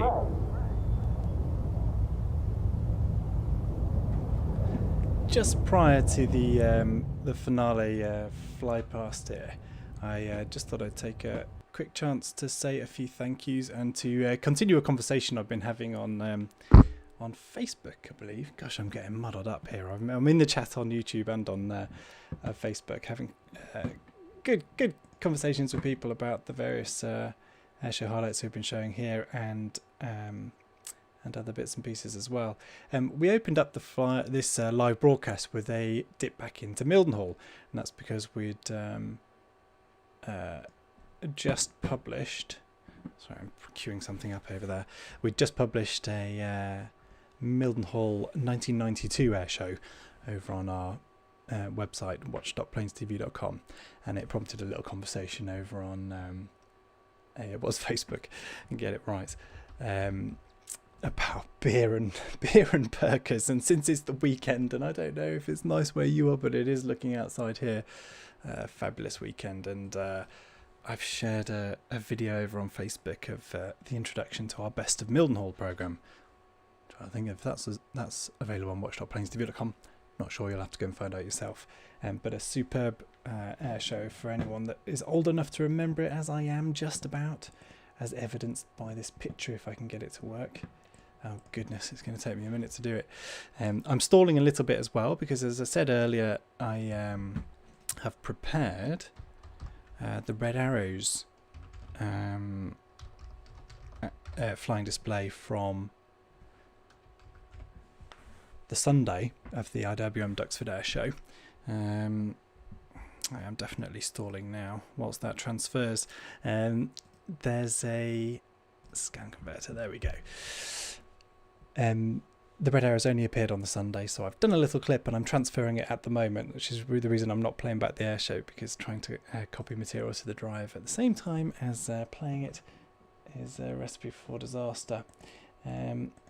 So let's get this one up just while I am stalling. So here's a picture of I thought it was a picture of me enjoying a beer, but it's not. My father's just sent this over. This is my sister enjoying a bud at a Mildenhall air show in the early 90s.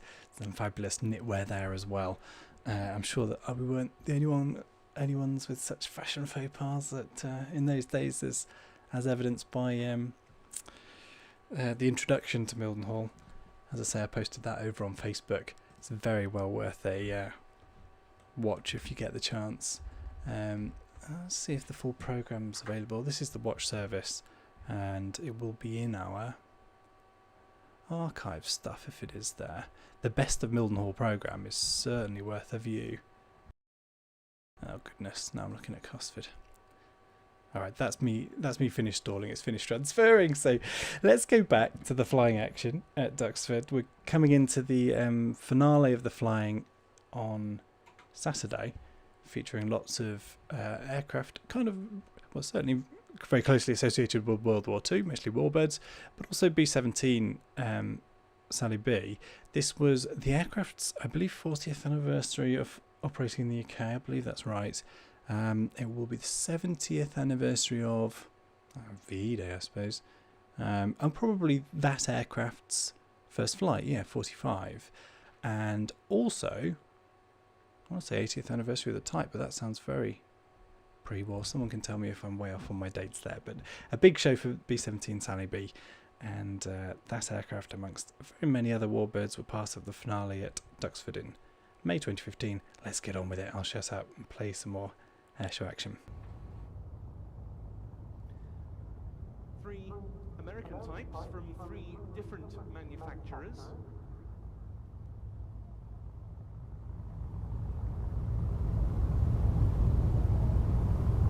And they're now running in. So from the fighter collection, we have the Grumman FM2 Wildcat, the Goodyear FG-1D Corsair, and the Curtiss P-40F Warhawk.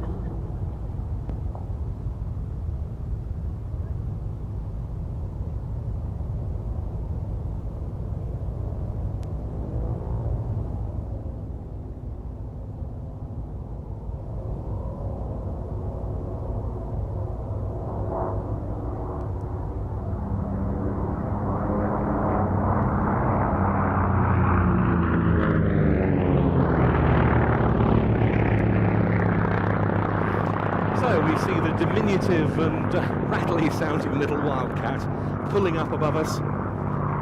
The invasion stripes denoting the fact that this aircraft is painted to represent a Fleet Air Arm example that fought around the time of D-Day.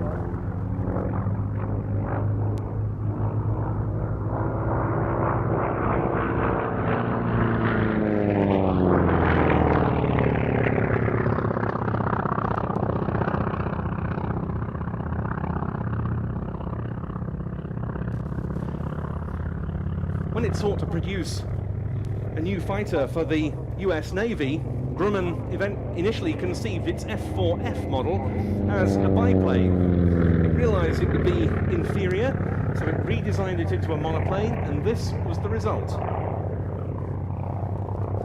Albeit rather significantly further developed by the time this FM2 variant, built by General Motors, entered the scene.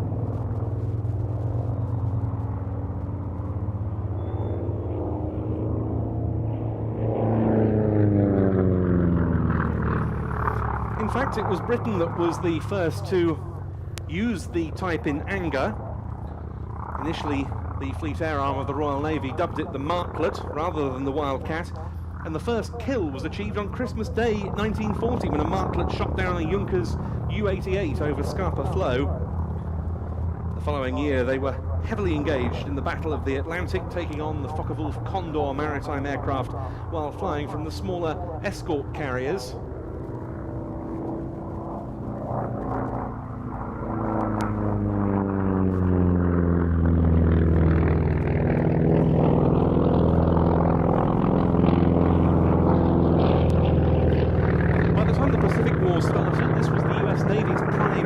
But only one carrier-borne unit of Wildcats was fully equipped when the Japanese attack on Pearl Harbor took place on the 7th of December 1941. It didn't boast the performance of the Japanese Mitsubishi A6M0, its prime adversary, but the Wildcat was very tough and could withstand a great deal of battle damage, and they took part in all the significant engagements from that stage of the Pacific War onwards.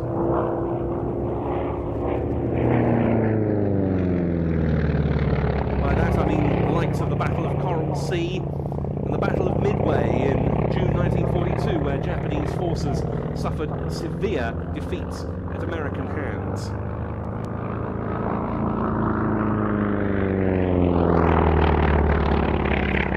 At the time of the FM2 model we see here, the aircraft had a more powerful engine, and 5,280 of them were produced by General Motors. Became a much more effective fighting machine with those modifications. Not only in the Pacific, but also in the Battle of the Atlantic. This one owned by the Fighter Collection, the sole airworthy example of its type in Europe. Now our attention turns, running into the Curtiss P-40F Warhawk.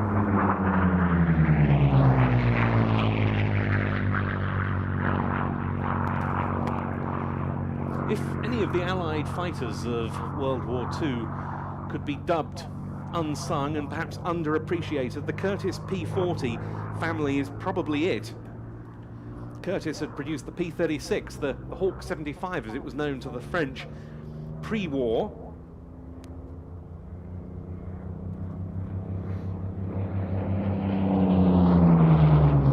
It developed a design by replacing the initial Pratt & Whitney Twin Wasp radial engine of the P-36 with an inline Allison V1710 engine, giving the aircraft a more streamlined appearance on the nose.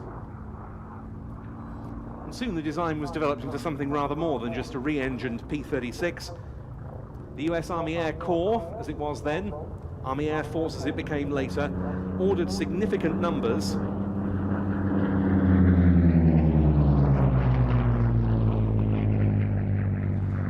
And soon the P-40s were proving their best in combat. It was never a good high-altitude fighter, but by the standards of the early war period, it had good range, it was manoeuvrable at low level,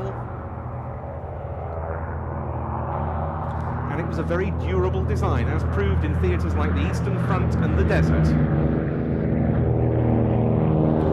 Now, though, very appropriately given the maritime subject, the Pacific War, the Catalina gets airborne, the first of the aircraft in our salute formation to do so.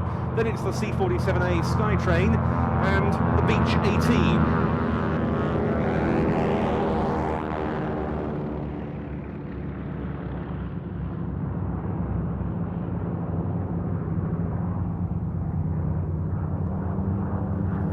Meanwhile, the P-40F that we see here continues to show us what it can do. The early P-40 models had the Allison V1710 engine, same as we saw in the new build Yak-3 that was displayed earlier. But this, in an effort to improve the performance, was the P-40F with the Rolls-Royce Merlin. Off the hard runway, Boeing B-17G Flying Fortress Sally B.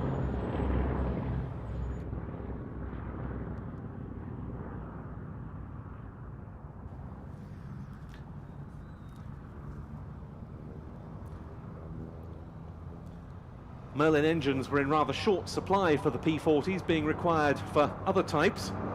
So it was back to the Allison units for later models. Running in now, the Goodyear FG-1D Corsair, showing us its very distinctive bent wing design. And now taking off from the grass, the 3 North American P-51 Mustangs.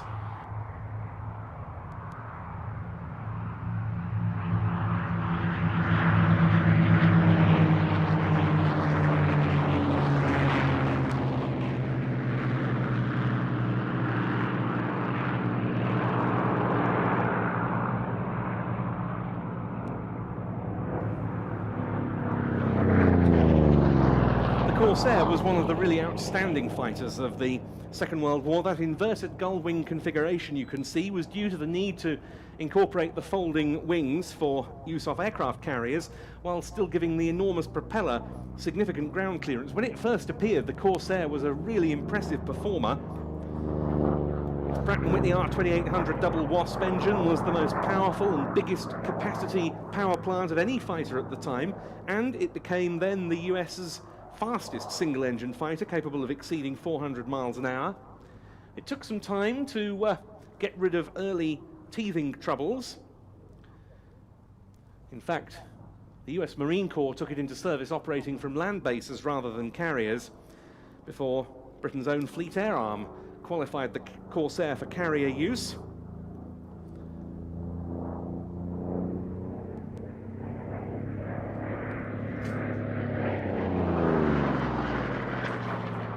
After which the US Navy did so. Even so, the majority of wartime Corsair missions were flown from land bases.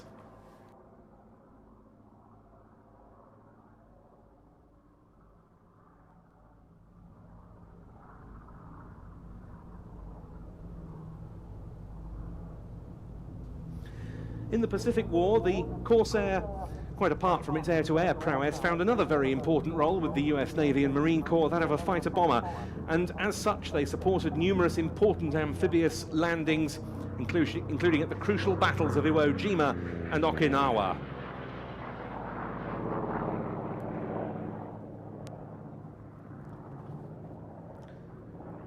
Vought was the aircraft's main manufacturer.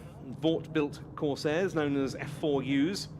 This is a Goodyear-produced aircraft, thus an FG-1D.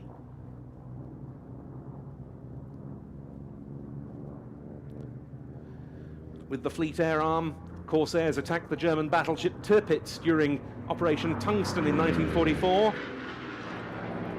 And the following year, they flew from Royal Navy aircraft carriers HMS Victorious and Formidable to strike targets near Tokyo. This aircraft from the fighter collection is indeed in Fleet Air Arm colours, those of 1850 Squadron, circa late 1945, serving in the Pacific Theatre aboard HMS Vengeance.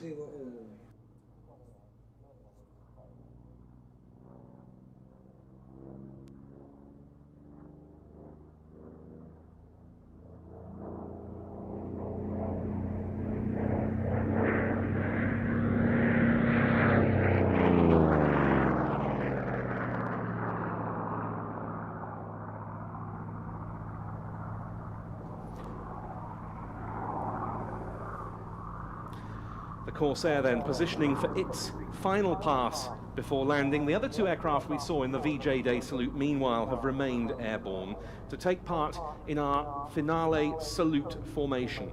The costs of World War II in Europe were great and would take years to recover. The human losses were devastating. 450,000 British lives are believed lost in World War II alone. Nations and societies worldwide were affected, and it's important to remember them, as we do today with this formation involving some of the most significant Allied aircraft of World War II, types that in many cases helped change the nature of warfare. B-17 Flying Fortress Sally B is a very important flying memorial to the more than 70,000 Allied airmen killed in the European theatre. This year, it celebrates its 40th anniversary on the display circuit in private operation, and it leads our flypast in commemoration of the efforts of Allied airmen from 1939 to 1945.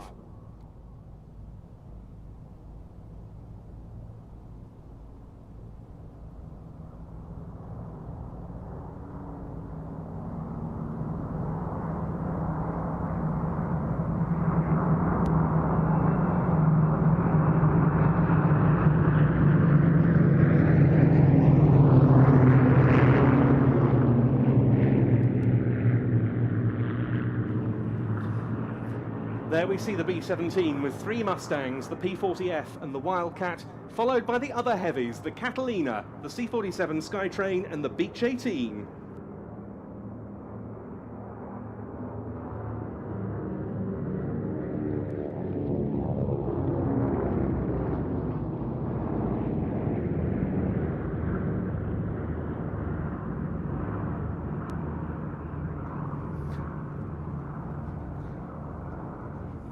By the end of April 1945, the conclusion of World War II was nigh.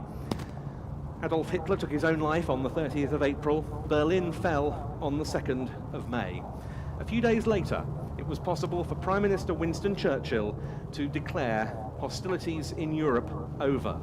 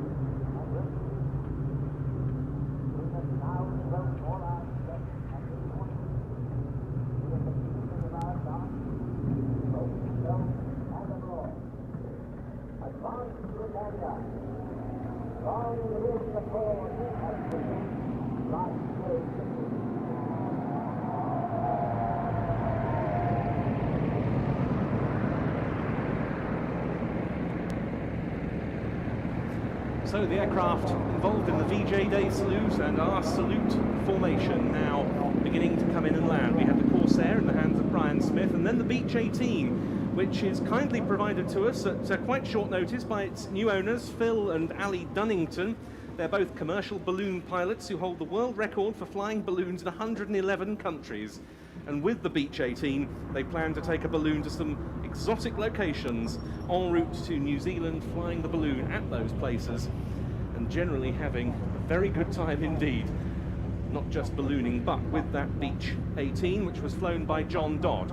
Then we have Andrew Dixon and Charlie Walker in Aces High's C-47A Skytrain, and once again, Derek Head and Gareth Bliss with the Catalina from Plain Sailing.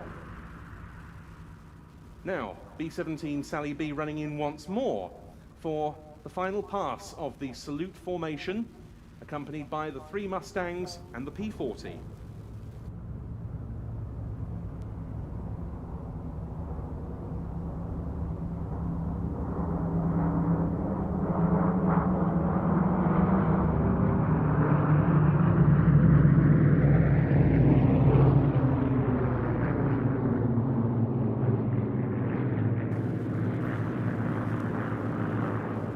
Apart from significance with regard to VE Day, this was also a way for Ellie Sellingbow, the operator of the B-17, to say thank you to IWM Duxford for their part in the aircraft's operation over the years, providing it with its crucial home, as Duxford has been for Sally B since it first arrived on these shores in 1975. Today, Europe's sole airworthy B-17 Flying Fortress. It will be performing solo to close the show. Meantime, in comes test pilot Dave Southwood with the Wildcat.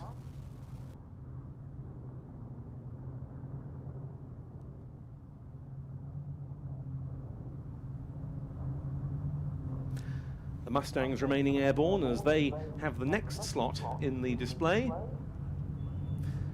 P-40 has also turned finals, or is about to.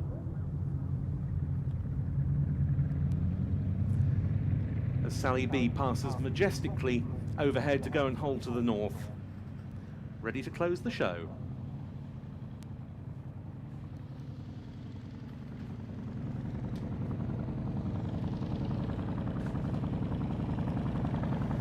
So the Mustangs have just called running in, another aircraft type with great significance for Duxford, because the end of 1944, beginning of 1945, the 78th Fighter Group, which had operated Republic P-47 Thunderbolts from Duxford since early 1943, began to transition to the new North American fighter, without question one of the outstanding warplanes of the Second World War. As Carl Schofield lands the P-40F, here come the 3 Mustangs.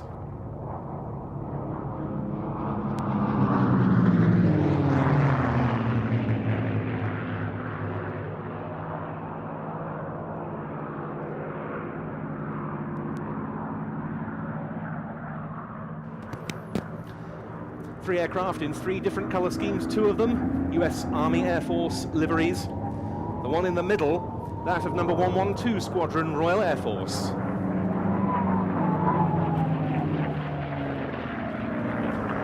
Part of the Mustang's enduring legend was forged here at RAF Duxford. The aircraft was developed to meet a British requirement. We needed new fighter aircraft, and we decided to turn to America. The British Purchasing Commission was set up with its headquarters in New York City.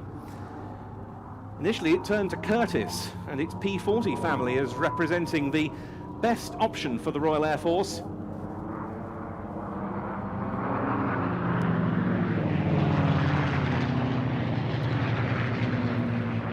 But North American Aviation, then a still relatively new company which was producing Harvard trainers for the RAF and doing so in a way that exceeded the expected production targets, felt that it could do better. The result was a design called the NA-73, which became the P-51 Mustang.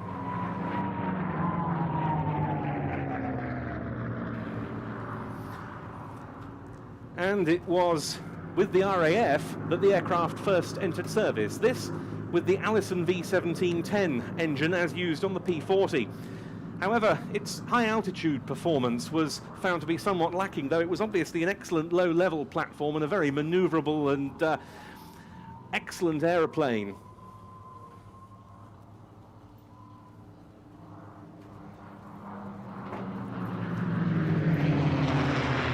So it was suggested that the Rolls-Royce Merlin might be the answer to everyone's prayers as regards turning the Mustang into a truly effective fighting machine.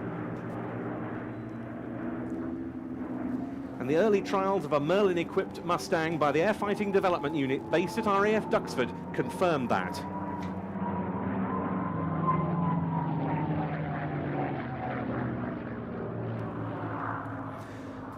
Fighter groups of the 8th Air Force based across East Anglia operated P-51s during the final years of World War II. The 78th Fighter Group began to convert at the turn of the year 1944 to 45.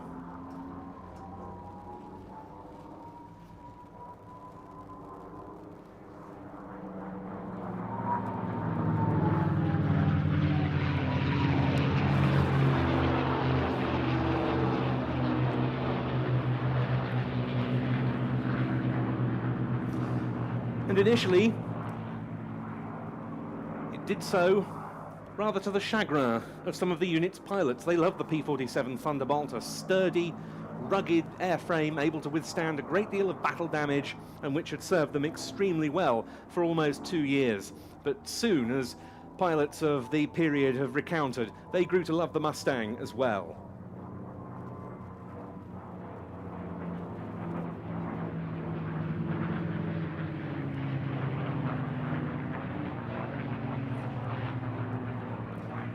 Recently, IWM Duxford rolled out its freshly restored P-51D in the colours of a 78th Fighter Group veterans aircraft, that of one Huey Lamb, who attended the aeroplane's unveiling at Duxford late last year.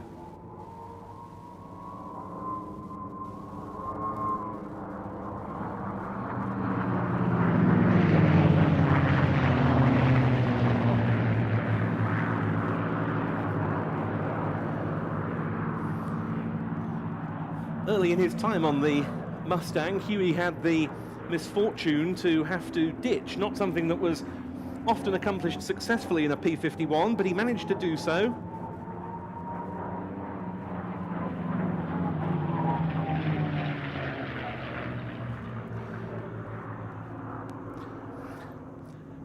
And obviously he lived to tell the tale, thanks in no small part to the efforts of an RAF Supermarine Walrus amphibious rescue aircraft stationed on detachment at RAF Martlesham Heath near Ipswich, which came along to get him out of the water. The squadron records from the Walrus unit say that they were absolutely delighted because they hadn't had much trade of late.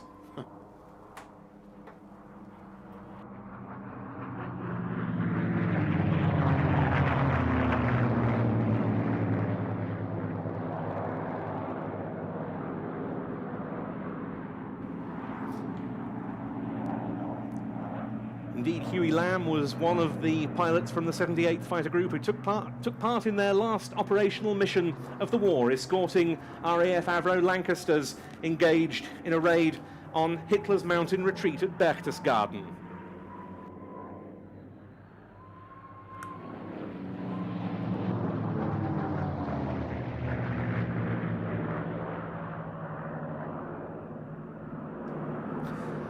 The aircraft leading this formation is a two-seat TF-51D model operated by the Fighter Collection. It appears in the colours of an aircraft named Miss Velma, the personal mount of Captain Frank Burt Seal from the 55th Fighter Group based at Nuthampstead.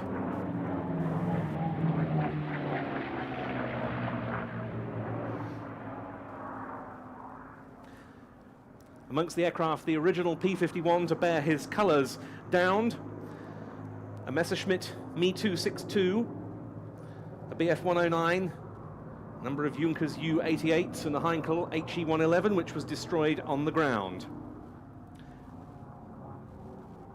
Third in the formation, the old Flying Machine Company's P-51D, named Ferocious Frankie, the colours of the aircraft flown by Wallace E. Hopkins from the 361st Fighter Group.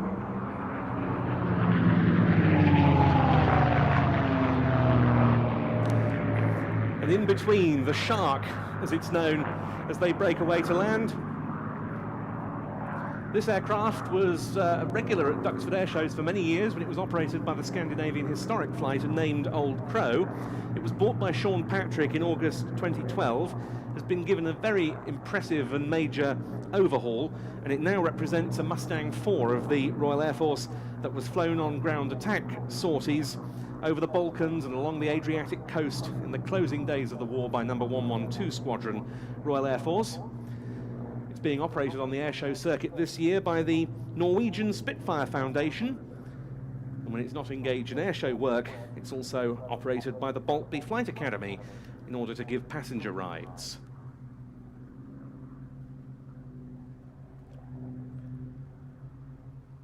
power and the potency of the P-51 still not in doubt 70 years after VE Day.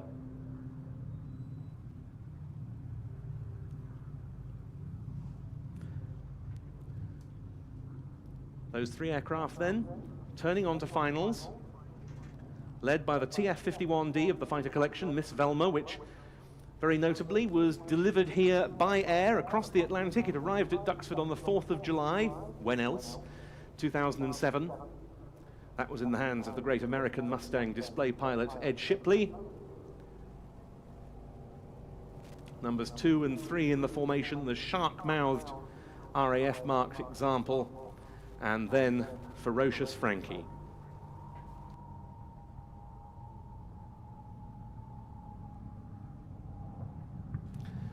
And once again, a sight so familiar at Duxford during wartime, Mustangs rolling out on this airfield's turf. Pete Kinsey, the chief pilot of the fighter collection, was in Miss Velma. Then we had Lars Ness from the Norwegian Spitfire Foundation in the shark-mouthed example, and following on from his stint in the Matadors earlier on, Steve Jones in Ferocious Frankie from the OFMC. But now, the finale of today's display, running in from the left, B-17G Flying Fortress, Sally B.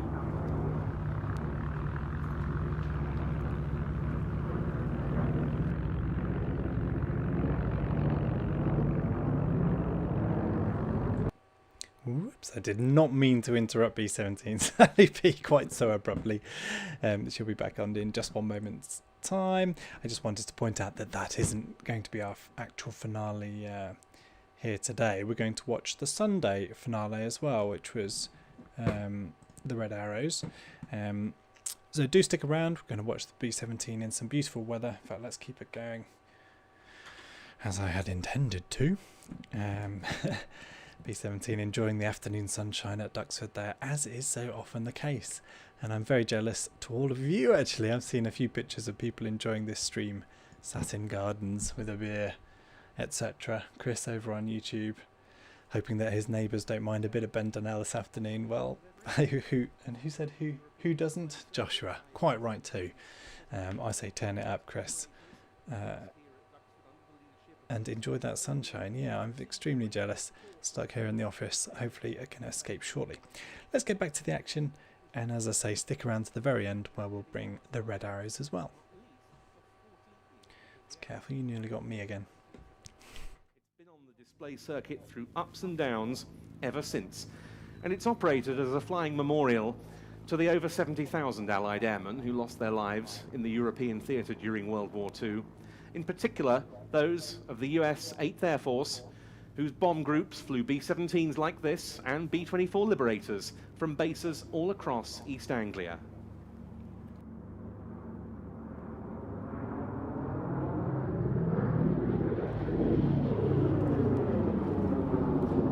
It's estimated that 27,000 of those Allied airmen killed came from the US 8th Air Force alone. Around 2,000 B-17s and B-24s that flew from bases in these parts from 1942 to 45 were lost. No wonder that the B-17's operator, Ellie Sallingbow, describes this aircraft as a living piece of our national heritage, one that must be preserved for the enjoyment and education of today's and future generations. The legend of the B-17 was forged in the daylight bombing raids undertaken by the 8th Air Force from 1942 to 45. The early experiences showed that the aircraft needed more defensive armament and a bigger bomb load. By the time of the B-17G model we've seen here, it had 5.5-inch machine gun, it had 13 rather, 0.5-inch machine guns, and there you see the bomb doors open. Bomb loads between 4.5 and 8,000 pounds, depending on the mission. It was truly a flying fortress, able to withstand huge amounts of battle damage. Sally B herself celebrates her own 70th birthday this year. It was built by the Lockheed Vega plant in Burbank, California, and delivered to the US Army Air Force in June 1945. It saw no operational service. It went to France after the war for use as a mapping and survey aeroplane, but in 1975 the aircraft was bought by a pilot and businessman named Ted White and flown to the UK. He named it Sally B after his longtime companion Ellie Sallingboe, and he based it here at Duxford. It was the start of the aircraft's new life as a flying memorial to the 8th Air Force. It's been a TV and film star, especially in David Putnam's Memphis Belle. It's featured in many important commemorative displays and flypasts, and that is its most important purpose today. It is, as I said, a very expensive business to operate a 4-engine historic aircraft, but despite setbacks, Ellie Sallingboe and her team have always bounced back.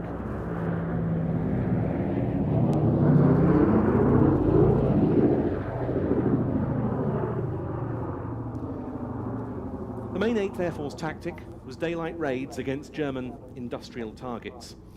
The survivability of those missions improved when the longer-range escort fighters, the P-47 Thunderbolts, for example, the P-51 Mustangs, became available to accompany the bombers all the way to their targets, but losses were still grievous, not least to flak. And that was despite the fact that the B-17 was legendarily tough, able to withstand enormous amounts of battle damage. The numbers of veterans who remember those days are now dwindling. It's necessary with aircraft such as Sally B to remember the heroism of them and their colleagues.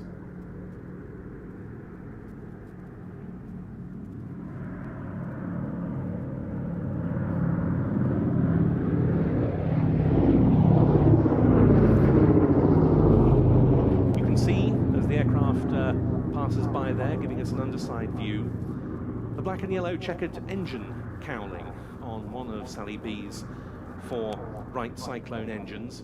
That in memory of the late Ted White, the man who brought this aircraft to Britain in 1975. He lost his life, and since then Ellie Sallingboe has fought on to keep the B-17 airworthy.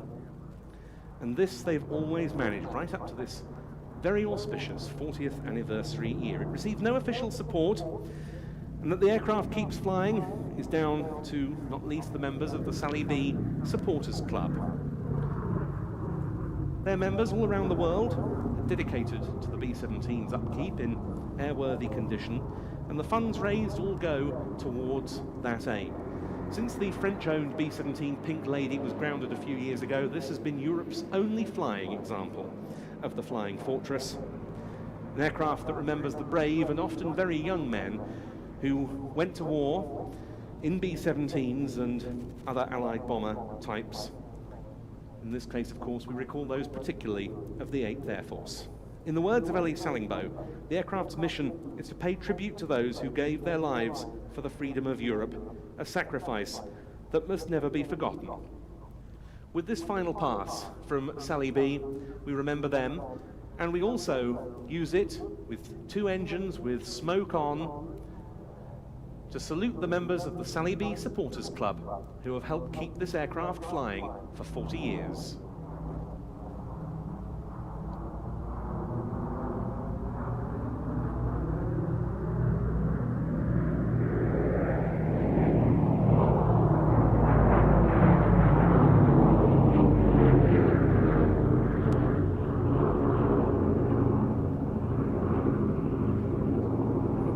Our thanks to them, and above all, our thanks to Ellie Sallingboe for all she has done to preserve this memorial to the 8th Air Force and to Allied airmen of all nations who fought in World War II.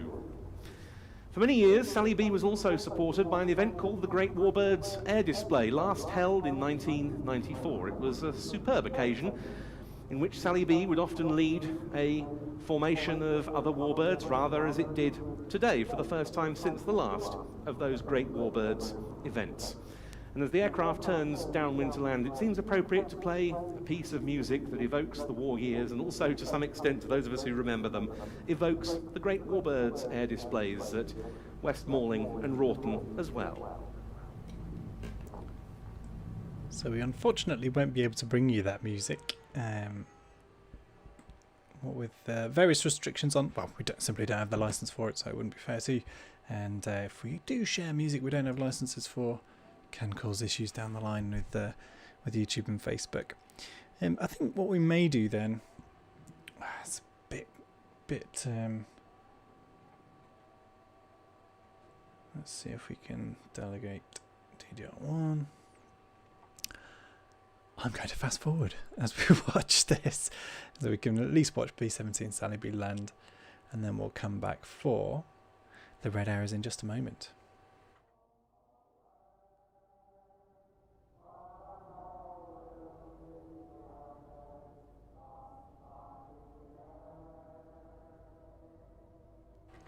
Might be able to hear in the background there. I believe it's. I'm trying to cut it out actually, because there are automated systems on YouTube and on Facebook that will potentially pull the video, the experience. Including our salute to both this famous historic aeroplane and to the 70th anniversary of the end of World War II in Europe. And we really must salute the pilots who flew Sally B so beautifully for us today. Former British Airways Concorde captain Roger Mills joining on the flight deck KLM captain Peter Cowpers. And I hope, Colin, that you'll join us all in offering our appreciation to all who were involved in that final salute formation there. A very memorable series of events indeed. Absolutely, and I think there were a few tears towards the end of the afternoon today, and the emotion of those wartime years. I think we've captured that essence today. It's been an absolutely wonderful day. It's fantastic. I'm going to leave cut the guys out there because we are going to finish our look back to the 2015 Duxford VE Day Air Show with a dip into Sunday's action. Much like Saturday here, it was a sunny afternoon, as is very often the way at Duxford. You seem to get into the afternoon, the weather gradually improves, and then by the time the flying's finished, it's beautiful sunshine. Isn't that always the way? So let's cut to the red arrows, and I'll explain why I'm staying on screen in just a moment. Let's skip to Sunday. Now, there's actually no commentary, as you might have heard throughout the broadcast. Here they are. Do an impression of Mike Ling if you like. Maybe not. The reason I may have to do an impression of Mike Ling is that we're not being fed his commentary at this point during the flying display, but he does pop up about 2/3 of the way in. Let's hear the jets at least.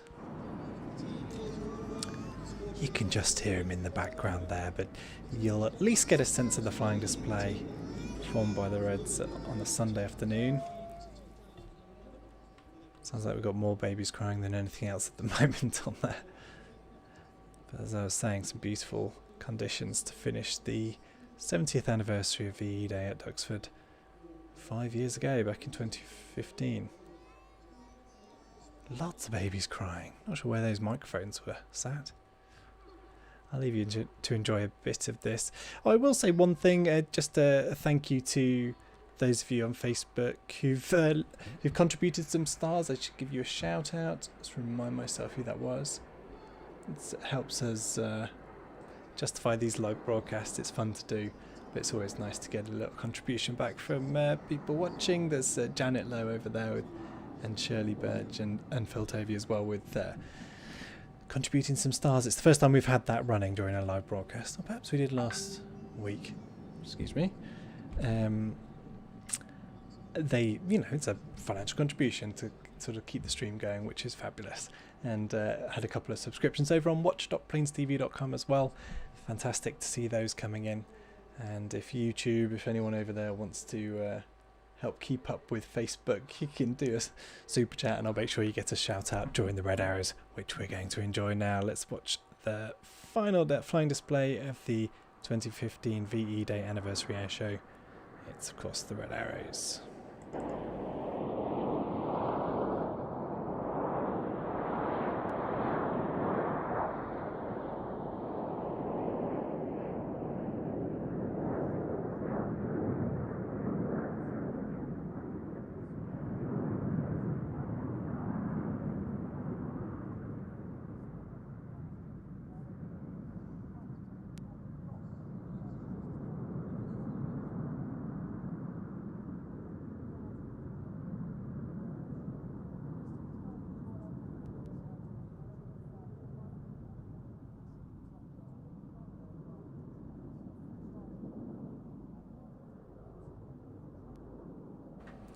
As I say, not getting any commentary from Mike during this flying display. It's quite nice just watching its on its own there. Someone have a guess what formation we're looking at here. Is that Lancaster?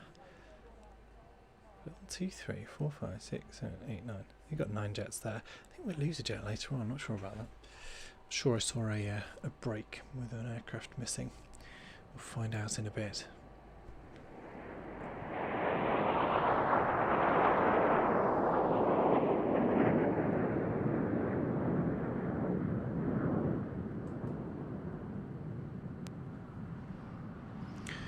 Chris over on YouTube threatening to buy a Dunsfold DVD. Please don't do that, Chris. Chris supports us with moderation over on YouTube and keeping people up to date, which has been hugely helpful whilst I've been off work for 3 weeks on temporary leave.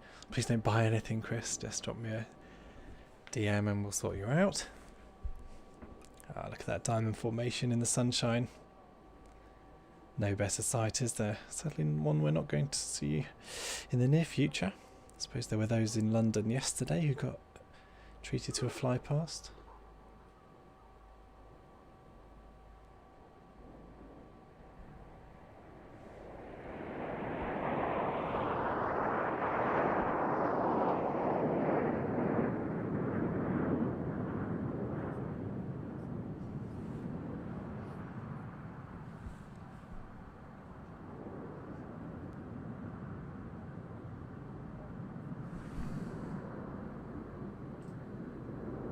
$100, bless you, Max. It's so kind.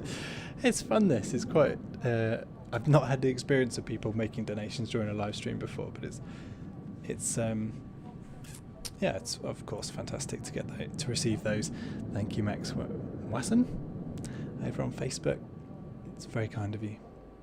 This looks like the Diamond 9 spacing out, ready for a twinkle roll.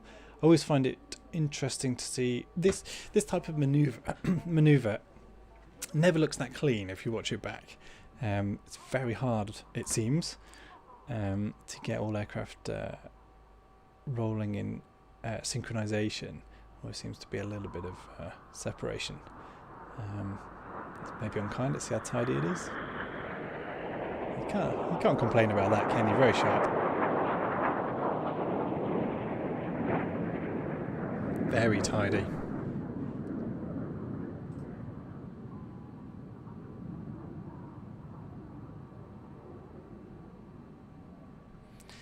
Yeah, that's quite right.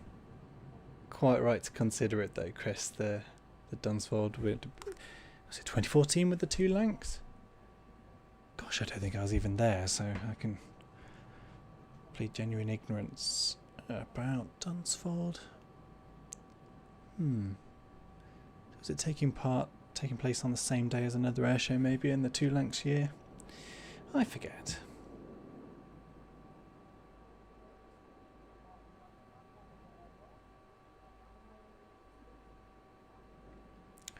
Paul saying this was the last time you saw the red arrows was in 2015 in formation with the Vulcan. Gosh. Well, enjoy this display. Would have been the same as the one that you saw there. What's this, Apollo? Looks like we're down to one cameraman and Rob's using the...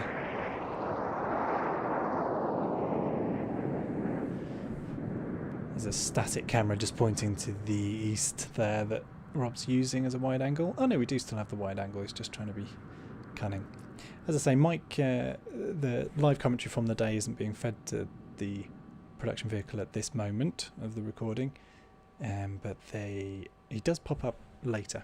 So I'll be rudely interrupted by Mike in a moment, and you can listen to him rather than me waffling on about vague memories of air shows gone by. 2014 it was. 2014 Dunsfold. Heading your way, Chris.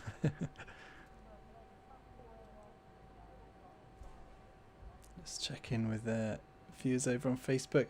We're bringing... Oh, bless you. Oh, goodness. Loads of people leaving stars. Very kind. YouTube's got a lot of catching up to do. There's lots of people leaving stars over on Facebook. It's very kind of you. It does help to justify these live broadcasts. I'm going to continue doing them every Saturday, 11 AM. May try and start doing my Thursday show again, but it's likely I'll need to go on temporary leave again in the near future. Looks like we're coming to the halfway point of this Red Arrows display. Don't know what they were calling the break in those days, but it's going to be spectacular. You can take a look at that.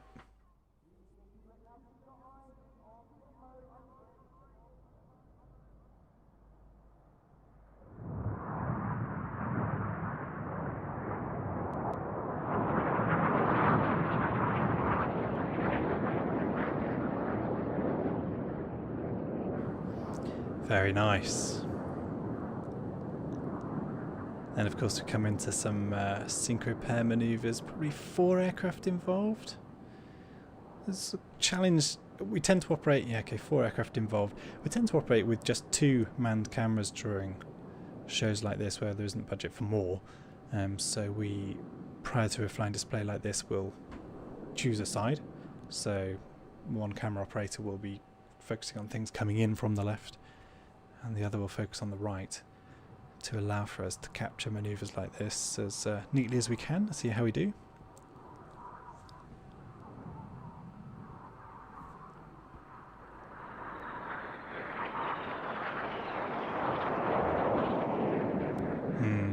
So the wide angle camera has gone right there, I can see. So now we're all on the same aeroplanes, which means there's no one free to pick up the next aircraft. Probably. Looks like the tight camera has managed to flick and follow this guy. I think it's me on this tight camera actually, because I'm using the power zoom, which Adrian tends not to do if he can avoid it.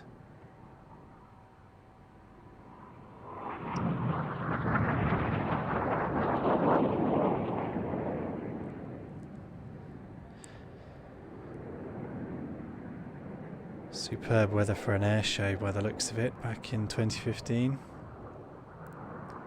Early afternoon sunshine. Looks like we're struggling here. There we go. So I've said a few times throughout this was a live mix, but we weren't broadcasting, so we weren't too critical on cameras messing up like that.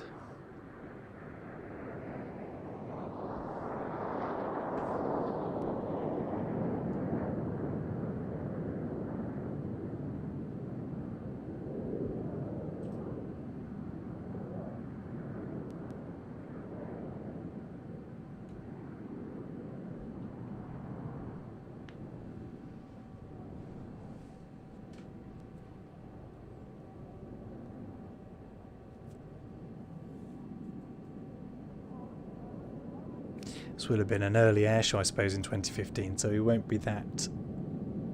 have the display at the forefront of our minds, sort of which aircraft's coming up next. And it's always difficult when they switch and change from the high to the low show as well. Always interesting to see which smoke the Red Arrows choose to use against the sky. Here choosing red because of the white clouds. Hopefully it'll stand out a little better than the Matadors managed earlier. Not bad at all. So we'll get Mike on for the sort of latter third of the Reds display. Let's see how far we are through. About halfway through this recording.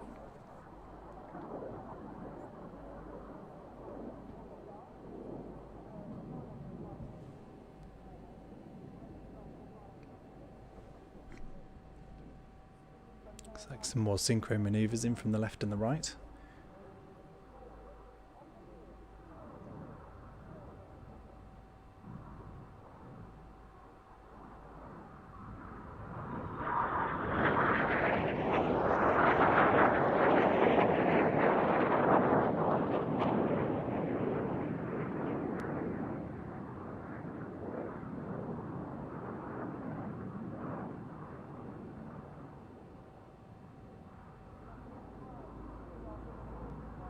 I think front left now for a quarter clover break. Yeah, I can even see him on there actually, yeah. It's funny how you do remember the routine. Yeah, I think we're an aircraft down, are we? 1, 2, 3, 4, 5, 6. Yeah.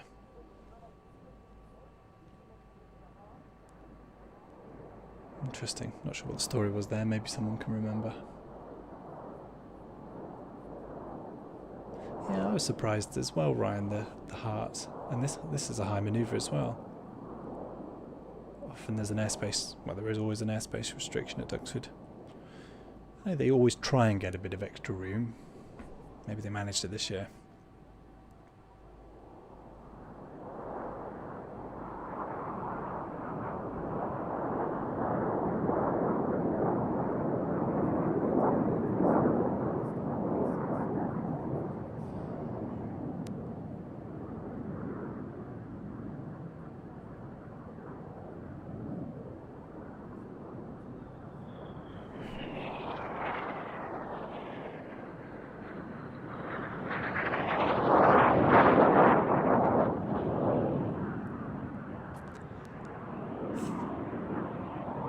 Thanks very much, Trig, who's just explained that Red 8 didn't make it back to the formation in time to carry out that break, having pierced the heart.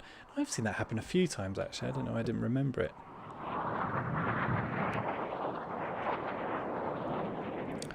Or rather, I can definitely remember an instance where the aircraft's playing catch-up, so just getting into formation at the very top of the quarter clover manoeuvre, ready for the break. It's quite, I find it quite entertaining just to see something different occurring during a Red Arrows display. Sounds like we got Mike back, so I'm going to leave you with him to finish off the last part of the flying display. Thanks to all those who are contributing over on Facebook. Fantastic to see some stars coming in. Come on, YouTube, let's catch up. Someone put a super chat in. Now. Hold in the bank. Now. Tight. Name.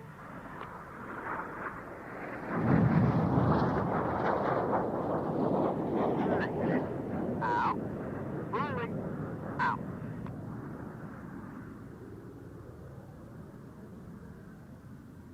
Keep on, please. Getting dizzy with the red smoke on is Red 4, Flight Lieutenant Stu Campbell, who's a second-year pilot with the team, former Tucano instructor and Tornado GR4 pilot. Look to your left now. In the first half of the show, you saw the chevron roll, which was a barrel roll. Now, a barrel roll with a difference. Hear the pain in Red 6's voice. He's upside down, flying a barrel roll now at -2.5 G, as Red 7, 8, and 9 formate in the mirror roll. Holding the bank. Now. 6. Rolling out. For those who haven't flown an aeroplane at -2.5 G, I can tell you it's very uncomfortable as everything is forced to your head by that negative G. Now look out to your left to find the 5 headlights of Enid. Relaxing.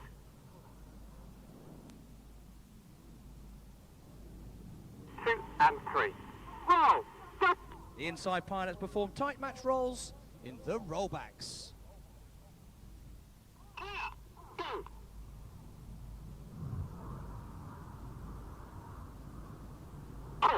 Go.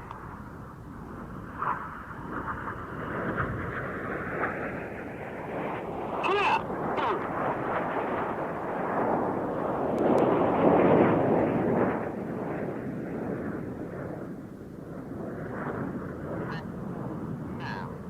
Enid finished their rollbacks. Keep your eyes down to the right-hand side to find the 4 aircraft of Jippo. Go, Jimmy. Smoke on. Go. 6. Rolling in. Now Red 6 and 7 are going to roll upside down in close formation. 8 and 9. Roll. Go. Cameras ready. This is the corkscrew.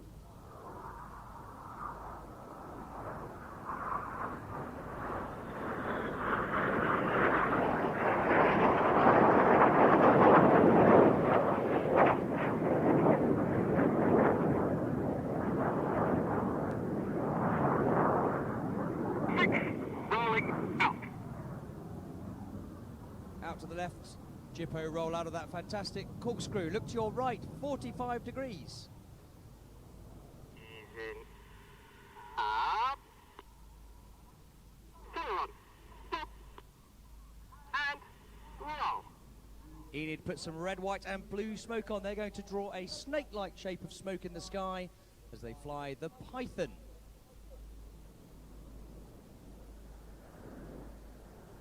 Hold in the bank.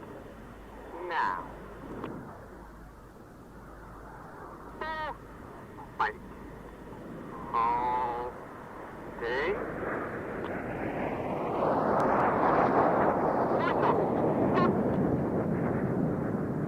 And roll. See the smoke for Reds 2, 3, 4 and 5 changes white as Red 1 smokes red smoke. The smoke is produced by injecting regular diesel fuel into the aircraft's 400-degree engine exhaust. That makes it vaporize. To get the red and blue colours, we simply add a dye to the diesel and we can carry 5 minutes of white smoke and a minute each of red and blue in each aircraft. Now look directly ahead for Jippo. 8 and 9. Roll. Go. Cameras ready as Reds 8 and 9 roll around 6 and 7. They then perform their own rolls and split in the Jippo break. Go.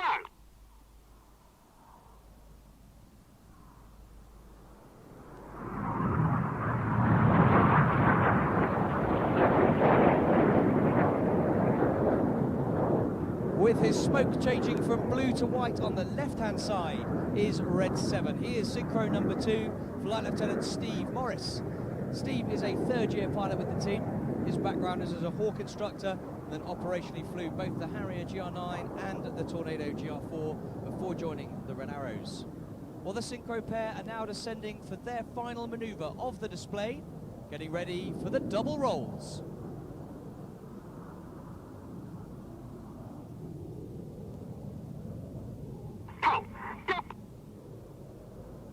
Ladies and gentlemen, please, a big round of applause for the Synchro pair.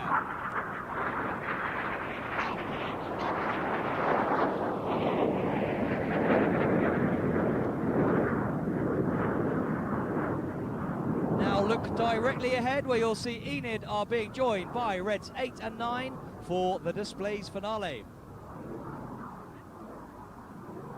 Coming in towards us at 400 miles an hour, they're in a formation called Vixen, ready for the Vixen break. Red. Fight. Fight. Fight. You've been watching the Royal Air Force aerobatic team, the Red Arrows.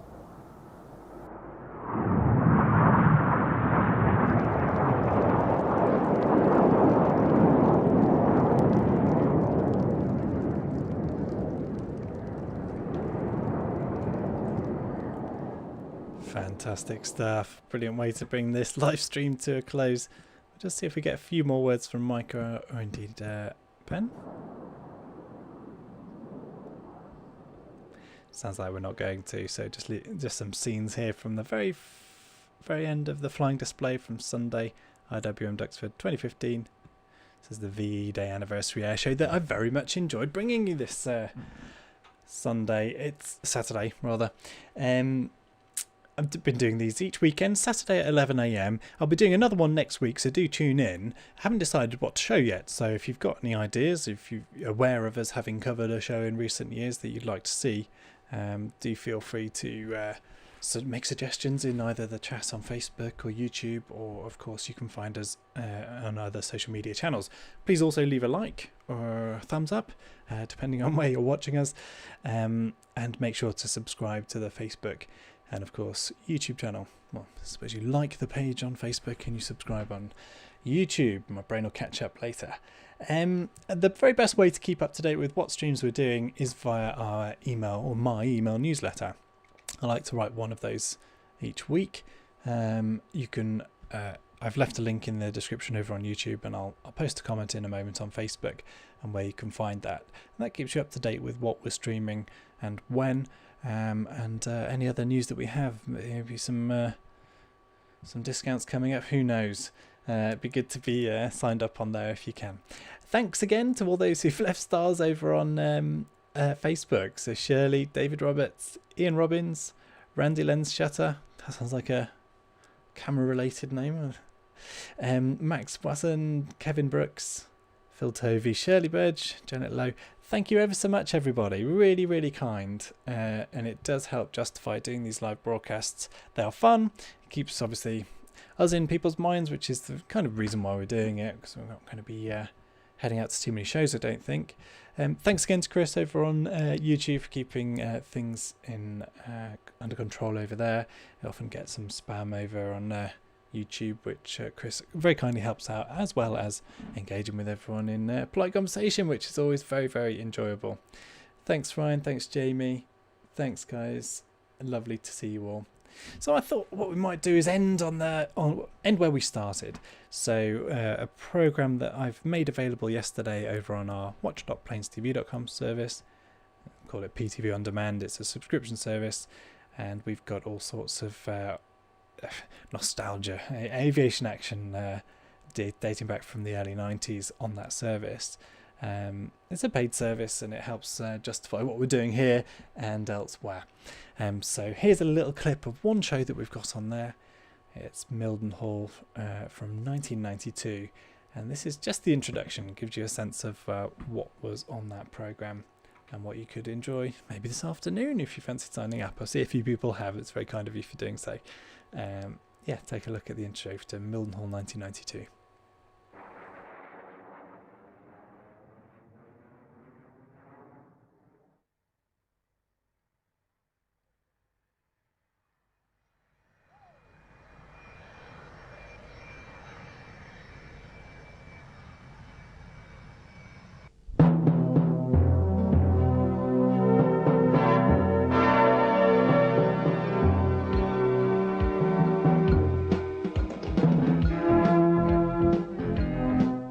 The US 3rd Air Force has its headquarters at RAF Mildenhall and hosts a massive 2-day airshow every May. A feature is the close ground views visitors have of the display aircraft.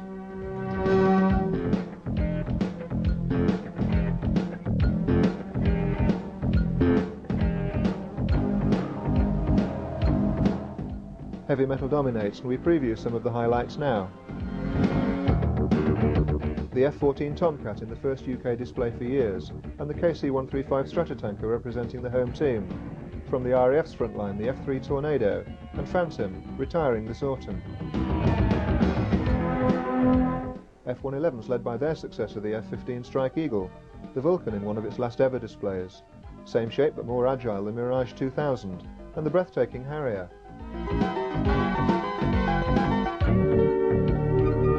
Aerobatic excellence from our own Red Arrows, and the Patrouille de France. Staying with French aircraft, the venerable Magister, and the new Epsilon.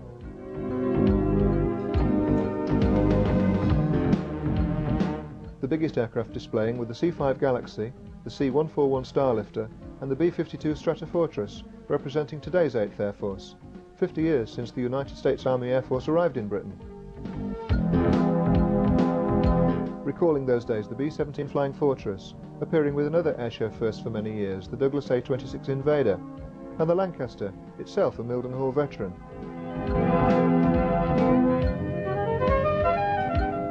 One of several helicopter displays, these the Gazelles of the Navy Sharks team, but back into historical focus with several American trainer types from World War II. More warbirds, the P-47 Thunderbolt and the P-51D Mustang. Spitfires too from the Battle of Britain Memorial Flight and the fighter collection at Duxford.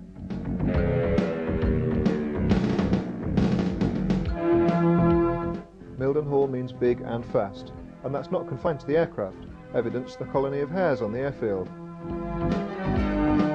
The star performer though for most people, certainly the enthusiasts, was the F-14 Tomcat.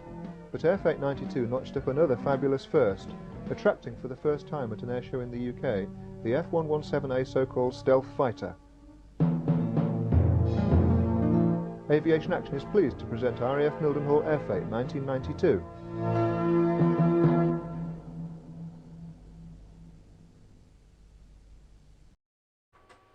One final sign off from me. Thanks again for watching this look back 5 years ago, the RWM Duxford 2015 VE Day anniversary airshow, broadcast a day after VE Day in 2020 under lockdown. Hope you've enjoyed it, and thanks again. See you sometime soon. How shall I shut this off? I'll find the right button in a moment. Bye bye.